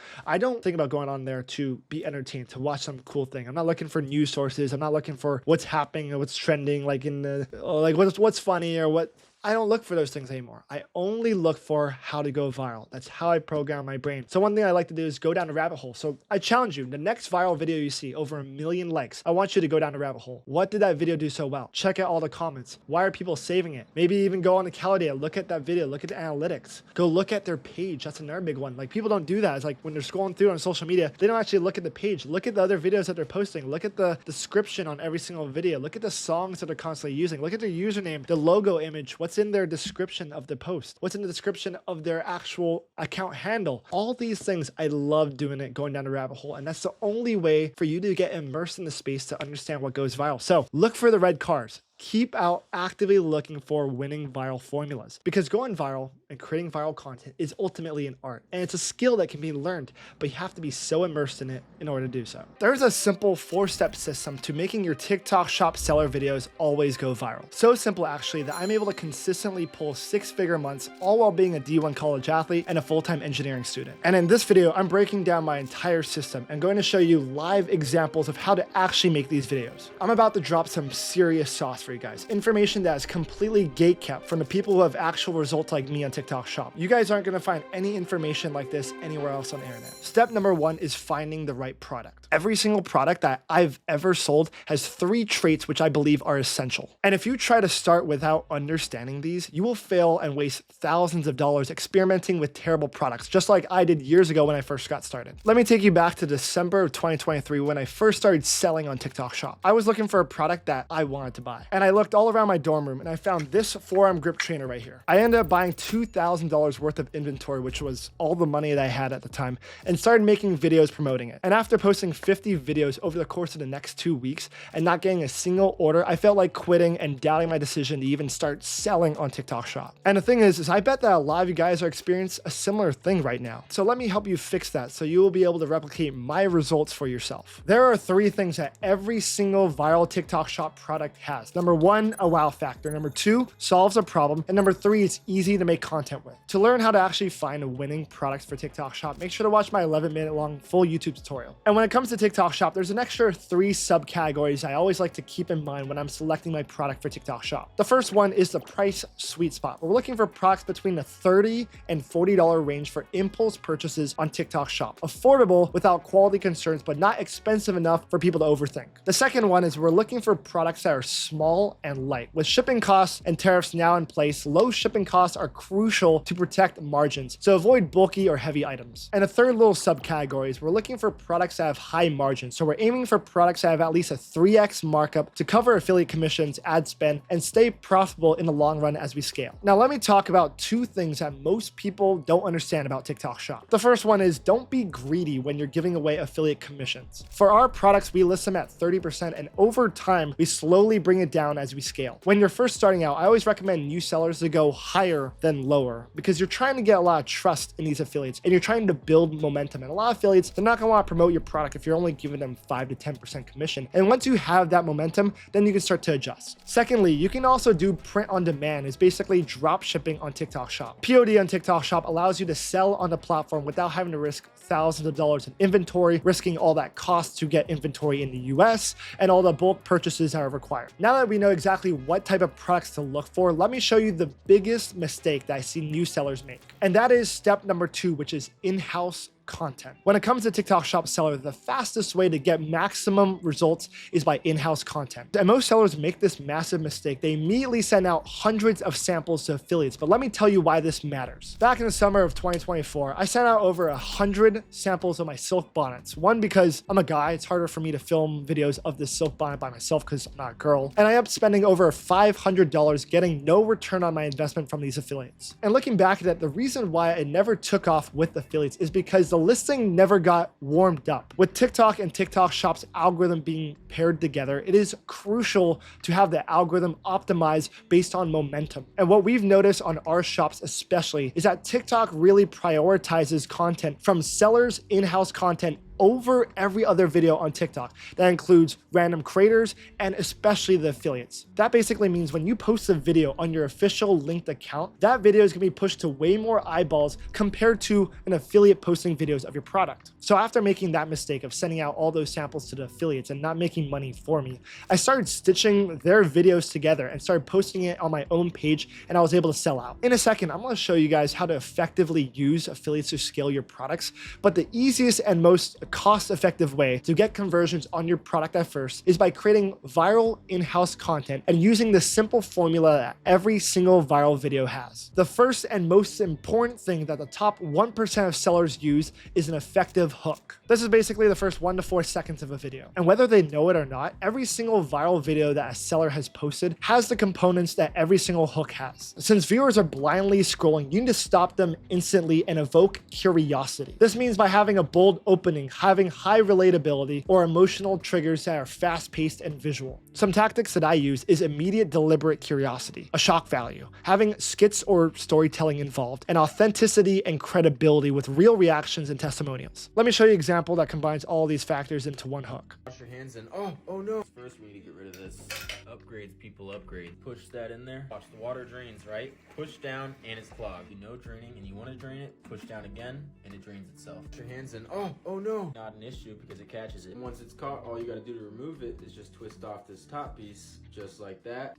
Comes right on out. Bam, you just saved your jewelry just like that. When you thought it couldn't get better than that, lifetime warranty. I got one to make sure it works, but now that I know it works 100%, I'm about to get one for every single sink in my house. That link is down below. You definitely want to check these out. Sugar on top, you get extra seals. So this is a clear example of an immediate visual hook that evokes curiosity. That chain goes directly into the sink, and that is a problem that a lot of people deal with and actually are afraid of happening. So that is why there's so much relatability and curiosity that is immediately keeping people within the first 4 seconds to keep watching the video. And when it comes to TikTok's algorithm, it's all about keeping people watching as far along through the video as possible. Of course, the most important part is our priority of keeping people engaged through the first 1 to 4 seconds of the video. But then we move into the retainage. This is the meat and potatoes of a video. This is typically around the 5-second to the minute mark of a video. This is the part that you're going to be explaining the benefits creatively, making it fun, engaging, and visually dynamic. A lot of great sellers and affiliates have fast cuts, movement on screen, text color changes, and a lot of transitions. But the most important part is showing the benefits and the uses of the product in an exciting way. The best formats for TikTok Shop is first off the conspiracy theory style, controversy style with viral challenges,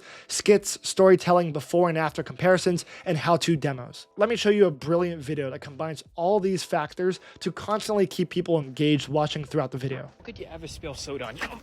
Oh, shit. Well, crap. Now there's soda on my car. Let me just get this off real quick. What am I doing? Let's say I want to clean off this water from my car. I start using a normal towel. Look at this. It's not going anywhere. Come on, are you kidding me? But let's say you try a microfiber towel, right? Okay, it works, but there's too much water, so it doesn't have enough absorption. So whenever you're washing your car, make sure you get rid of this crap. Don't use the normal towel. Get a black line car towel, because watch this. You guys have seen this on TikTok. It's just incredible. You get all that stuff off with one sweep. Oh yeah. Now let's look at the actual width of these things. You kidding me? This is like 4 times thicker. Not only is she thicker than a Snicker, on top of that, she's got a lot more microfibers. Look at that. You can tell the difference. Seen this puppy a few months ago on the TikTok shop for like 40 bucks. So right now, if you're seeing this video for Black Friday, these things are only 18. Yes, sir. Super cheap. If you want to grab it before the deal is gone, I'll leave the link right down there. So this video had a brilliant 1-second hook, but also had amazing meat and potatoes and retainage. He presented the problem, which is all these different towels that doesn't do the job correctly. And then he presented the product, the solution, the miracle product, which wipes off all the water droplets on his car. Additionally, what he does very good is that he has so many cuts within the video showing the how-to demo, creating so much entertainment, especially with his script that he's using to keep people engaged throughout the entire video. And TikTok's algorithm is optimized to keep people addicted to this app. And what I mean by getting people addicted to this app, this is exactly what this video did really well, is that look at all these comments. These are people who are just addicted to TikTok, just commenting all these things. And this is the best case scenario, is when people are going through the comments, just liking them, and just adds so much more engagement, even commenting, maybe even like arguing with each other through these videos. That is just the ultimate scenario when you have a video going viral and people are scrolling and it's playing in the background. So people are saying, hey, I'm walking here, the accent, oh, my cats as well, bro. Like, this is exactly what we want for TikTok videos. The ultimate goal is to get people watching the entire video and to engage with it as much as possible, whether it's liking it, whether it's commenting on the video, maybe liking the comments, sharing it with their friends, saving the video. That is the ultimate scenario for getting a viral video in TikTok Shop. Now, going viral is our first goal, but our second goal is to make money with our viral video. And that's where the CTA comes into action. This is the last 4 to 10 seconds of a video where you're calling people to an action to purchase a product directly on the video. This is where we're trying to create urgency and FOMO. Of course, you want to sell your product, but you don't just want to say it's running out of stock right now. You want to make it casual and nonchalant. So here's a great example. This thing sold out twice already. So go to the bottom left-hand screen of your video. If there's still an orange shopping cart, that means it's still in stock. So get it while you can. The idea is we're trying to highlight a discount, a scarcity, or a shipping incentive. You're trying to reinforce why they should buy it now. There's a difference between savers and buyers. There's going to be people that are going to watch your video and they might be like, ooh, I really like this, but I'm not ready to purchase it right now. They might save it. And the problem with that is that the next seller who's selling that exact same product is going to convert on your video. So make sure to create immense urgency so that you're converting people and viewers into customers directly on your video. Let me show you an example of one of these great call to actions. If you're still getting ready to travel like this, what are you doing? It's 2024, y'all.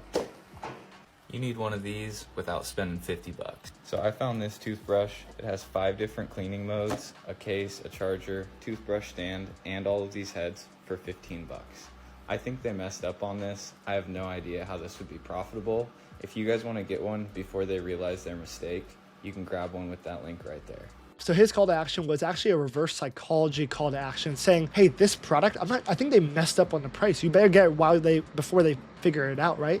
And that's a great example of a call to action that gets people to purchase it right there and then. And it doesn't allow people to just save the product or add it to their shopping cart. They're going to purchase it because, oh man, they're going to figure it out that the price is actually too low. So they're going to get it right there and then. Now, when it comes to actually making videos, doing homework is so important. I like taking inspiration from affiliates on Caliday here. And it's actually crazy the amount of videos and analytics that we're able to see on this platform. And so one thing I'll do is, if I'm selling a product that's in one of these niches, so for example, if I'm selling something that's like beef tallow, I can look at all the affiliate videos that this seller is basically using to promote their brand. So we can go into this listing right here. We can go into video and ads, and we can see all the videos and copy a lot of their hooks, a lot of their retention, and we can use the 80-20 rule, basically copying 80% of the video and adding an extra 20% of your own creativity to make it even better. So if you're ever running into any sort of creative roadblock, just scroll through on Caliday and see what's working. You can see a lot of these videos, boom, boom. You can just scroll through and see what's going viral. Additionally, you can go into the video and ad side and you can see all these videos. I mean, $270,000 generated from one video. And this list just keeps going on and on and on. Okay, so now that you know the exact 3-part formula for making a viral TikTok shop video, you can see this opportunity is just absolutely insane right now. And over the past year, I've helped thousands of other people absolutely crush it on TikTok shop. And the results inside my inner circle just keep going on. Guys like Joe made over $36,000 in his first month of doing TikTok shop. Donovan started a clothing brand on TikTok shop, and 14 days after he joined the program, hit $14,000 a week, all from TikTok. And then there's Vince, who I did a full case study on. He made over $137,000 in less than 2 months of doing POD on TikTok shop. So if you want to learn more about selling on TikTok shop, just click the first link in the description to apply for my inner circle. We only let in 2 to 3 spots every single month to maximize the one-on-one support within the group. So fill out the application form and one of my success coaches are going to reach out to you. So creating a viral video isn't that hard, but it can be time consuming. But what if I told you that there's a way to properly use affiliates and get viral videos made for you so that you can scale your business up to 6 figures? And that's exactly what I'm going to cover in this next step. If in-house content is the groundwork, it's the foundation of a building, the rest of the building process is entrusted in affiliates. And the reason why is because when you leverage affiliates' time, energy, and skill of going viral to make videos for you, you can exponentially scale with horizontal volume. For example, in our brands, we post 3 to 5 videos every single day on our in-house linked accounts. But since I have deep connections with 20 TikTok shop affiliates, we're able to post 80 plus videos every single day, giving us a way higher chance and likelihood of going viral. And you can make really good money with just in-house content, but the way to create actual wealth on TikTok shop and live life on your own terms is to manage and scale through affiliates. And the way to do that is to leverage the time and skills from the top affiliates on the app. And the way that I find the top 1% of affiliates is stealing them directly from my competitors. For example, I was selling this Harry Balls t-shirt and I went to every other political t-shirt out there, found their affiliates and offered them a higher commission. The way I'm able to keep these creators on my team is by putting them on retainers. And a retainer is basically a monthly salary that they receive for a set amount of videos. So the standard for the affiliate space right now on TikTok shop is 30 videos for $1,000, or about $33 per video. And I've done these type of retainers in the past, but the issue with it is that there's a high posting volume, and when that happens, there's lower quality videos. If you just think about 1 post a day, sounds pretty hard to do, especially for these affiliates. They have multiple retainer deals set in place. So what I like to do is I like to put affiliates on 16 videos for $400 or $20 per video. And then on top of that, I like to do a boosted commission. So I'll typically add an extra 5% onto my open collaboration. And this basically incentivizes affiliates to create the best quality content as possible. And then on top of that, there's live stream affiliates, and I handle them a little bit differently. So most people pay them $50 an hour. But the thing is that TikTok actually pushes longer live streams. So what I like to do is I like to put them on $100 for 2 hours. And I typically don't put affiliates on a retainer deal longer than a week that are doing live streams. The reason why is because it's a little bit more of a higher risk platform doing live streams, unless they're a really crushing affiliate. I mean, I know some affiliates are making over $30,000 a week in commission just on the affiliate side with live streams. Those are the guys I really reach out to put them on high retainer deals. But if you're just starting out, I would recommend putting them on video retainers. And before I give you the real secret sauce that will make it incredibly easy to reach 6 figures on TikTok shop, you need to understand this last step. And then I'm going to show you how to tie all these things together to create an insanely profitable profitable TikTok shop business. Before learning this last point, I was making pretty good money on TikTok shop just by doing in-house content and scaling horizontally with affiliates. But by learning how to leverage TikTok ads, I was able to significantly boost my profit. So let me break it down real quick. There's two routes to go about it with TikTok shop: GMV Max Ads and TikTok Spark Ads. For beginners, I always recommend doing GMV Max Ads. It's best utilized when you have at least 20 videos in circulation on TikTok shop. How the spend works, that's why, is because it sends out $1 into all these different avenues and it scales the budget after the performance. So if you're on a new TikTok shop account, you're gonna go to shop ads and then you're gonna see the ads dashboard. And this is where you're gonna click on GMV Max Ads. So make sure you select promote products and promote all products on TikTok shop. And then for the product ROI, I usually put it at whatever it recommends. So for here, 2 is my target. My daily budget's gonna be 300. But the key is to understand is that TikTok's not gonna actually spend $300 a day. It's only gonna spend that 300 if it actually is performing at this ROI right here. And of course, you can manage your creatives in here, but you don't really need to. And then all you gotta do is just name it, and all you gotta do from there is just publish. And that's literally all you have to do for a GMV Max Ads. People with half a brain can literally do the exact same thing, just copying the ROI, copying the budget that it recommends, and just sending it off. Finally, in order to put these 4 steps into a cohesive plan, you need to do this one last thing, and that is create a community for your business. Before, I used to have my business super unorganized. I'd be contacting 20 different affiliates on different platforms. I would have to send them all these different messages over text, on Instagram, on email, on the TikTok shop seller dashboard. What if there was a way I could put it all into one place, right? Because all of that is just super time consuming and incredibly inefficient. The simplest way to manage affiliates is to put them all in one place in one Discord server. So here's an example of what my new brand I'm launching next week looks like. So I have my announcement page, product info, where I'm basically gonna have all the information about my product, creator briefs, basically breaking down all the information about the product, as well as how you create videos, what's popping off in that niche. I'll also have my shop accounts where they're gonna be able to buy TikTok shop accounts from a tech connected Discord server, a mini course on TikTok shop affiliate, and then as well as a general chat, feedback, group B-roll, winning content, content ideas, wins, and the Spark code so that I can run Spark ads to them. When you build a Discord server that looks a lot like this, you're able to manage a lot of affiliates all in one place. You're able to see the content that they're making and kind of build a community around your brand, because that's ultimately what you're trying to do with TikTok shop. You can of course, make a big flip on one big product, but we're trying to create generational wealth. And by creating a community of affiliates is the easiest way to do so.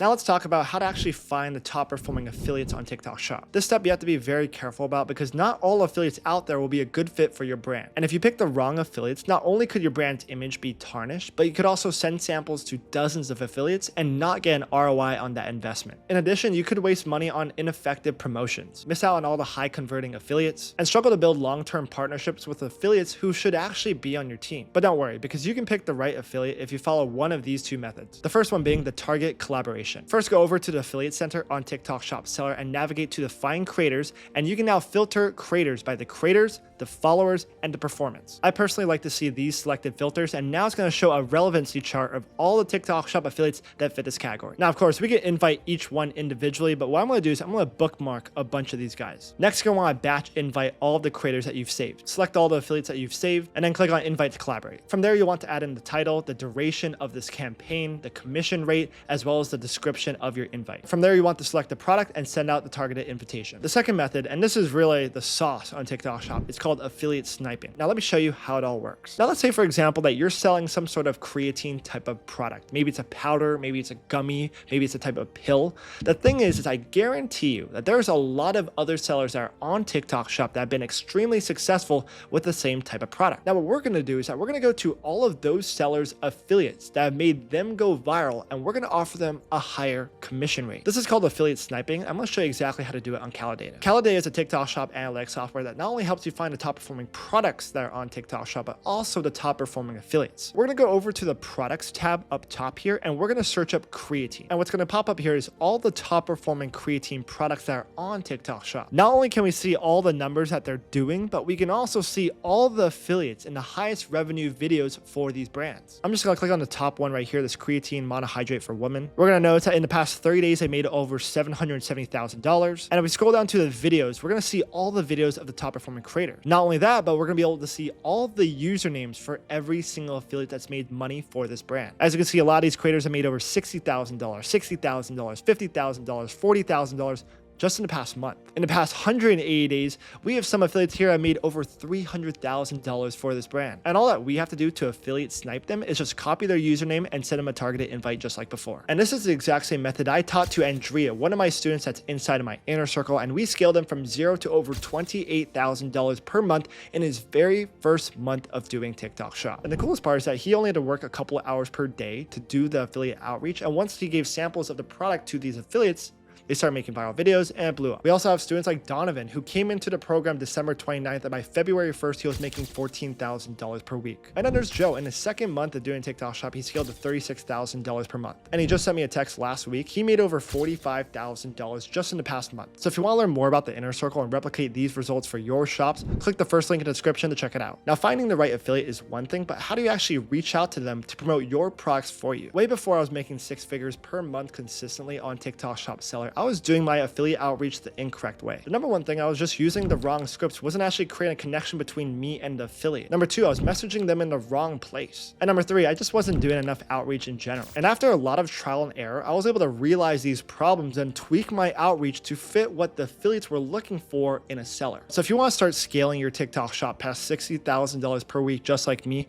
copy this exact same framework for your affiliate outreach. Number one is manual outreach. Before, we talked about sending a targeted invitation to an affiliate, and that is essential to actually land the brand deal between you and the affiliate. But in our research and in our experience, there's another step that you have to go above that, and that is sending a personalized DM through the TikTok app to their TikTok username. The reality is that most affiliates don't check their invite from collaborations from brands like us, but where they do check is their TikTok DMs. So be sure to not only send them a targeted invitation, but also a TikTok DM. And if you want the script that I use personally on my shops to send to these top performing affiliates, DM me the word script on Instagram, I'll send over the PDF. The second method is Discord infiltration. Now, this is not the most conventional way to do TikTok shop affiliate outreach, but it's 100% like the best way to do it. Basically, what you're going to do is you're going to find one of these TikTok shop affiliate course sellers that are out there. And what you're going to do is that you're going to actually buy their course, but you're not buying it to become an affiliate. You're doing it so that you can find affiliates. A lot of these courses are like $10 a week or like $50 a month, and they usually have like a week-long free trial. Once you're inside their Discord community, you're going to go into the wins channel.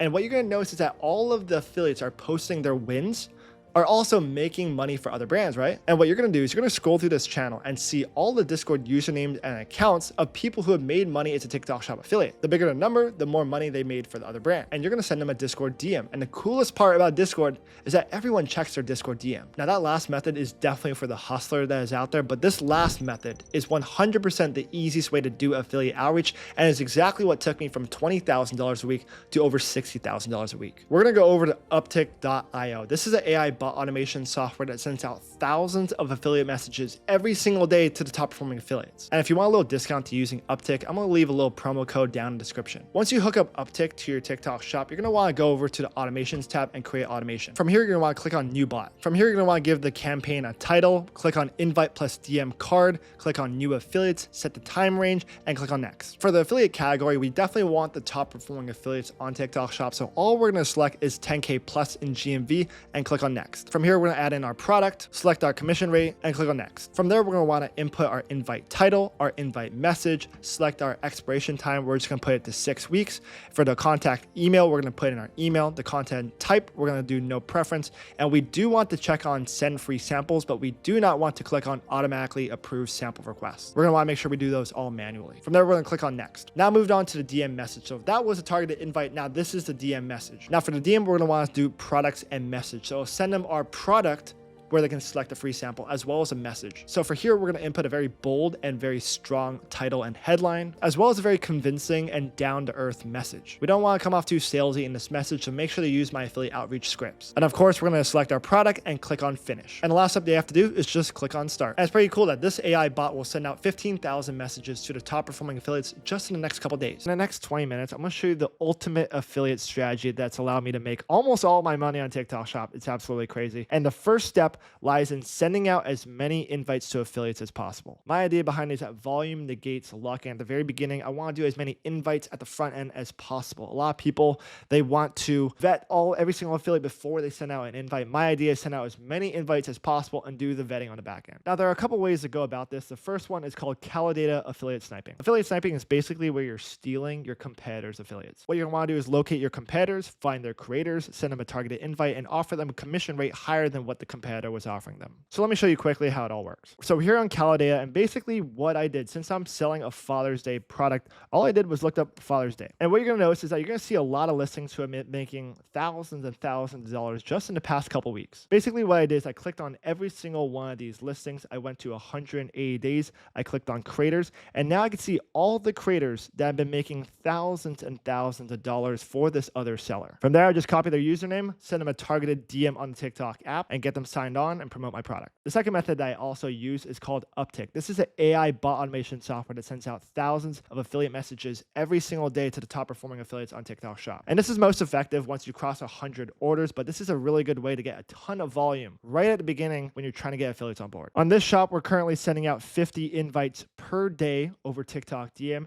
and on Uptick, we're sending around 1,000 invites every single day to affiliates. Now, getting volume out there is the easy part. Now, the backend system and actually accepting sample requests is really, really important. Your goal and the second step in my ultimate affiliate strategy is accept as many quality affiliate sample requests as possible. Now, what the heck is a quality affiliate, right? Here are the three things I always keep in mind before sending a sample out to an affiliate. By far, the most important factor that you have to weigh is the content. It's the videos that they're creating. If they're good content, you definitely want to send a sample to them. If they create bad content, don't even bother sending them a sample because they're going to make bad videos of it. And typically, you can kind of tell just by the views per video, the average they get on every single video that they post. Number two is the estimating post rate. How often do they get a sample from a seller and they actually make a video of it? And number three is GMV. How much revenue have they generated just in the past month? Now, a lot of people think that there's like a fine line between all of these, that there's a certain number, a certain estimated post rate, that there's a view per video that you have to balance, and then you just hit a criteria. Ultimately, it's different for every single affiliate. So for example, this affiliate right here, Jose Cheney,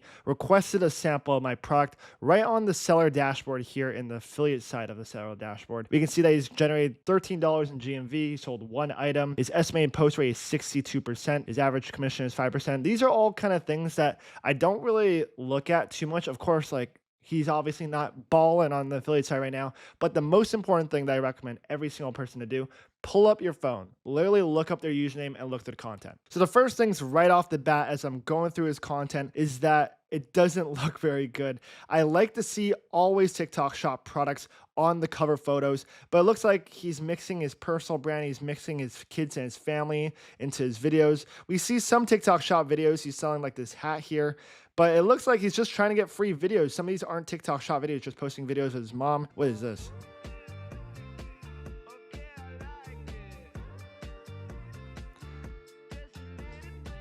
Okay, well, that was a very bad TikTok Shop video. Probably one of the worst I've ever seen, actually. This filter right at the beginning. Okay, I don't want to hate on this guy, but this is a bad video. He's got the filter. He's showing his little dirty shower drain. I'm not sure why the black screen just pops up all of a sudden. We can't even hear him talking. Can't even hear him talking. He's talking about the product, but here's the music over it. Anyway, getting too much into I'm getting a little upset watching his videos. But the point is, you definitely want to look through the content of affiliates, because you might, if I sent this guy a sample of my product, the chances of him actually converting sales and actually making my money back on the sample I send him is very, very low, right? So this is someone I definitely not send a sample to. So here's an example of affiliate who also requested a sample of my product. Right off the bat, I see the username Daily Finds by DHD. It's a really good first impression, me as a seller, when they have some sort of Daily Finds by Nick or Shop Deals by Jake, something like that. Immediately just looking at their username, I can tell that they're an experienced seller. And sometimes even from the profile photo, this one, nothing special about it, but just looking at the username, I can tell if they are a full-time TikTok Shop affiliate. If it's just like their name, or it's like Sally, SAHM, stay-at-home mom, then I'm like, okay, maybe she's not a really good affiliate, but there's hit or miss, right? You always have to look at the content. But right off the bat, username, I like it already. Media Lab, so he's an Alex Sedlak's group, so he's a part of a community. He knows how to do TikTok Shop affiliate. His product score right here, 4.8, it's pretty high. Anything above 4 is really good. In the past month, a little over $60,000 in GMV, over 1.7 thousand units sold. We're looking really good. Now, the problem here is the estimating post rate. So that means me as a seller, if I'm sending him a sample of my product product, there's about a 1/3 chance that he's gonna make a video of it. So I definitely have to build a relationship with him and contact him and make sure that he creates videos for my product. Let's hop into the phone and look through his actual content. Right off the bat, I'm looking at his content and it looks really good. Every single cover photo has a little sticker. He's professional. Every single one of his videos has the product right in the hook. He's straight to the point, which is really good. I love the visual hooks that he does a lot of these videos. And just looking through this, the first 3 videos right at the top, 14 million views, 26 million views, 5 million views. It's like over 40 million views in just 3 videos. And this is probably how he generated over $1 million in sales just in GMV on TikTok Shop. But this is exactly what I like to look at. And let's just look through this first video. Yes, exactly. It does come with a foil shaver so you can make your ass crack completely bald. But this one's mainly for your face, but it does come with a ass crack attachment. This can go straight into... I love it. He's funny. He has entertainment. He adds attraction to a viewer who is doom scrolling through TikTok. He's creating dopamine. He's creating emotion, and he's rage baiting a lot of comments. It's awesome. This is exactly the type of affiliate I want to send a sample to. Now let's look through the actual views per video. We'll see that he's posting a couple videos per day. So 1, 2, 3, 4, 5 videos per day, which is really, really good. His average views per video is around, I'd say around 1,000. He gets, some of them are stuck in that 600 view range, but every once in a while, and quite often, he actually goes over 1,000. And oftentimes he'll crack that 25,000 mark, 19,000. This is exactly the type of affiliate I would want to send a sample to. Now that you've accepted a bunch of samples of quality affiliates, the next step, and this is by far the most important part, is to get as many videos out of them as humanly possible. And this is literally the thing that every single TikTok Shop seller is struggling to do right now, and no one can really crack the code. Now you might be asking, how the frick do you even do that? Because TikTok Shop affiliates are only required to post one piece of content for you for every sample that you send them. And the reality is they're always going to do the bare minimum. It's not that the TikTok Shop affiliates don't care about you. It's just what they're required by TikTok. Think about it this way. If you're a creator on TikTok Shop and you could get a bunch of sample requests from a bunch of sellers, all you're going to do is just do the bare minimum. You get a free chair, you're just going to make a video. You're not going to post 5 videos. You're not inclined to. That's exactly how these creators are thinking. So this is the motive that you have to keep in mind. This is the execution plan for my TikTok Shop affiliate strategy. Is since every sample costs you money as a seller and affiliates are only required to post one piece of content for you, how do you maximize every sample sent to an affiliate? And there are 2 ways to go about it. The first one is called building a relationship. If you can build and nurture a relationship with an affiliate, what's going to happen is they're going to be way more inclined to post more videos for you. I'm not going to go too into depth about building a relationship with an affiliate because I'm just going to show you in a second. But the second thing you also have to do while you're building a relationship is dangle the carrot. Since TikTok Shop affiliates are only required to post one piece of content for you, you have to show them what's possible. You have to show them that they can make more money if they post more videos, they post higher quality content. And that's exactly why you have to build a relationship and dangle the carrot at the exact same time. And the best way to dangle the carrot is by doing a performance incentive offer, basically showing them that, hey, if you do well as an affiliate, you're going to make more money and I'm going to pay you more. The 2 performance incentive offers that you can do is called a rewards campaign. Basically what Goalie did, and it's actually a genius system that they created last fall back in 2024, is that they said, if you get $500 in GMV, we'll buy you a speaker. If you make $15,000 in GMV, we'll get you an iPad and this and that. If you get $50,000 in GMV, they'll buy you a Rolex. If you get $1 million in GMV, $1,000 cash, you get a bunch of cars, crazy things. And affiliates went absolutely dummy for this. They went posting so much content, and it's an incentive campaign that's done to all of the affiliates out there. It's just a genius system. We don't just do rewards like this. We'll also do things like, if you hit 1 million views, we'll pay you $1,000 cash. But these are the campaigns that do really well. And the cool thing, and why Goalie was able to be successful with this, is it's not just on TikTok Shop that money comes from paying these campaigns. How would they make money on $1,000 in GMV and $1,000 cash reward, right? The spillover effect, right? Is because all the views, since TikTok is a discovery platform, all those other viewers go over to Amazon and Shopify, their spillover. So that's why they're able to make money, and that's why I always recommend every single seller to do. But these campaigns do really, really well. The second performance incentive that you can also offer is called a possible retainer. Now you might be asking, what is a retainer? Basically, it's a flat rate for the month for a certain amount of videos on the fulfillment side from the creator. For example, the standard on TikTok is 30 videos for $1,000. The standard rate and what TikTok Shop affiliates typically want for a retainer is 30 videos for $1,000. Now, this might sound really, really expensive, especially if you're just launching your brand. So here is what I like to do. I actually like to offer 20 videos for $400. Now, why the decrease from 30 videos per month to 20 videos per month? The first reason why is I can delegate that extra budget to a horizontal spread of affiliates. I can take the extra $600 and pay another affiliate. The second reason, and it is so important to understand, is as a creator, posting one video per day is actually quite difficult. It's hard to get creative every single day with a new style of video. So that is why I do the decrease from 30 to 20. It's about a video every other day on average. And that allows my creators to come up with new ideas consistently. They don't have any burnout with my product. Now, how do you actually show affiliates a possible retainer deal? Because rewards, you can just send this to an affiliate and they'll be excited to do it. But what about a possible retainer? I'm about to show you exactly what my affiliate messages was for the past month. But the thing with just showing you my retainer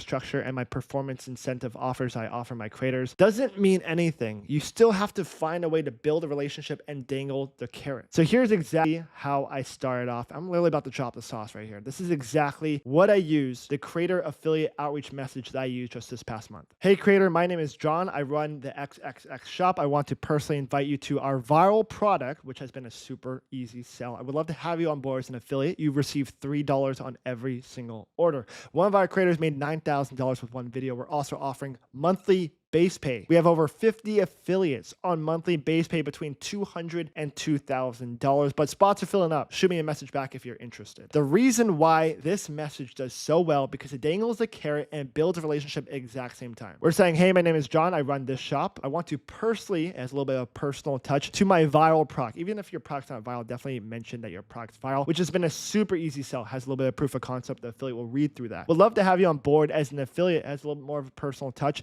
You receive $3 per order. The reason why I put $3 per order instead of 10% commission is because affiliates quantify their numbers in terms of dollars. If you tell an affiliate that they're going to make 10% on all the orders they generate, you as a seller, they're going to be like, oh, only 10%. I want more than that. But if you tell an affiliate that they're going to make $3 on every single order, they're going to be thinking like, holy cow, I sold 1,000 units of my last product. If I sell 1,000 of this one, I'm going to make $3,000. And that sounds way more appealing. So that's exactly why I always put the dollar amount when I do my affiliate outreach. One of our creators made $9,000 with one video. Proof of concept. Even if you don't have that, still put the same thing. We're also offering monthly base pay. This is the most important part right here. We have over 50 affiliates on monthly base pay between $200 and $2,000, but spots are filling up. We're basically saying, hey, I'm an experienced seller. We've used over 50 affiliates and they're getting paid out every single month for just posting content, but the spots are filling up. Shoot me a message back if you're interested. This dangle the carrot part right here is so important and it guarantees, literally guarantees a response. Our response rate is 85%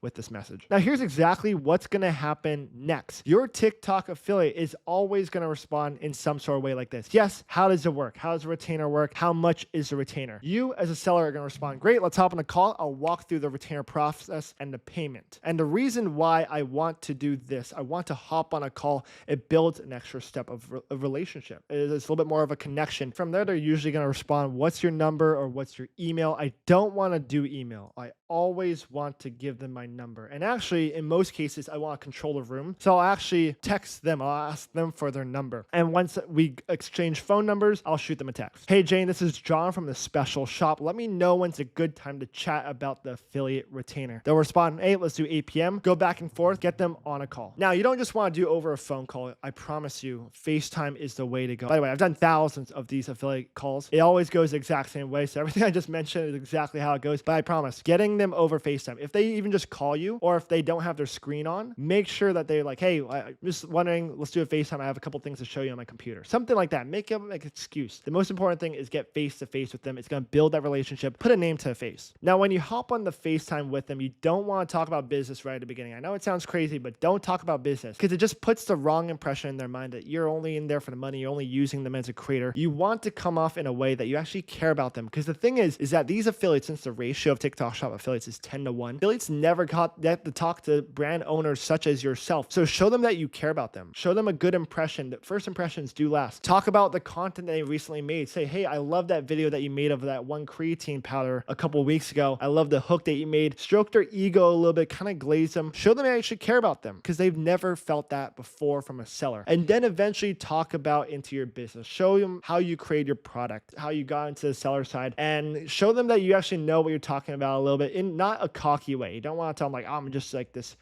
big TikTok shop seller. I wouldn't recommend doing that. Bring yourself down to their level because they never get to talk to brand owners. Now, after you warm them up a little bit, you're going to start to want to talk about business. And they're typically going to ask you, okay, like this retainer, how much is it? this and that, how many videos, whatever. This is how I always respond. Just looking at my budget right now, I don't think I could put you on a retainer right up front, but here's what I'd like to do. I want to start out with 4 to 5 videos just to see how you create content, just to see how your videos perform on your account once you get the sample. And if you just left it at that, the problem is that affiliate would be thinking like you're just trying to squeeze videos out of them. But this is where you keep dangling the carrot. Like I mentioned, just looking at your content though, I could see me putting you on a retainer of $300 to $400. That finishing touch is all you need to dangle the carrot right in front of them. And it guarantees you're going to get 4 to 5 videos out of this affiliate. It almost does it because now they're like, holy cow, I can get on a retainer. Finally, I've been looking for this retainer deal from a brand, and it guarantees it. So that is why it's so important to mention this on the call. Now, after the 4 to 5 videos that your affiliate posts, you have to make a decision. They're going to say or shoot you a text or give you a call. Hey, I posted my 5 videos. Let's do this deal. If they don't perform well, this is usually something I like to say, hey, Jane, unfortunately, I found a couple of affiliates to some bigger retainers. I currently don't have the budget this current month to put you on a deal. But here's the thing. What I can do for you is I can boost your commission from 20% to 30% or whatever it is. I know you're a busy person, but if you're willing to do 2 to 3 videos per week at my boosted commission, let's do a call in a month and let's see if I can sign you that deal. And this is, once again, we're dangling the carrot more and more in front of them. And this is exactly how you guarantee videos out of affiliates. Now, if they do perform though, you're going to want to put them on a retainer. Let's say they get a video, do 1 million views, and they generate over $10,000 in GMV. You're going to want to put them on a retainer. Like we mentioned earlier, I like doing the 20 videos for $400, comes out to $20 a post. That's when you'd actually want to put them on a retainer. But this entire system is exactly how you squeeze content out of every single sample that you send to an affiliate, because every single one costs you money. If you can get 4 to 5 videos on every single sample that you send out, you're going to make money. That is the secret. It's going to be a high ROI because that is the most important part, because it's all about ROI. Every sample that you send out, you have to get some sort of return. The exchange is a video, but how do you capitalize and actually get sales from those videos? You have to play the volume game, because volume ultimately negates luck. And it's all about horizontal growth, because you as a brand owner are going to sign 5, maybe 10 affiliates to retainers or build content. Every single affiliate is going to post 1, 2, 3 videos, 4 or 5 videos per week. And that is how you create generational wealth on TikTok Shop. It's volume. The more videos that you have out there of your product, it's more lottery tickets at the algorithm. And that's why we always play the affiliate game and the volume horizontally with high quality affiliates. And that is literally everything. That is my affiliate strategy. That is exactly how I made $200,000 just in the past 93 days. And that's literally the A to Z guide of how we were able to make over $200,000 just in the past 93 days. Okay, so we just went through the entire affiliate outreach module on how to find TikTok Shop affiliates, what's the criteria. We cover calorie data, affiliate sniping, how to find those top performing TikTok Shop affiliates, what to send them, the script that's behind it. Make sure to DM me script on Instagram to get the exact same scripts that we're using currently. We're always changing those around, so make sure to DM me there. A couple things that is really important as you're doing this affiliate outreach is doing it the correct way and the management side. So that's what we're going to be talking about in this video. And the management actual side of it starts pre-onboarding. So at the very beginning, where we're hitting TikTok Shop affiliates is in those 3 places. We'll send them a targeted invitation on there. We'll also send them a Kruva AI outreach bot. We'll also hit them on Discord as well. But ultimately, what we're seeing working right now is TikTok DMs are kind of always going to be the best spot to hit affiliates. Some people will do through email as well and get good response rates, but it can sometimes get a little bit too professional over email, and that's okay. But I usually like to keep things inside TikTok DMs and actually specifically get them over to text message or WhatsApp. The reason why better response rate, more casual, more serious, building relationship with an affiliate, it should be your entire goal. So we're initially hitting affiliates on TikTok DM with our message, and we'll either send a target invitation if we're boosting their commission, or we're just saying, hey, request a free sample and I'll send it out ASAP. That's kind of pre-onboarding to the fundamental part of onboarding that we're really keeping intact. Of course, using those 3 features as well: target invitation, using Kruva, you reaching out on using Calorie affiliate sniping, and using Calorie affiliate sniping to DMing your affiliates instead of sending a target invitation is kind of my approach. Keeping things in the TikTok app is kind of my way to go about it, but we'll also use Kruva as well to go into the seller dashboard invite. You just might not get the best response rates on there. We're seeing about response rate around 5%. Now, response rate's one thing, open rate's another thing. Sorry, I misspoke. The actual open rate for our, messages is 5%. Response rate's actually around 90% is what we're typically seeing. And that's all about the script that we're using, dangling the carrot inside, right? This is a big factor. Affiliates don't want to promote a product unless there is proof of concept, there's proof of sales behind it, or your brand page looks very effective, very compelling to be like, this is a real seller. So what we do instead to combat that if we don't have sales already is you have to have the dangle the carrot factor. You have to show what the affiliate is possible of, right? Which you talked about inside the case study we just covered. Now, let's talk about the management role, right? So all commission is paid directly through TikTok, which is awesome, which is amazing. So you don't have to do it externally. Now, if you're doing retainers, it's totally different, right? So what is a TikTok shop retainer, right? So that's where you're basically paying money for a set amount of videos. So the standard TikTok's 30 videos for $1,000. And we'll take that outside. That's the only time we're going outside TikTok. We're building that and doing all that information and going back and forth with the affiliate over text message or email. All right, so we kind of went through the initial communication channel using TikTok. That is our outreach channel, relationship building, eventually getting them over to TikTok. The biggest metric that we look at for us TikTok shop sellers is this KPI, the primary KPI, videos posted per sample sent. There's no bigger metric that we think about when we're thinking about TikTok shop affiliates, right? And the way that we do this is by creating performance incentive offers, which we just talked about, but it's those bonuses when it comes to posting more videos, getting GMV, views on videos. Those are all things that we're trying to optimize. How do we get more videos out of every single affiliate that we send a sample to? Because TikTok shop affiliates are only required to post one piece of content for the sample that you send them. So if let's say you send out 100 samples to TikTok shop affiliates, you might get 100 videos out of them. You might even get less than that in some regards because not every single affiliate will post a video of the sample that you sent. That's just how it goes. The goal is how do you get 2, 3, 4, 5 videos posted out of every affiliate that you send a sample to? An example, if you send out 100 samples to 100 affiliates, how do you get 500 videos out of every single sample that you send out? Or 500 videos out of the 100 samples that you send out. Currently, we're at a 7, which is incredibly high. The top performing TikTok shop sellers on TikTok shop have this KPI dialed in, that their TikTok shop affiliates are posting 5, 6, 7, 10, 20 videos for every sample that they send out. And the ways that we do this, we have to create some sort of incentive offer, right? We're maximizing output. That's the biggest focus that we look at. And this is what this masterclass little section is going to be talking about, is these performance incentive offers, right? So you can incentivize content in so many different ways. You can do it through content output, through sales performance, through consistency of the affiliate, right? You can also do it through bonus structures, multiple videos posted, specific milestones that are hit, or strong performing content that performs extremely well. Retainers, we just mentioned, right? We like to, there's definitely a big, not controversy, debate, I guess, in a way, inside the TikTok shop seller space. What is better?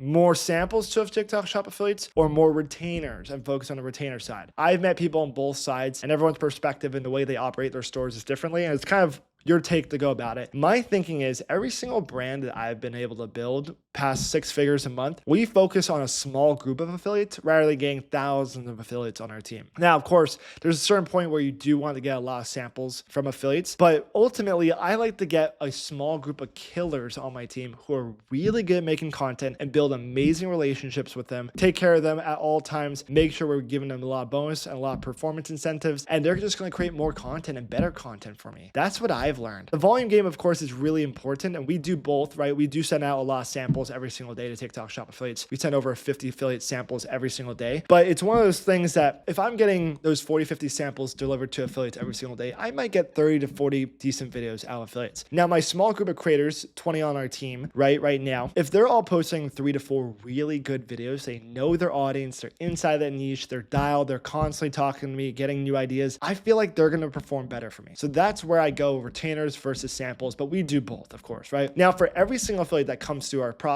whether I'm putting them on a retainer or not, they have this incentive structure in place. So there's different ways you can go about it. You can do a bonus structure. We'll talk about bonuses first. If they do $10,000 in GMV, I'll pay you $1,000 cash. Another thing we've done in the past is 1 million views on a video, I'll pay you $1,000 in cash. And we also do incremental things. So if they do 10 million views on a video, we'll pay them $20,000. We incentivize even more growth beyond that, right? Another thing we'll do is if they hit $100,000 in GMV off of one video, we'll make sure to pay them $20,000, right? We're always incrementally growing it more and more to incentivize performance. And that's really, really big. That's what you can immediately do without squeezing out videos out of affiliate. Also, in order to do those kind of things, you do have to have a creator brief, which we're about to talk about here in a second, as well as educational platform involved and well. And I'll talk about that as well in the next video. But the most important thing is that we're incentivizing our affiliates in some sort of way to maximize this KPI, videos posted per sample sent, right? That is so critically important. A couple other things here that I do want to talk about inside the performance incentive is kind of lead up to it, right? So my initial initial affiliate outreach message is typically something like this. Hey, I'll usually stoke their ego a little bit. Maybe they promoted a product similar to mine. I'll say, hey, I just saw you promote this one t-shirt and I thought, and popped up on my For You page and I thought, wow, I think this guy would be great to promote my product. And so I'd love to have you on our team. We're willing to offer you 20% commission, aka $5 per order. Request a free sample and reply to word yes down below, and I'll make sure I drop it off first thing tomorrow morning. There's a little bit of a personal aspect to it. I also want to directly get a response out of them because TikTok DMs do have a cap limit of 5 messages per account, sometimes even less, like 3. So I do want to get a response out of them so I can continue to message them if I need to. And then also it kind of stokes their ego too. It lowers their guard. Most people who get DMs, their guards are really high, their defense levels high. They get a lot of DMs from people, especially from sellers. So we want to build a personal relationship and start off the relationship in that sort of way. Now, the next little subparagraph I'll still send in that first initial outreach message will typically be like, we just onboarded affiliates and we have a list of 30 creators on our team that are on retainers between $200 and $2,000 per month. We're also running GMV Max Ads to affiliate videos just as yourself. Shoot me a message down below, reply to word yes, and I'll send it over. So that's kind of said it wrong, right? We'll put the yes at the very end there. Now, what does that do? Me saying we have retainer deals open for affiliates. We're running GMV Max Ads. That is really dangling the carrot inside of their face. Like, wow, what is the potential if I was able to do this, right? There's a couple things. They're immediately going to have to say yes because retainers are the buzzword on TikTok Shop. Now, if I never give retainer deals out to initial creators. If I am onboarding affiliate, I will never put them on a retainer deal right off the bat. It just makes absolutely no sense. I want to optimize for performance first, and then I'll see if I can put them on a retainer deal. Now, this immediately, they're going to respond, yes, I'd love to learn more about the retainer. I'd love to learn more about what we can work together. My next response is saying something like, hey, I'd love to have you on a team, but first, I'd love to see a couple of videos out of you first and just see what we can allocate you just with our budget coming into May here. I'd want to first see how we do. And that's kind of my thought process behind it. That immediately, the response is like, sure, absolutely. Yeah, I'd love to do it. Let me get, right when the sample comes in, I'll post 5 or 6 videos. And that's how we guarantee our KPI of videos posted per sample sent to get extremely high, is about that process. And then if let's say they don't have any videos pop off in that time, that's when we start dropping the performance incentive offers, bonuses, and everything in between, right? If I just based on our current budget for next month in May, I can raise your budget to 25% instead of 20 for next month if you're willing to post 3 to 4 more videos per week. And let's evaluate once we get into June, and let's see if we can work together and put you on a retainer deal, right? So I'm always dangling the carrot to always some sort of regard, and that's what happens inside of this phase, right? I'm always having performing incentive offers inside of that. If they do something, they're gonna get something more. If they get to $10,000 in GMV, I have this structure in place where, hey, I'll send you $1,000 cash. And that shows that you want to work with them and build a relationship. It also incentivizes them to post more videos and actually generate sales for you, which is incredibly, incredibly important. Now, I want to talk about retainers and creator briefs briefly here before we get into it, right? This is super important to educate these affiliates on your product, the angles that you're using. This is really important. So that's what the creator brief is for, and the entire community that we'll be talking about in the next section here. And this is exactly what Jessica used. She started exactly 4 months ago. This is an older screenshot from a couple of weeks ago. She started 4 months ago and started making consistent content with her mug.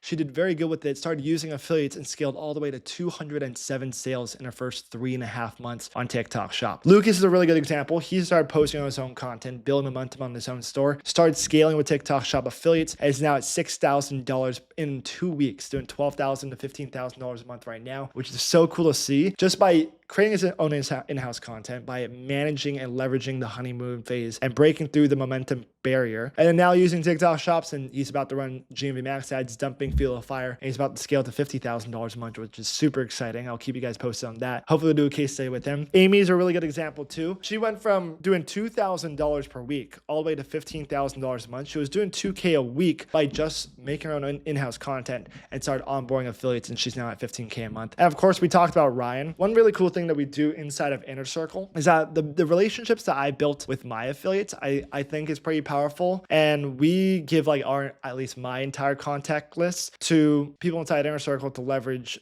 my creators for their brand. So Ryan's a really good example. A lot of the affiliates that he has on his team, and also Mark, who we've talked about in this free training here, they use a lot of my affiliates to promote his products, and he scaled all the way to $100,000 a month and actually crossed $250,000 in Q4 of 2025 by leveraging his own videos, but also using affiliates to promote his product. He actually came from a mentorship program. They did a model a little bit differently. And it's actually a scam model. So he paid this mentor, Miami guy, $20,000. Who would have thought some Miami guy would scam him for $20,000? Side note, but they were running some sort of agency model. I was talking to Ryan about it a couple weeks ago, and where you kind of buy in and you buy into this agency model, but you don't get to manage the affiliates yourself. And when you have an agency managing your own affiliates, you can run into a lot of issues with building connections and actually building a relationship with your affiliates. And so we started working with Ryan, and he loved the idea of being able to work with affiliates that I've already built relationships with and be able to nurture his own affiliates. And that's something really important. And he was able to scale to 6 figures a month by doing that. So yeah, if you want to learn more about the Inner Circle, the program that all these guys are in, as well as all those case studies that we've covered throughout this entire free training, the first link in the description will have a little application to book a call with someone from my team.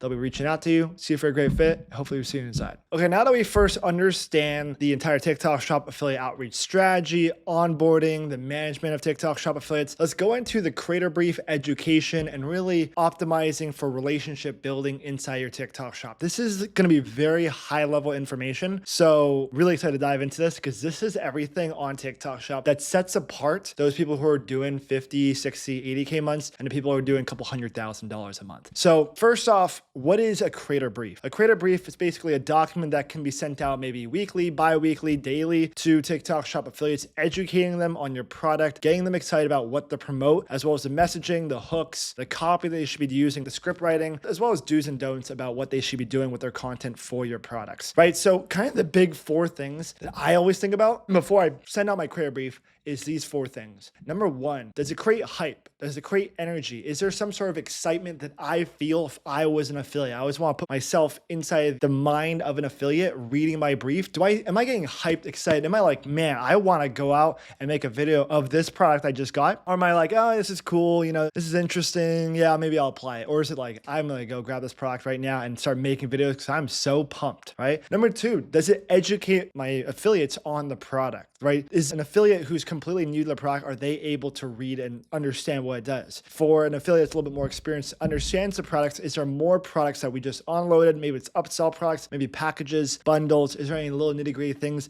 that we learned about the product's benefits that we can share with our affiliates so they can highlight within a video? What can I do inside there? Number 3, does it inspire content? This is such a key important one. I want to be able to inspire and teach and educate my affiliates on how to create content and inspire them in a way that like, wow, this is a whole different idea I didn't even think about, and be the creative director for your own brand. That's what the best founders are good at. And number 4, does it make you authoritative? Does it make you respected in your field of owning your own brand and being a founder? And lastly, is it personable? At the end of the day, we are building relationships with affiliates. I love this one podcast I saw here on YouTube of Hudson that he did. Hudson, he's the founder of Comfort. And what he was talking about inside of this podcast, he was talking about how he's so focused on the relationship building of him and his affiliates. And that's the reason why it's doing $100 million a year, is because of the relationships that he and the brand has built with his creators, taking care of them, retainers, boosted commission, be able to get them new sets and new styles when they come out. Taking care of your affiliates is such an important part. And I just talked about how I'm always like an opt to be a smaller team of affiliates and having thousands of samples out to a bunch of people. Of course, they do that as well. And so we do as well. But it's really taking care of those killers that are inside your group because they will fight tooth and nail for your brand. So we do our creator briefs in 2 different ways. So we send them a Notion document, as well as I also send them a Loom video of me breaking down the document and also the resources. At the very beginning, I would just recommend using a Notion document. I'm going to break down an example here in a second. Send out a Notion document to them. That's going to be the easiest way to do it. And also you don't have to get in front of the camera filming and talking about it all. Eventually you can start recording a Loom video, right? So you can record a video just like this, download the Loom app, it's $20 a month. You can screenshot your doc, get audio, get a face picture and everything. It's great to do those Loom videos, just doing a live demonstration of why certain videos do well, educating and inspiring your affiliates on how to create content. And that really sets us apart, I feel, because not a lot of founders are willing to do that for our affiliates. So that really sets me apart, and I feel like that works really well. But at the very beginning, if maybe you're not the most knowledgeable on TikTok Shop, just send them a Notion document. That's what typically most people do. Now let's talk about these 4 pillars here. Hype, education, inspire, and have that personable, authoritative, respected audience and feel that your affiliates get from watching and hearing and reading your creator brief. So number 1 is the hype. You want to show real results. If you have current affiliates currently crushing it, you have to highlight them. Recently, I sent out a creator brief, and one of my affiliates recently, his name is Mikey, he's also a good friend of mine. He just bought his dream Porsche after doing $80,000 in commission from one of my products. And so I put that was my first header inside of my creator brief. Mikey, $80,000 in commission, buys his dream Porsche all through X product. And everyone was like, what the heck? Are you kidding me? $80,000 in commission from one product and buying his dream car just because he promoted it. And then I went into the product education phase of what is a product? How do you create content for it? Exactly. Right? But then that hype section, highlight current winners inside of it, highlight current what's happening on TikTok shop, the changes, maybe hype up what your direction is with the brand. We just started running GMV Max ads. We went from $1,000 a day all the way. Now we're spending $10,000 a day on GMV Max. Most of the videos went directly over to Jake over here. And because of that, he was able to bring an extra $10,000 in commission just in the past 2 months. Something like that definitely excites affiliates to want to be promoting your product and getting involved more. So that's the one thing I really like to highlight inside there. Hyping up other affiliates, not just the brand itself. Of course, we could talk about how we did $1 million or $500,000 last month, but affiliates don't want to hear that. They want to hear other people just like them killing it. And so I always love to mention what other affiliates are doing really, really well with. Also, the energy that you bring through the text really bleeds through. So make sure that there's energy. If you're in Notion, make sure there's big, bold text, lots of emojis, just getting super fired up, lots of images. Affiliates do have a lower attention span, so the text in a Notion doc has to be very aesthetically pleasing, number one. Also looking very professional. And same thing with the Loom video. You want it sharp and fast, and you want to be able to explain as much as you can inside of a video, right? And also be very good at talking. But that hype, you want to be able to bleed through it if you do those Loom videos, which I'm doing. I'm literally screaming like Mikey over here. Guys, you're gonna freak out. $80,000 in commission, guys.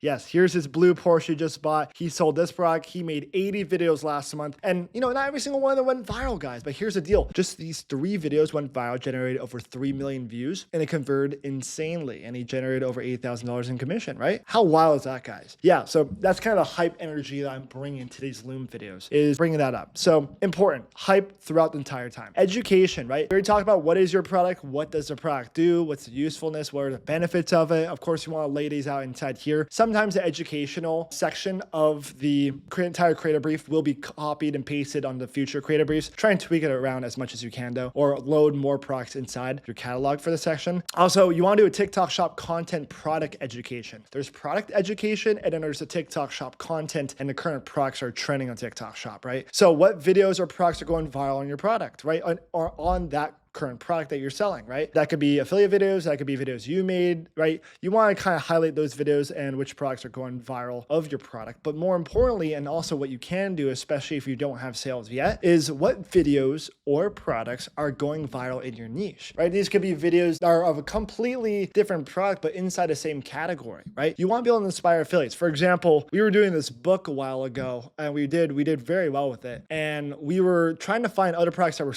like the exact same thing. It was of course hard to, it was just a new product, but we went all to these other products that were similar. They weren't even books. They were like gift cards. They were like toys and stuff that were similar to how the book was laid out. And we just started making content. I made a creator brief talking about these other products, why they work, the audio behind them. I just gave them some ideas and sparking attention and being able to give light bulb moments, little light bulb moments to affiliates. So they will pick up on it. So be able to share as much education about current products, of course, the ones you're selling, but also inside your niche. What other products are out there inside your niche? Because they might not be completely aware of other products inside your category because they just kind of do whatever's on TikTok. And more importantly, videos too, right? So one thing that I will do, and I'll talk about here in a second, daily virals is a great useful tool that you can use for this. You can find some of the top performing videos on side here, and you can share these videos through these links and get more data than you can on Calorie. So this is a kind of a well-known software that a lot of affiliates use. So I like this a ton. Going on to the inspiring, right? Content inspiration, video styles to test. I want to give them a list of 10 hooks. I want to give them a list of 10 audios to use, ones that have been trending. I want to be able to give them as much education, inspiration as possible. One thing that I also forgot to mention in education size, I will also put in a big Google Drive with all B-roll content that they can use that I filmed as well, and just a big catalog of B-roll drive, and all the affiliates inside of my group can send their B-roll in there if they'd like to, for us to pass it around and use, right? So that's something you can also do. So we charge, just with what we do, and we do consulting for a lot of businesses as well, is that we sell packages for viral content formulas, as well as our entire mini course on how to go viral on TikTok shop, and just content strategy, using slideshows, carousels, hashtags, hashtags, times to post, all that kind of stuff that we have inside Inner Circle. Actually, it's a little mini course. I literally give the exact same course all to my affiliates. So any mini course or information or educational content, I mean, for me, like way back in the day, I was in a course and I gave my affiliates the login so that they could go into it as well. Anything that you can give them for free, Calo data logins, software logins, daily viral logins, like I mentioned, I give that all for free to my affiliates so that they can use. And they're going to be more valuable and they're going to want to be working with you longer if you continue to give them free stuff like that and just give them tips you don't just want to help them make money on your product. You also want them to be a successful TikTok shop affiliate long term too. And I think it's really, really important too. Third one here is making yourself authoritative. Very in-depth, high-level discussion, knowledge of the platform, deep research, right? Cracking jokes, keep it casual. All these things combined make you seem personable, lovable, a authoritative, respected founder in the space, as well as someone that you can someone can shoot you a text and say like, oh yeah, can I ask you a question about this video? Or could I maybe get a better commission rate? Someone that can feel like a friend to, right? Every single one of my affiliates in my team, we have guys who are in their 20s. I have guys in my 50s. I also have some ladies in their 40s. I'm great friends with all of them. I'm able to call them on a daily basis whenever I want. They will do the exact same thing to me, right? Build really good relationships with them. A lot of affiliates, they will think that us sellers are either on this huge pedestal or they will think they're like way above you. Like it's kind of weird. It's either or. And one thing that I love to do is I want them to think of me as a pedestal, but also as someone who's a mentor, someone to look up to, because I'm able to provide great information to them that they had no idea. I'm also able to give them tips and tricks and also be able to mentor them and help them out in their journey on TikTok shop as well. So any way that you can do that inside this authoritative space and keep it casual, cracking jokes. You almost want to be an affiliate manager, right? So a lot of agencies on TikTok shop, like a lot of these tap groups, what they'll do is they'll of course have like their affiliate manager that manages all the creators. And affiliate managers are just super friendly.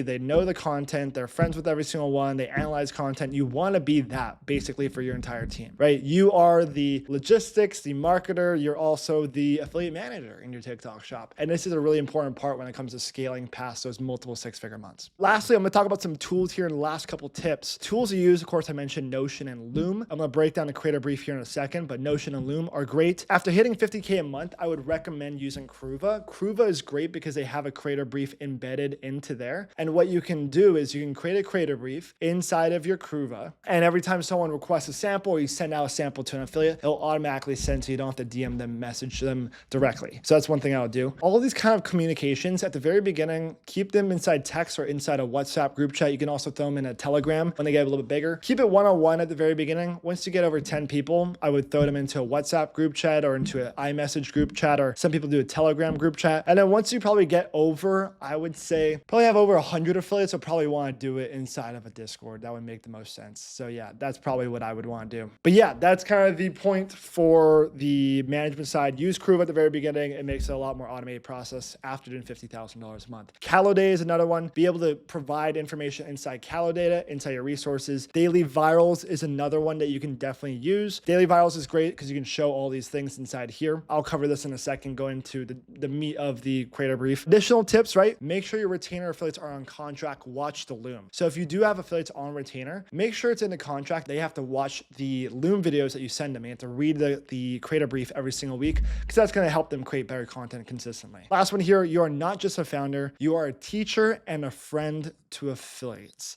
This is something a lot of people skip over. You are not just a business owner, you are also a teacher and a friend to TikTok shop affiliates on your team. Make sure to do that because I think a lot of people overskip that part, that you want to be a teacher. I've gotten very good at teaching because of this. I used to teach TikTok shop affiliates on content, on why videos work, on why certain angles work on products, and it kind of bled into what I do today. I'm teaching, but you have to learn how to become a good teacher inside of being a founder in TikTok so you can help your affiliates create good content for your brand. Okay, so let's dive into what I guess my creator briefs typically go like. So this is an old creator brief that we made, but basically at the very beginning, we show the product benefits, content guidelines, do's and don'ts. It's really important, especially for a supplement product that we were doing this campaign for right here. We talk about the ingredients, some of the stuff inside there that can help out with affiliates for what they can talk about, and especially highlighting certain things. Especially if you're doing a CPG product, you gotta highlight those things of product benefits, what do they do, what do they mean, angles that we could talk about each one, but also the don'ts of what you can can't talk about. For example, right now with Leafar, they're doing their cutting mix, can't say weight loss,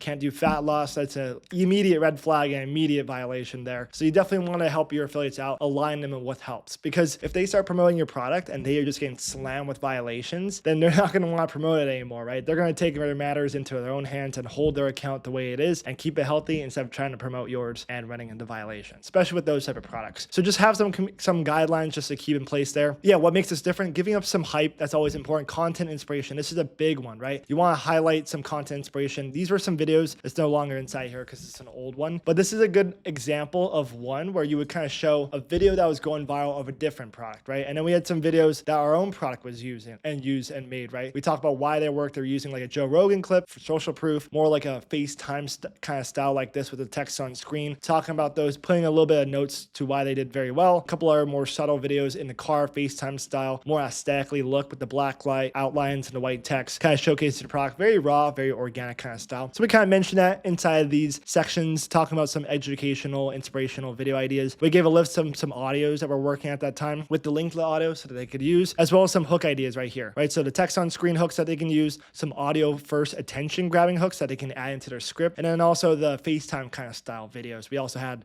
a bunch of hook ideas that worked very well. Of course, there's the hook, and then we also gave a little explanation of what they could do additionally. So for these kind of things, a lot of these are kind of wordy, especially the hook here, as well as some of the explanation part. You can use AI to do a lot of this for you. So we use Claude for a lot of our copy writing just for every video that we create, but we also give that information to our affiliates. So you can get a lot of these things directly from what you see on TikTok, but also use Claude to kind of give an idea and go back and forth with the craft the best hooks that you can add inside here. And then just some final thoughts right here. Get them really hype. Let's crush it this week. That's kind of what I went about it. And then for the Loom video, I just presented this exact same document and I showed more videos. So it wasn't just these. So I would go into Callow data. I would show some what the top performing affiliates are doing. I would talk about the video style that's working the best. I would go into the videos and ad section, take a look at some of these videos and why they're crushing it. Same thing with the daily virals. Going over here and like we were doing electrolyte products. So you can go in the past, you can go search product electrolyte, just look up that and just see what's working, and then you can kind of craft videos on why it did well. Okay, so this product right here, this is like a whey protein kind of thing, but like this mango electrolytes over here, crafting the ideas of why he's good. So this is Santa Cruz Medicinals. He's making all these videos himself, but we could also go into a little bit more depth of some of the affiliates that are creating content for them. Liquid IV, we could show some of these videos why they're working well. You know, $45,000 in sales just in the past week with this one product. How are they creating videos? I want to highlight every single video. Do a raw review. Why was this video kind of like how I could kind of showcase inside its free course? Kind of break down the hook, break down the script. You say, hey, copy this exact same script. It's inside of the creator brief. Copy the exact same one. It generated over $20,000 in sales. When you can connect those two dots, show a video and the money it made, it's dollar signs in a TikTok shop affiliate to mine. And that's what you can do inside of a Loom video to kind of showcase why certain products and why videos are doing really well and how your affiliates can copy the exact same thing. But that's basically the rundown on the creator brief, what I do, how I talk about it. I like to send these out every single week to my affiliates. I know some brands do this every single day. I think that's a little overkill. Do this every single week. Update your affiliates. Keep them in a loop, because the biggest thing that happens inside the affiliate mind is burnout. It's the biggest thing that happens is when an affiliate's been posting a video per day or multiple times a day for one product, they get overwhelmed and just burned out with their ideas and the creative thoughts that they can get by making the same content, the same product. So definitely constantly add these in, get affiliates hyped, constantly show results, commission basis of what other affiliates are doing and what videos are working. It doesn't just have to be yours. It can be other competitors as well. And that's how you're going to get the best affiliates to continue to work with you and create best content for you and raising that KPI of videos posted per sample sent and eventually generating a tons of sales for you.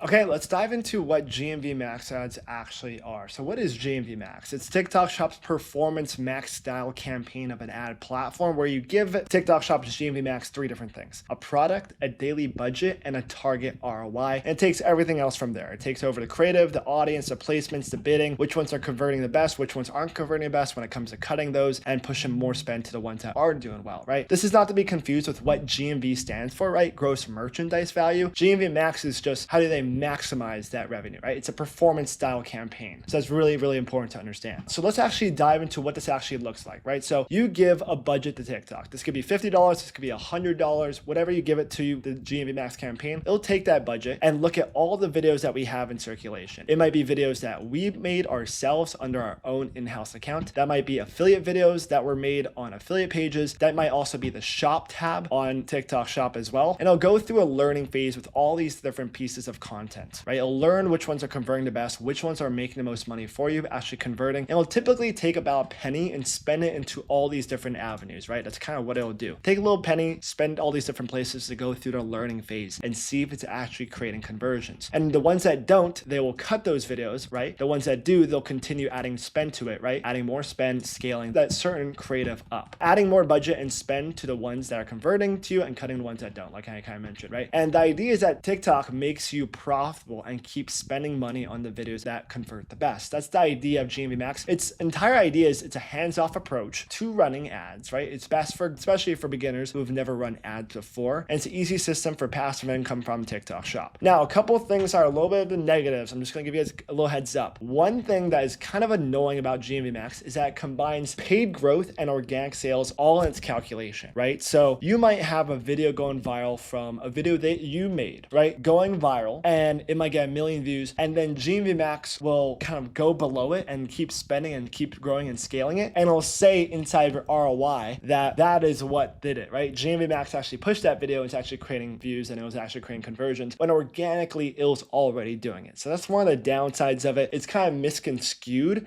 and actually not real, like authentic data, because it pools organic and paid sales together. Just one thing to keep in mind. So it's a very hands-off approach, which for beginner sellers is awesome. For more advanced media buyers and people who run ads, it's obviously not going to be the most fun thing in the world because you do want more control. But let's talk about some of the more nitty-gritty stuff of how it actually operates and like kind of starting point. And what is, you know, the budget, the ROI, what are those things, right? So let's say we're selling this product over here, right? Have you ever seen a little button that says sponsored post like this? That is a product that's being ran ads to, right? GMV Max ads, because they got rid of Spark ads on TikTok Shop. So let's say that our daily budget is $200, for example, right? And we set our target ROI or our ROAS, right? Our target return on investment or ROAS, return on ad spend, out of 5. TikTok will only spend this $200 if it brings you back $1,000, right? 200 times 5, right? Your return on investment has to be $1,000 if it's going to spend $200. That's the idea of GMV Max. It's not going to spend more than your budget. You might not even spend your full budget unless it actually performs at your ROAS, your return on investment. We'll talk about how to actually calculate what you should be putting in for your target ROI as well as your budget later on, but that is a simple rundown of how it actually operates, right? So in this learning phase, let's talk about the phases of how it actually operates. Like during this learning phase, TikTok's GMV Max algorithm is determining which videos and which creatives are winners based on performance, based on target ROI,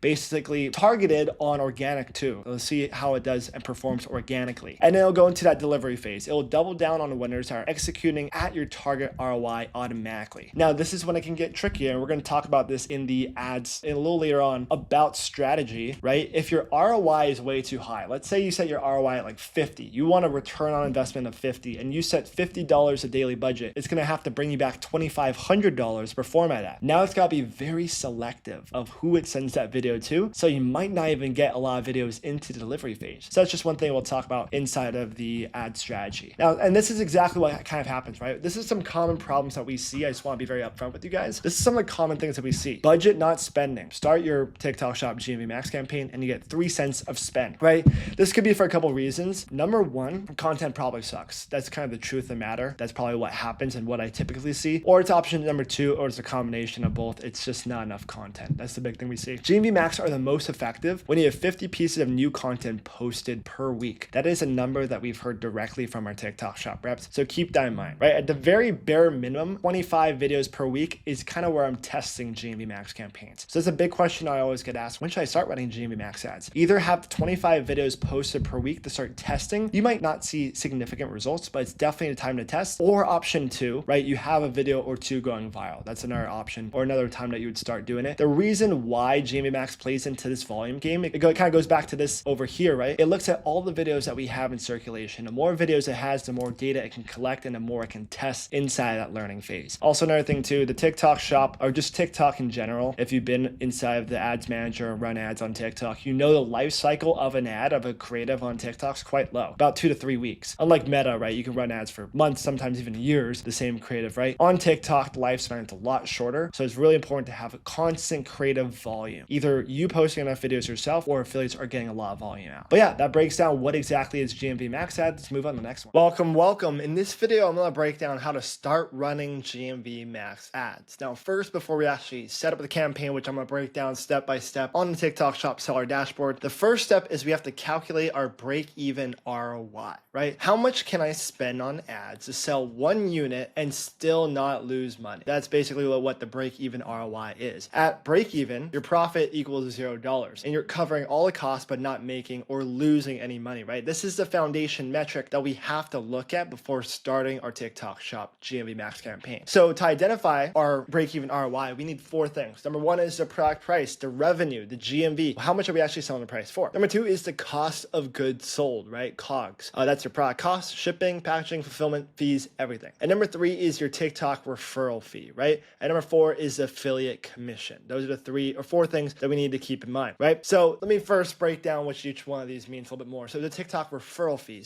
TikTok referral fee is typically around 8%. That is typically most products on TikTok Shop. General rule of thumb right now in 2026, 8%. Affiliate commission, this is set by you, right? So your affiliate commission between 5 and 25%. That's kind of the range. Going over the 30% is a little bit higher. Sometimes you can do that, but that's kind of the affiliate commission that you're giving out to affiliates. So how do we actually calculate our break-even ROI? I'm going to upload this document down below, and you're welcome to copy and paste this. I use ChatGPT to break even my break-even ROI. That's how I copy it, or I find it. So I'm going to copy this entire text right here. You are an e-commerce analyst helping a TikTok Shop seller calculate break-even performance. The product selling price is blank. The cost of goods sold is blank. TikTok referral fee is 8%. The affiliate commission as a percentage is blank. Using these inputs, calculate the total non-ad cost per unit, the maximum allowable ad spend per sale at break-even CPA, and the break-even ROI, a numerical value. Convert all percentages into dollar amounts based on the product price. Show the calculation steps clearly and round all final numbers to 2 decimal places and clearly label each final result. And we're going over to ChatGPT. We're going to make sure we use our AI John Writer since it's trained on GMV Max, and we're going to upload this. Let's say we're selling a t-shirt for $23. That is our 23. Let's say we're selling for $23.99. That's our selling price for our product. The cost of goods sold on this for one t-shirt is $7.26. $7.26 is production for our one-side t-shirts on TikTok. TikTok referral fee is 8%, and our affiliate commission, let's say we're setting it at 20%. That's typically the range for most of the t-shirts on there. Now, if we're posting our own videos, we won't need to have that affiliate commission be brought into the break-even ROI. We're still going to include it to have a safe range. Other than that, we can click on submit, and now it's going to be able to calculate our break-even ROI. So it's going to kind of go through the numbers, talk about the 2 different ways. It's going to use its formula that we've input in here to calculate the break-even ROI, and it's going to find our break-even ROI is 2.4. Now, that means that if our ROI that we set on TikTok Shop is anything below 2.4, we're technically losing money. So we want to make sure we're always above this. Now, the ROI that is healthy for this product would actually be at 5. That's kind of our general rule of thumb. It's right around 5, right around double of what the break-even ROI is we want to be at. For most of our TikTok Shop sellers in print on demand, especially t-shirts, sweaters, mugs, anything with Printify or Shuffleful, we are typically setting our break-even ROI at 5. That's a general rule of thumb, and as you can see, it's about double of what our ROI is, our break-even ROI is. And that's all we have to do to set it all up. Now, let me move down a little bit here. Now, let's say you're charging customer shipping, you're outside of a TikTok Shop campaign. You're going to use this exact same prompt because nothing changes. But let's say that you are providing customers free shipping. You'll want to mention that in the prompt by adding in the shipping cost is placed onto me as a seller of $4.75, which is the shipping cost for one unit of a t-shirt. If it's a mug, it's going to be $6, of course. For sweaters, it's going to be $5, $6. So make sure to calculate inside of that. So let's just input this in here. Let's say that we are providing free shipping to customers. We'll want to include this in here, and it'll give us a new break-even ROI. For most of us TikTok Shop sellers, the shipping will be onto the customer. Very rarely are we providing free shipping unless we're in a TikTok Shop campaign. That's the only time we'll ever do it because it's required by TikTok Shop to do that, right? For the most part. Of course, you could do it on 2 units sold, and we talk about that on our group calls of when is the best time to do so for different campaigns because TikTok Shop is always changing. But for the most part, typically we are doing shipping charge to the customer. We see higher conversions when we do that. Now let's head over to the TikTok Shop and actually set up a GMV Max campaign. So we're going to go over to our TikTok Shop. So we're on the home page over here on our TikTok Shop, and we'll go over to the left over here into marketing. Then we'll go into the Shop Ads tab, which will be automatically brought up. It looks like it's glitching out right here, so so I might need to refresh. I know we're good. And I'll log us in. Now, I already have my GMV Max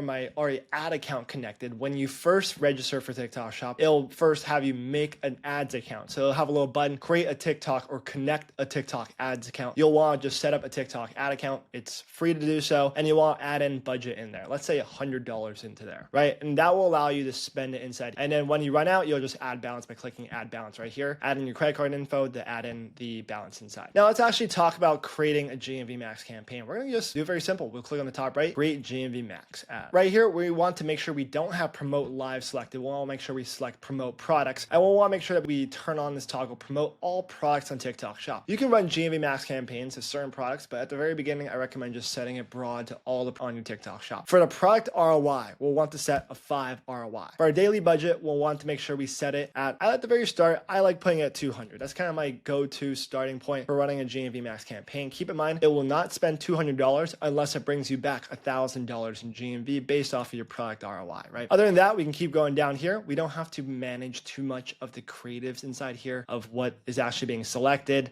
Turn promotion days, we just want to have this make sure toggled on. We don't want to change anything like that. The schedule, we don't have to schedule it or anything. We'll just start right now. Campaign name, we can name it GMV Max campaign. We'll just have it start today. We just name the campaign, and from there we can click on publish. As you can see on this one right here, I don't have any budget inside of here, so I can't even start a campaign on this actual TikTok Shop. But from there, you'll want to click on publish, and that's basically it. Now let's break down some of the other numbers that you might see in here as well. We don't have anything live, but you can of course toggle by the dates, past 30 days, past however long. And when you can toggle on, you can see the orders presented as well as the cost that was presented to that. The cost per order, which you can see right here, it was 54 cents for every order that it generated for me. The gross revenue off of this budget right here, and then the ROI that it set. So as you can see, it says 55 right here, right? And then we can scroll down here and we can go into view details to see a little bit more of a breakdown of where that budget's going to. So we scroll down a little bit here, make sure I go to the past month there, and we can see the product that's over here, and we click on view creatives. Now we scroll down a little bit, we can see all the videos that budget's been going to. Some of them are delivering here, some of them are unavailable, some of them are going to be saying learning, some of them are going to be saying delivering, right? Delivering, unavailable, as well as learning. When it's in that learning phase, that is when it's trying to learn the algorithm and find the target audience for that certain creative, right? So that's something super important. Sometimes it takes a couple days, couple weeks, couple months. You'll notice there's a little bit of that. One thing I want to kind of touch upon just with our videos on this GMV Max campaign, just to kind of analyze my GMV Max campaign that we only spent $100 on. You'll notice some of the ones that perform the best are bottom of funnel videos. So this is a bottom of funnel videos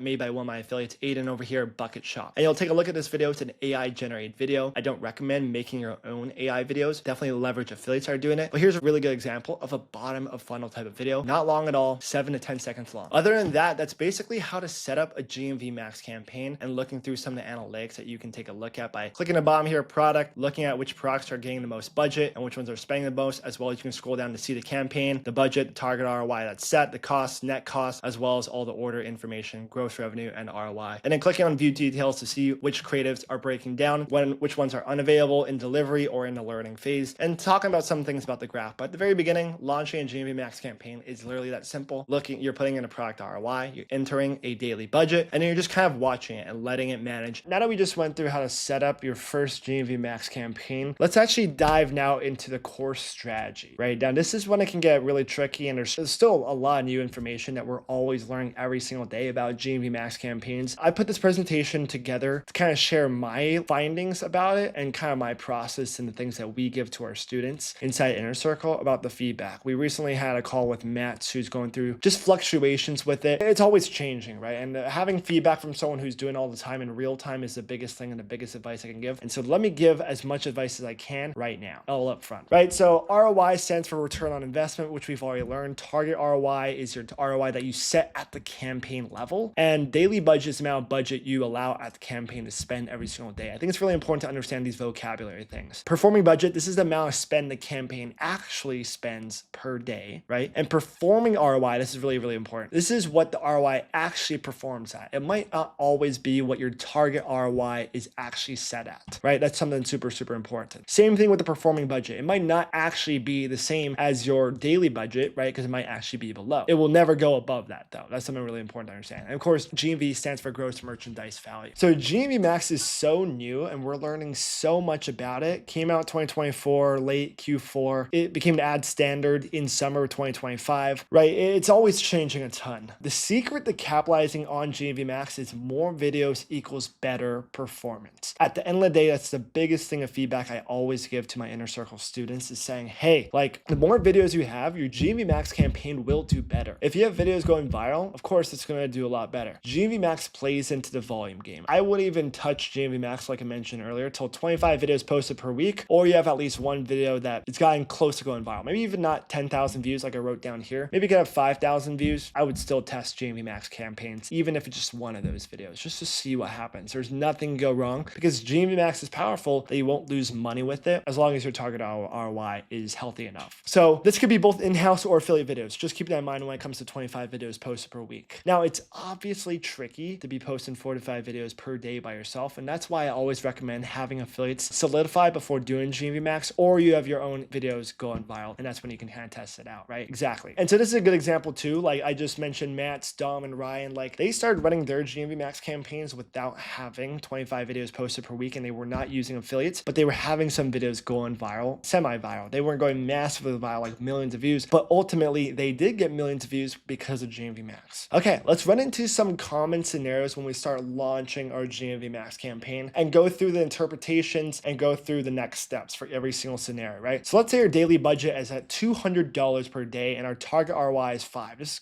is my general rule of thumb to start off any campaign, right? Lovely. So let's say that our daily budget is at $200, our target ROI is at 5. This is kind of our starting point for a lot of times. We check back the next day and our performing budget is $1. It only spent $1 and our performing ROI is at 24,000. My interpretation immediately is there's not enough video. Probably what happened inside this day is that you got one conversion, you got one sale on your TikTok shop, and it equated it to the GMV Max campaign, but there's all the videos are in the learning phase. Maybe one video is in delivery, maybe 9 are inside there, and it created conversion. It says your performing ROI is 24,000, which is insane, but only spent $1. My interpretation, not enough videos, not enough good videos, right? Daily budget, $200, target ROI 5. Next scenario here, we check back the next day, our performing budget's at $50 and our performing ROI is at 4.7, right? This is a good sign, right? It spent about 1/4, 25% of our daily budget, and actually the performing ROI was very close to being on 5. My interpretation is there's not enough videos and we need a higher budget. So that's actually something I would do. This is actually a good sign in the GMV Max campaign because the ROI is healthy and it spent some money. It just didn't spend it the full amount. So this is what I do. I'd actually raise my daily budget to $1,000. I'd 5x what I'm currently at if it was something like this. And also my interpretation, I need more stuff and more content out there. Next scenario, daily budget of $200 and my target ROI is at 5 again. And I check back the next day. My performing budget's at $100, spent 50% of my daily budget, and the performing ROI is at 3.5. So it's a little bit below that 5, right, range, right? So it performed, was about 65, 70% of what it actually was supposed to, right? 60%. My interpretation is there's not enough videos in circulation and GMV Max is still in that learning phase, which is a good sign. My action is to apply for GMV Max ROI protection, right? This is a protection program they have for GMV Max campaigns. The campaign doesn't hit your target ROI, you can apply for a refund from TikTok Shop. So you can definitely apply for this in this scenario. Now, low key metric to think about here is that you'll only be able to get that refund if you have 20 orders per day and you qualify. So make sure to not change your ROI either, because that's another thing that they also look at. So you can't raise your ROI and you have to have 20 orders a day. That's really, really important. Now, since GMV Max didn't get you to the ROI's promise, they will refund you the difference, right? Lessons learned. I will keep saying it over and over again. More videos, more good videos is really, really important. Our next scenario here. Let's start off with the same assumption here.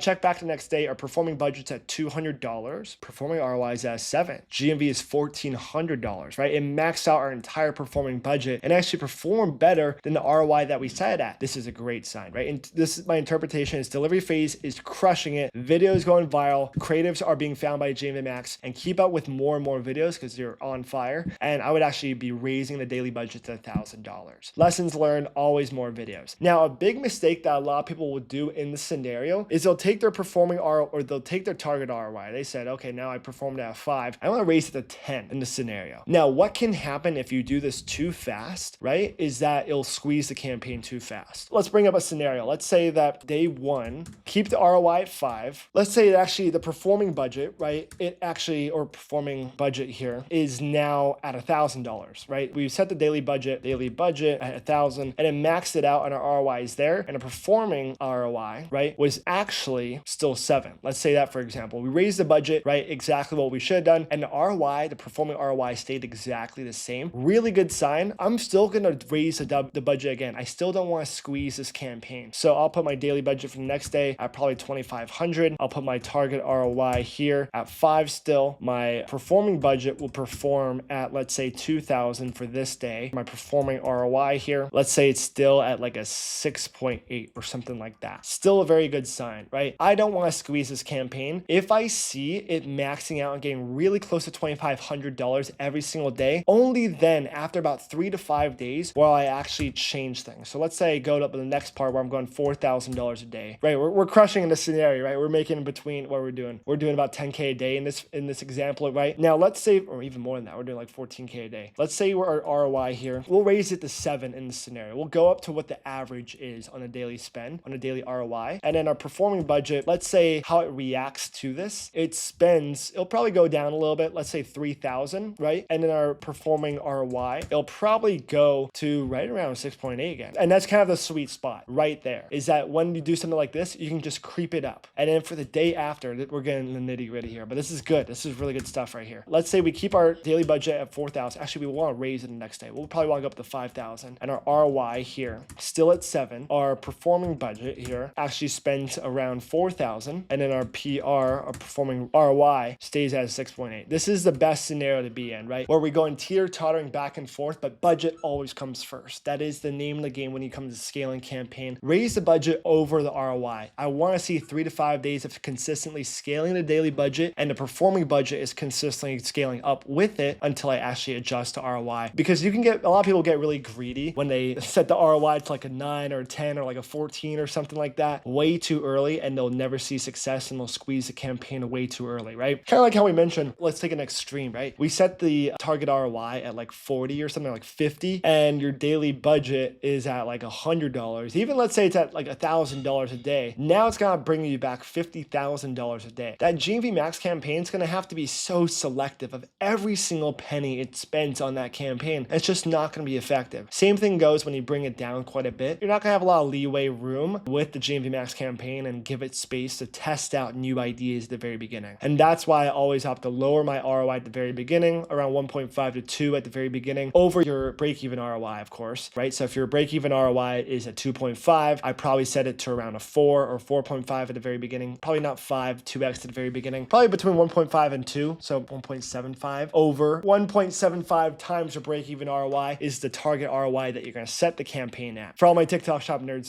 this will hopefully make sense. But that's typically where we're starting our campaign at, right? So that's the basic summary. Already covered this. More videos, of course. Now let's move on to this last scenario here. Daily budget's at $200. Target ROI is at a 5. We check back the next day. Our performing budget is at $200, so I spent that full amount, and our performing ROI is at 15, right? GMV is $3,000 a day there. This interpretation, you are going viral. Ads are doing great, and organic is absolutely ripping. In this scenario, we're actually going to turn off our GMV Max campaign. I'll tell you why. TikTok Shop, of course, pools in organic and paid sales together inside their GMV Max campaign. I want to let my organic coast. I want to see what happens organically, and then once it starts to die out, then I'll start adding fuel to the fire. That is what I want to do, because this is kind of it will be like robbing your money and spending money thinking that it's, creating that ROI for you because it's pooling organic. This is why we turn off GMV Max if you're going mega viral like this, for example, right? So it spends your full $200. Your target ROI is 3 times higher what you actually set the target ROI at, right? Your performing ROI is at 15, target's at 5, it did 3x that. In this scenario, your GMV Max campaign is pooling organic and paid sales. And this is the problem with GMV Max ads, right? The performing ROI in GMV Max accounts for both organic and paid sales. Is this shady? A little bit, right? TikTok Shop could be ripping us off. And that's exactly why I say let it ride, let it run its organic course, and we can always introduce paid a little bit later. GMV Max is tricky introducing and launching in the first couple weeks because of that learning phase, right? Once being consistent, around 5 to 12 weeks, that's where it becomes a very passive system. So just keep that in mind, right? So ultimately, the ultimatum is more videos equals better performance. Off the change budget very rarely are over ROI, right? Exactly. The sellers who get 25 videos posted per week start GMV Max win in the long run, right? My last kind of concluding slide here for GMV Max campaigns is that if you are having a GMV Max campaign issue, you're not having an ad issue. It's a content issue. That's a big mistake that I see so many agencies and so many sellers make. They think they need to get the next media buyer. They need to get someone else in their ad account. They need to watch more videos. They need to get Manus, or they need to get Claude connecting to their ad campaign to see what's going on. At the end of the day, it's a videos problem. It's a creative problem, and you need enough videos in circulation. So if you are seeing issues and problems with your GMV Max campaign, get more affiliates on board. Put more affiliates on retainers, right? Set the shop ads commission rate so that you're actually being profitable and you can afford to have an ROI that's very healthy and very competitive inside the space, and continue to scale through budget instead of your ROI at the very beginning, and go through the teeter-totter effect that I just mentioned. That wraps up for the GMV Max module. Let's move on to the next one. Okay, so I just broke down my entire GMV Max strategy, the decision making that I take when I see results, and what do I do to tweak on the GMV Max dashboard. But I want to show you an internal call that we did inside of our inner circle just a couple days ago with my student Matt. So Matt, as I mentioned throughout this free course, he hit $50,000 a month with just one product in TikTok shop, selling one mug. And so he breaks down his entire GMV Max strategy, his content posting strategy, what he looks for to start GMV Max ads, and also how he scales it up. So this is a really valuable call. You also get to see an inside look of what it's like to be inside inner circle, and also hear from a student who's making $50,000 a month with the exact same playbook. So check it out and just dive straight into it. When you first launched the first mug, how many videos did it take you to start? At what point did you start running GMV Max campaign to the first mug? Probably around 20 videos, I would say. It was probably around 20 videos and like 15 units sold. And then literally like I sold like 1 unit, 2 units, maybe 10 units. And then I started running GMV Max. And that day I literally hit the max 50. And then for like basically like 5-6 days in a row until it pushed my order limit up. So it's definitely like really, really helped me out. But mostly depends on if your product is good and if your videos are good. Like I think like the volume of videos definitely makes sense. But if you just have one video that's doing good, like it'll basically spend almost all your budget on that video anyways. So like if you have 50 videos out, it's still probably going to be spending mostly on like it gives it more room to work with. But I think if you're getting sales, like might as well just at least put some budget in right away and just see what happens. But there's no loss to it, you know. There's like no, you can't lose money, like a ton of money with GMV Max campaign. So yeah, it's always good to test it. If you're getting sales, you're not gonna, if you put in $50, it's probably gonna spend it, and then like you're gonna be getting sales like on top of that. So yeah. And then I guess a question for you, Matt, is like on the ROI, like how often are you changing your set ROI and your daily budget? When are you increasing it? When are you decreasing it? And when it comes to ROI and daily budget, like what things do you look at? Because I know it's a complicated question, you know, like when it kind of depends on like the historical data, right? You look at like the past couple of days and like how much it did spend daily budget and when it didn't. Some people inside are running GMV Max campaigns and, you know, wondering like if it didn't spend the full amount, like what are we kind of looking at? What's kind of like your approach for those? Yeah, so I've tested mugs and campaigns where I basically ran ads to it and have had no luck. And I've had plenty of videos out there. So I think if you're getting views, like I was saying, tap into it. How often do you change your daily budget and your ROI? Okay, yeah. So the budget really, I would just put like, if you're just starting, I would say like $100 budget and then just monitor it relatively closely. You could even do 50 and then just monitor it, because you can continuously increase the budget and that doesn't affect anything. If you're changing the ROI consistently, like that's definitely not a good idea. TikTok doesn't like that. I would put it at a 5, and then with the promotion day on, which it's been a promotion day for 2 months now. I don't know if it's ever going to stop because they lower your ROI, but so it puts it at a 4.5, and then I would just leave it. I would leave it there and see what happens. That's what I've had it on for a long time now. The new mug I launched, that's what I started at, and I was getting sales, and then the campaign's been fine. I've tried before with mugs that weren't doing good, and I had a good amount of videos out there to start it at like really low. So I put it at like a 2 or 1.5 just to try to get it to spend and learn. But then it ended up spending and not really converting like at all. And then it's just taking your money.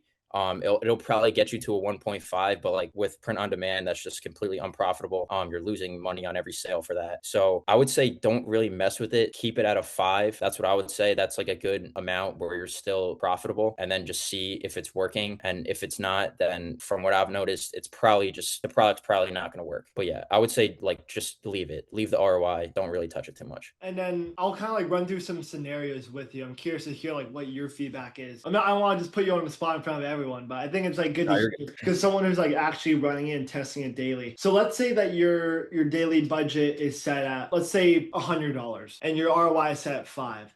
and let's say that it spends, let's say $50 in a day, and your ROI is, it's performing right around like a 4.7. So it's a little bit lower than your set ROI. Like, what does that tell you? Like, what does the next day look like for you? Like, are you changing immediately? Are you letting it run for a couple days? Like, what's your kind of approach? I would increase the budget. That's like a very good sign. If it's getting that close to your ROI, I would just increase the budget. I basically have it set at like almost unlimited now, essentially. I have both my campaigns set at 3K a day. It's never spent close to 3K. I mean, on like a really, really good day, it's spent like hundreds, but it's not going to spend your money unless it's getting there. And then with the ROI protection, which I've gotten like a few times, if it spends $500, if it spends $200, you're definitely going to get over 20 sales. And then no matter what your ROI is, you're going to get the money back, but it's not going to spend unless are hitting those sales. Like, it's good about it. I would say the one thing though is right when you launch, I've noticed basically like a couple hours after you launch, there's a period where like there's a decent chance where it just recklessly spends. And I don't know if it does that to like try to learn quick, but I've noticed that if you like basically set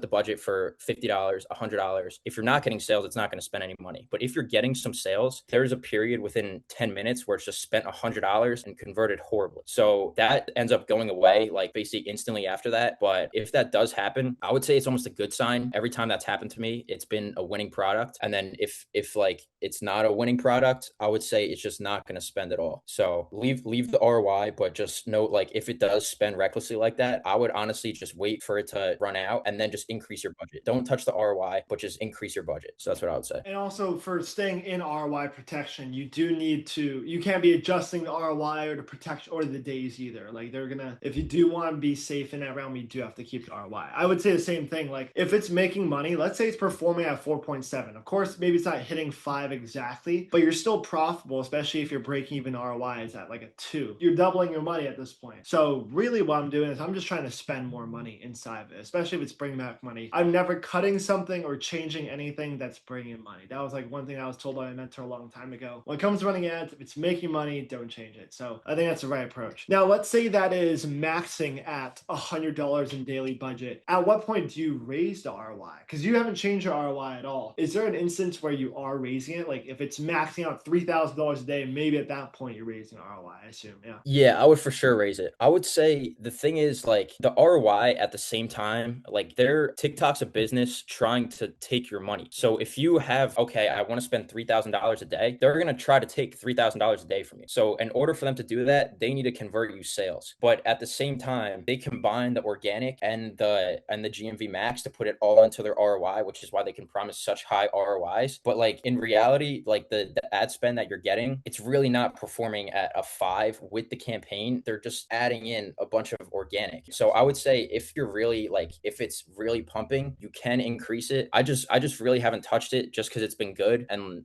like I kind of left it, but you can increase it and see what happens. You might be a little bit more profitable, but I think it is very good at the same time. It's very, very good. If I was just doing organic with this content, it wouldn't be nearly as good. My conversions are very, very high. It's because this GMV Max is good at targeting. Like, I'm on average, I convert 1 sale per 10 shop visitors, which is like very, very good. And that's all because the GMV Max is really, really good at targeting. If you're doing organic, I've had days like when I was doing organic, you have 10,000 shop visitors and you made like $300 because it's just like broad. So it is good at targeting. I would kind of just leave it for what we're doing here. That's all I would say about that. I think what GMV Max does really good too is that, like, if you've ever seen a GMV Max video on your For You page, it basically will pop up as an organic video almost. It'll have like the little sponsored post at the bottom, but within a couple seconds, if the viewer watches it for more than 3 seconds, the whole shop listing will pop up. Like, everything and if someone like clicks on it, the entire shop page will pop up for the checkout. And so those are all things that do really good with it. The other things that you do have to include with GMV Max is having some sort of campaign running. So with the holiday haul campaign right now, it's doing really good. As we move through 2026, there's gonna be a lot of opportunities for deals for you days campaign, and there's also like the spring ones that they always do, and there's a January one, I believe, as well. There's all these big campaigns on it, but GMV Max alone will of course do well, but there has to be some another level of urgency behind it. So sometimes like on text on screen, I know Matt, you've done in the past, I know Ryan has done in the past, where he talks about like the deal ends tonight or it's on a flash sale or they're running out of stock or something. Having some sort of urgency is important because of course the GMV Max is a call to action in itself because it has that pop-up to it. But I do like to add another level. If we're doing flash sales, do a flash sale that ends at the end of the day so it creates some sort of urgency. I think it's important too. Matt, anything else to add to capitalizing on GMV Max? And I would just say also with the campaigns, you can be a part of the campaigns if you offer free shipping with like parameters. So you can charge shipping at $4.75 and then offer free shipping if the customer spends over $30, and you could still be a part of the campaign, which is kind of what I would recommend. I think the shipping, from what I've noticed now, I charge $5.75 for my shipping, and then I lowered the price of my mug a little bit, and I haven't noticed any difference in conversions. If not, it's a little bit better and my margins are a little bit better because I think the customer just sees that initial price. Oh, this mug is usually $24.99 and it's being sold right now for $16.50, and then they get to the checkout, oh, it's $5.75. Like at that point they don't even care. What we're selling is an impulse purchase anyways, so they're not even like, if all of a sudden if I just have my mug being sold for $23, I think people would click on that and be like, all right, like I'm not going to buy a mug for $23. They end up paying that anyways, on top of that with tax or spending even more. So like it's just kind of the customer psychology, but that's how I would go about it. And then you could still be a part of the campaigns, just offer free shipping, basically over $30, and then like your margins aren't really going to be that much better if they buy two, but you're going to be making a little bit more money, and then you could still be a part of the campaigns. anything to like optimize average order value is super important. Of course, like your profit margin will go down because now you're paying, you know, $6 plus $3, so now it's like $9 for shipping or whatever that you're kind of eating. But now your average order value just went so much higher, so that's more important. Just getting like more units sold is like the most important thing when it comes to just any products, especially in GMV Max. It's just getting more units. So another thing that you can do too, and this kind of goes for everyone too, is like one like campaign that we have running on this shop here is that we have like the buy more save more campaign. And so of course I have free shipping set up, but I also have this buy more save more holiday haul one over here. So if I click into this one campaign's generate over $25,000. Basically what it is that if someone buys 2 units, so if they spend, you know, over $58, because one of my products is right under $30, if they spend $58, they'll get 10% off. If they get 3 units, they'll get 15% off. It just kind of has those incremental phases that optimize for a higher AOV. It's just like how kind of Apple computers, they have all these upsells on their products. So, you know, you get, you know, there's the MacBook Air, and then there's MacBook Pro, and then there's MacBook Bob. I mean, they have all these different versions. And then on top of that, you have to get, you know, iCloud storage. And then you get all these little upsells. They make it so incrementally small to the viewer that it doesn't seem like a whole lot, but it's like, yeah, I need to get the MacBook Pro. I'm going to get the 18-inch version instead of the 16 because I need a bigger screen. And then by the time you're at the very end, you're spending like $5,000 on a computer because you're getting all these upsells. It's just like that for e-commerce, that you want to have these like incremental phases where you're optimizing for more and more sales within it. So yeah, those are kind of just like on the marketing side when it comes to GMV Max. Like, of course, like running GMV Max is important. I think it's also important to add in exactly what Matt's mentioned, like these upsells, having some sort of urgency is important. And that wraps up the exact system that I've been running to hit $200,000 a month, and I just hand it to you for free. But even after most people watch this, they'll feel inspired for a day and never take action. So don't be that person. The window on TikTok Shop is still wide open, but as time goes on, it's only going to get more saturated as people figure out how easy it really is to get started. So if you're someone who wants to skip the trial and error and have me personally walk you through this, I do have a way that we can work together. I've had students like Ryan go from $0 to $250,000 in less than 3 months. Kayla and Alicia going from working a corporate job feeling burnt out, overworked, underappreciated, and undervalued, going from $0 to $70,000 a month. And Mark, who scaled from $0 to $100,000 a month by just following the exact same system that I just walked you through today. If you're looking to work with me directly, then make sure to click the first link in the description to join my inner circle. I really hope that this free course helped. Make sure to leave a comment, like, and subscribe, and thanks for watching.